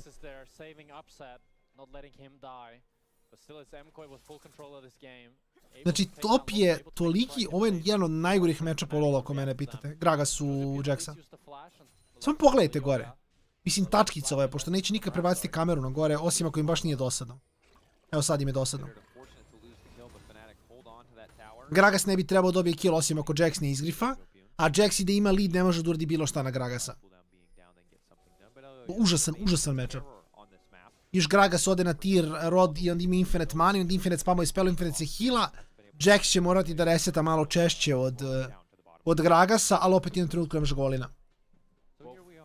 Both first items completed on ADCs. Infernal Dragon spawning in 15 seconds. I'm trying to think, can Fnatic contest this dragon? I mean, they can. Question is, should they? What do you think, Dracos? No. Yeah, I think maybe not. No. I think Jojo's level 11. He doesn't have the perfect execution right now, but they're not in a position to actually try to start up the dragon. Razork is recalling in topside here, just covering Saburo a little bit. Yeah, you're just not one-shotting the Akali with upgraded Mercs. And if you don't one-shot the Akali, I just think the same thing that you said earlier. Elioya did carry the fight. Yeah. Now upset. Yeah, one item, you know, plus the slingshot. He's at least holding on to a small lead here. But the best bet is to gank, like a lane gank. That's the only realistic option I see for Fnatic. I think when Elioya just starts his dragon right now, Fnatic are just gonna have to drop it. With no cross map of their own, as Mirwin is pushing in the top side as well. Gonna pick up the first tower top. Fnatic are winning all across the board here. No, Emquay, I mean. Yeah, no, Fnatic are spectating all across the board here. They have to watch top lane tower fall, they watch the Drake fall. And this is the unfortunate thing about falling this far behind, if Doja Team's just going through some quick trades there, is oftentimes there's just no real cross map available. And that's going to make it pretty impossible for Fnatic. It's why the gold lead for Emquay has ballooned so significantly, up to almost 3,000 now. And Jojo's building a big CS lead again. It's not as big as it was in game 1, but he's still making his presence known as Fnatic wants to invade. And of course, the Mirwin is here too. This is not the fight that they were looking for. Wild Growth used. EQ combo interrupted! The knockback stops it from connecting. Znaš šta ti je fora Mata sa Vladijem specifično? Vladi je baš mental boomer. Mislim da je Vladi solidan igrač. Ne bih rekao da je najbolji midlaner u Evropi sigurno. Solidan igrač je. Ali mislim da ono što njega dosta blokira jeste činjenica da baš ima mental boom trenutke.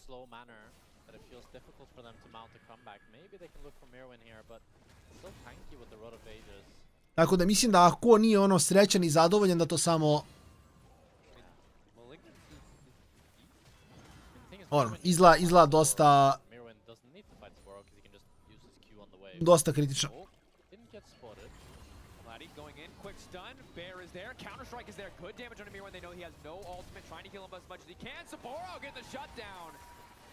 Mirwin and myself overestimating his tankiness there when Vladdy is in the picture, but Emquay immediately respond with a cross map of their own top wave pushing mid tower down. The patience of Vladdy paid off in the end as they got the 500 gold shut down, and Saboros can be able to pick up the bot tower. And because there's no top tower on, top, that means that Vladdy is not going to lose any minions as he's now able to catch that wave. Emquay though pick up the mid tower, pick up the herald, so no slouches of their own. Continuing to trade up, although it is 1-1 in Drake's. One spawning in 3. I think we'll see any early Baron takes here, but need to keep our eyes on where this Herald is going to go. Oftentimes it is mid-tier 1, but mid-tier 1 is already down. You think Vladdy's going to get solo kill there? Ne bi trebao, ne.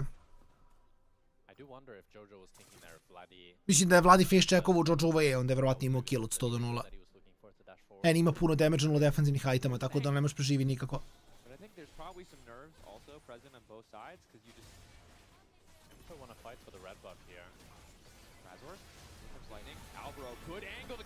Da, u suštini. Ko Bipo, ne znam da si gledao to. Ista priča, Bipo isto bio u fazonu kao, ma da, upravo ste sve, ja sam intov, idem igram solo queue, bye. A Vladi je baš, on je baš mentalno, ono. Mislim, to mi je fora s takim igračima. Recimo, jedan od najpoznatijih mental boomera je bio Forgiven, ali on je toliko dobar da je ok, mislim, kako objasnim? Kao, njegov ceiling je bio mnogo veći jer je njegov skill bio toliko dobar da je... Laki. Da jednostavno, čak i da mental boomuje, opet je toliko dobar da možda mu oprostiš, u suštini. I zato je njegov ceiling bio top 4 na Worldsu, ako se ne varam, ili... Sve je to bio Forgivenov najveći plasman. Pa ću pogledam.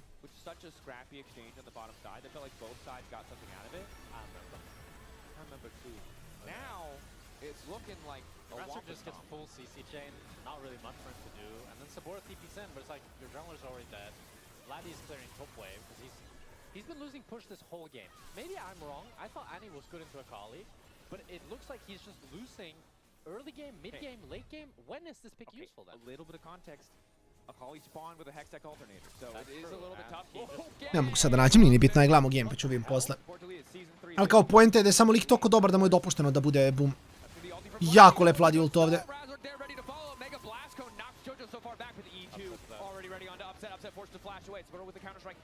Znao je da je s druge strane, tako da ne radi ništa. I onda na interaktivniji pik u igrici.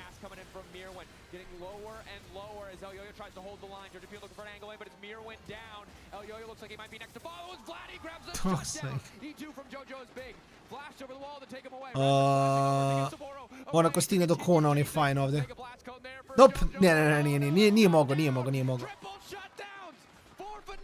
Nije mogao.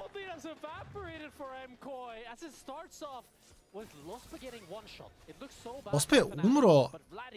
Umro je bez flasha, čovječ. A i ovaj ult nikad ne sme se dogodi. Iskreno, Vladi ulti ovdje je... I to sam isto pričao ranije. Giga glup hero samo tako radi. Možda budeš najgori lik na svetu, možda budeš 0-30 i samo ćeš sasuti ulti ako si full AP na jednu metu, mislim ovdje na 2 mete i samo ćeš je šotati.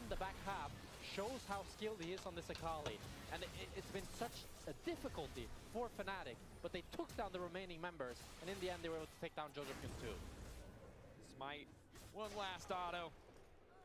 Oh, with the red buff, just finish it. And now it's dead even. Dead even. Welcome to MKOI versus Fnatic, folks. Magikarp used Splash. That he did. Really bad time to turn back into Magikarp. We were preparing the victory speech. The banners were rolled out. The red carpet was there. It felt like smooth sailing.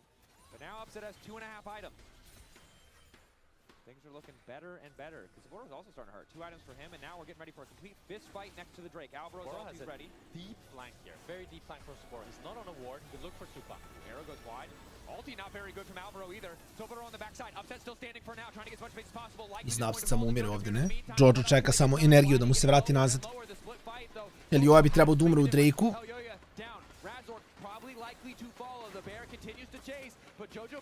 Nema Jojo, ali mislim da mu se vrate nazad na Drakea. Jojo igra giga lepo, baš lepo igra Jojo.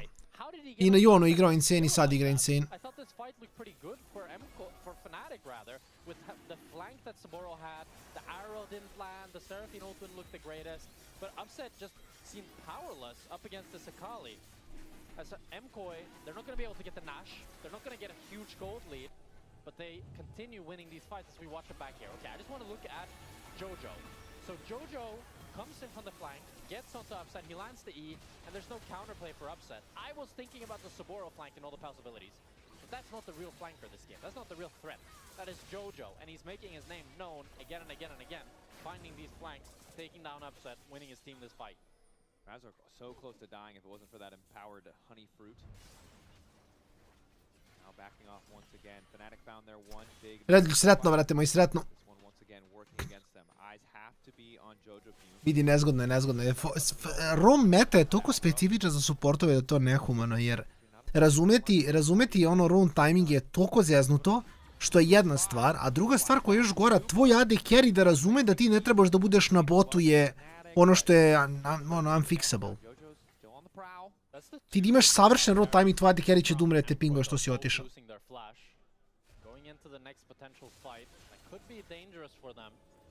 I don't think either team will want to pull the trigger around the Baron Nashor.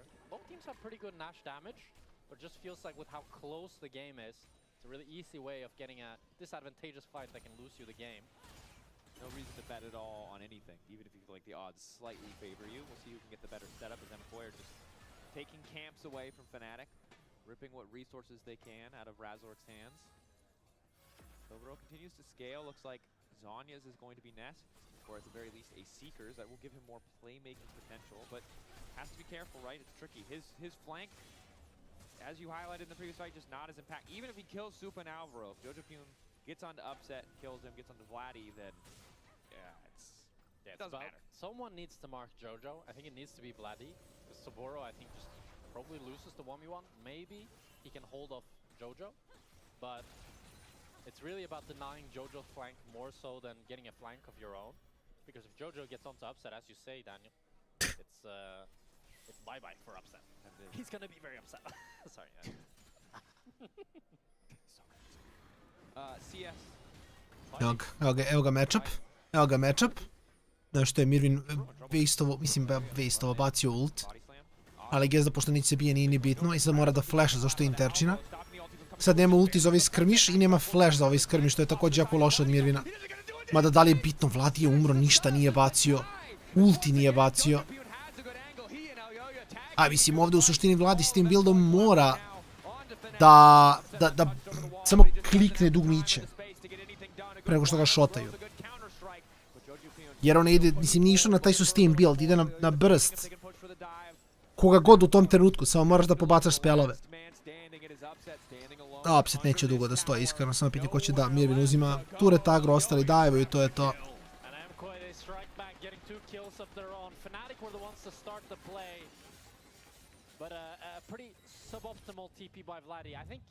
You know what I think we can say? I think we can say that TP sucked. Let's see it again.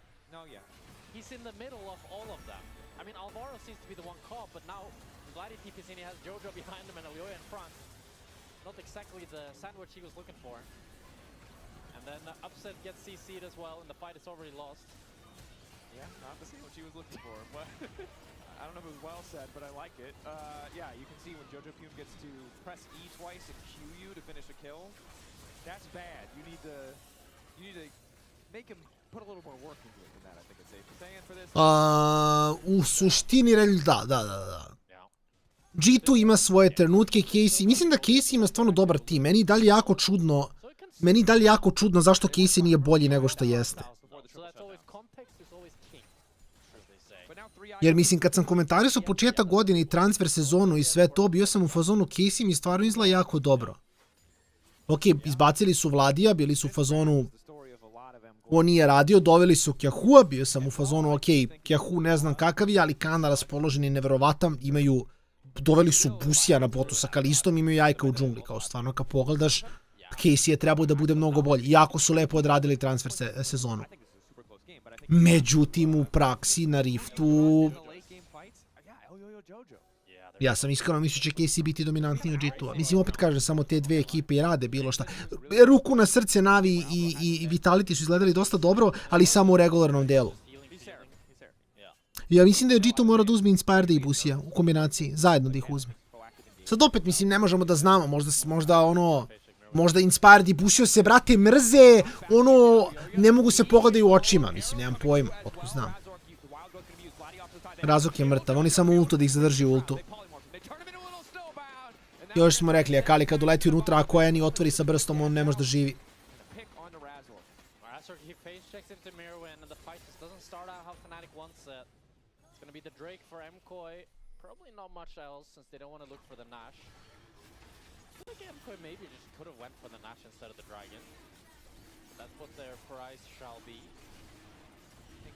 Slow, calm, collected is the name of the game here for MKOI. Definitely don't want to throw. We've already done that once. Don't want to do it again. True. And yeah, I mean, as you see it here, it's like Razork wants to try to get some control before the dragon spawns, but he just doesn't probably think that Mirwin is there. So he ends up just dying. They're nearly able to pick up Jojo, but not quite enough. The Merchred saving him there. As MKOI are able to pick up a tier 2 as well, feeling pretty good about themselves, making the gold league go back up to 5,000. Very true. And I will say, these Chemtech stacking really frustrating for Fnatic. You're already struggling to kill Jojo. Izgleda ima neke priče da Night Slayer treba da preuzme Mirvinovo mesto na topu. Doduše nisam siguran da li je to proverena informacija. You'd still have other dragons probably, but yeah, like Infernal. Cloud would be nice. Most other ones. But this is a pretty good one. I think it's better than Ocean this game. If there was a bit more CC affected by Tenacity, I would feel really good about it. But mostly it's just the big aim stuff. Yeah. And the counter-strike. And the polymorph. Well, okay, maybe yeah. Well, that's all their CCs. Usually, like, if you list 3 abilities and that's all their CCs, then it's not that much. I mean, there's still knock-up from Razork. Yeah, but that doesn't get reduced by mass. No, that's what I'm saying. Yeah. Okay, there's other CC I'm saying. That isn't. Yeah. Okay. We're on the same. Yeah, we are. Yeah. We can continue to litigate this if you want. I'll call my lawyer, you call your lawyer. Yeah, we can do that. We can figure this out. All right. My girlfriend is a lawyer, so. Okay, well, that's an unfair advantage. Can she represent you? Isn't that a conflict? I don't know how it works. I'm not the lawyer. That's true. We need a lawyer to talk about where we can get our lawyers from. This is tough. This is what it's like to be in business. All right, anyway. Esports. Fnatic grouping up. Slažem se, Jojo je jako insane. Jojo je baš dobar. Mada s druge strane, mislim da Mirvin ima toliko loši, čak i Alvaro i Sup, mislim svi imaju loši. Elioja je iznenađujuće konstantan. I Eni koja nije otvorila je useless. A Eni mora klikne prva dugmiće. Jedini posao koji Vladi ima je klikni dugom prego što oni kliknu tebe. To nisi uradio Dumci, nema šta. he seals their fates. MKOI, they get the Nash, they get 3 kills. And it has to feel like it's all over for Fnatic. That was the last chance to try to pick up EULCS, but they just don't have the position that they need to do to really do so. Oh, they want to go into Jojo, but I don't think they can. TP behind from Mirwin. Mirwin has the flash. He could go, but doesn't want to go too deep here. Alright. Couple the bread, nothing between. Bit of a nothing burger there as MKOI now keeping the pressure up, not even resetting. I think it makes a lot of sense. You're already so powerful, you know there's not really anything a Fnatic are going to be able to pick up. Yes, it's 3 items for Upset, but he doesn't have any armor pen either. Knocking open the base, taking down an inhibitor would be a good position to be in. Still got Jojo splitting for the 4-1. Jojo is both with no TP. Maybe Fnatic so hard to engage though. Off on the side, Vladdy desperate. Oh, Saburo really deep TP. This looks really an awkward one. Now Jojo Pune immediately gets back on trying to hold on to the Upset. The shutdown is there though, and Upset is still standing. EULCS pressing guard, keeping him alive for now. Flash forward, ulti there. Ulti back up for Alvaro though, holding the line. The arrow connects onto Laspa. Saburo wants to do something, but there's just too much damage on this MKOI lineup. They finally I Vladi sad ne može ništa da. Mislim, kažem, pogledaš mu build, ine Shadowflame treći item. Da, vidi, Vladi što kažeš, ultaš jednu metu, nema veze. Okej. Fnatic want to try to defend. Upset is up. Vladdy, can he find the stun? Defend, but it just doesn't feel like enough. Super raining fire down on those towers. Dash in for Mirwin, immediately polymorph. Decent damage coming in for Upset, but it's just not enough. There's too many members of MKOI standing right in melee. Ne znam, iskreno, loše od Fnatica. Ovaj game pogotovo, većinom Vladi imao je jedan dobar, znači, play kad je u stvari Vladi odigrao kako treba, ekipa Fnatica izgledala dobro. Dosta je zavisilo ovdje od Vladija.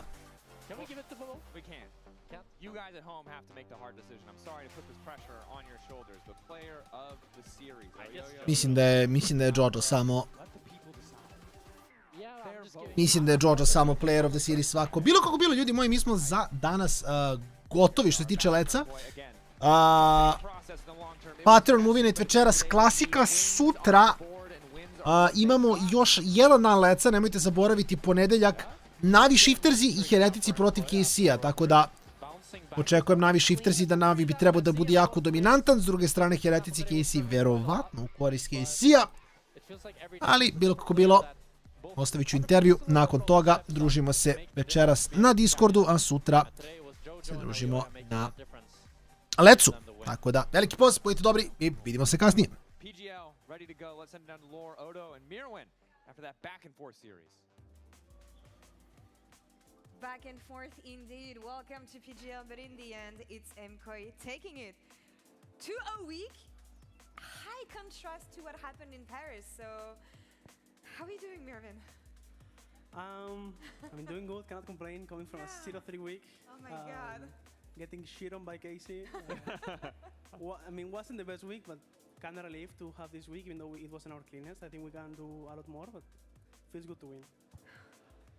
I wanted to ask because it looks better as well. It does. It feels like with each. I mean, this game was a complete fiesta, or like the whole series. But it feels like you guys, the more and more you play, the closer you get to that formula of success again. Because my feeling was that walking into the split, you guys were trying to figure out what is the best to play. I mean, absolutely. I mean, I would say last split and the start of this one, I think we did like we weren't playing for the same. I think we were like just five players playing a solo queue, and I think now we are way more on the same page. And I think now you can see in game that we're playing for the same, we're fighting together. I think our team fights improved a lot from the first week. I think honestly, team fights on the 0-3 week we just couldn't win a single one. So yeah, I mean, it feels good. I think I'm seeing the progress. I'm happy with everyone. Do you feel like this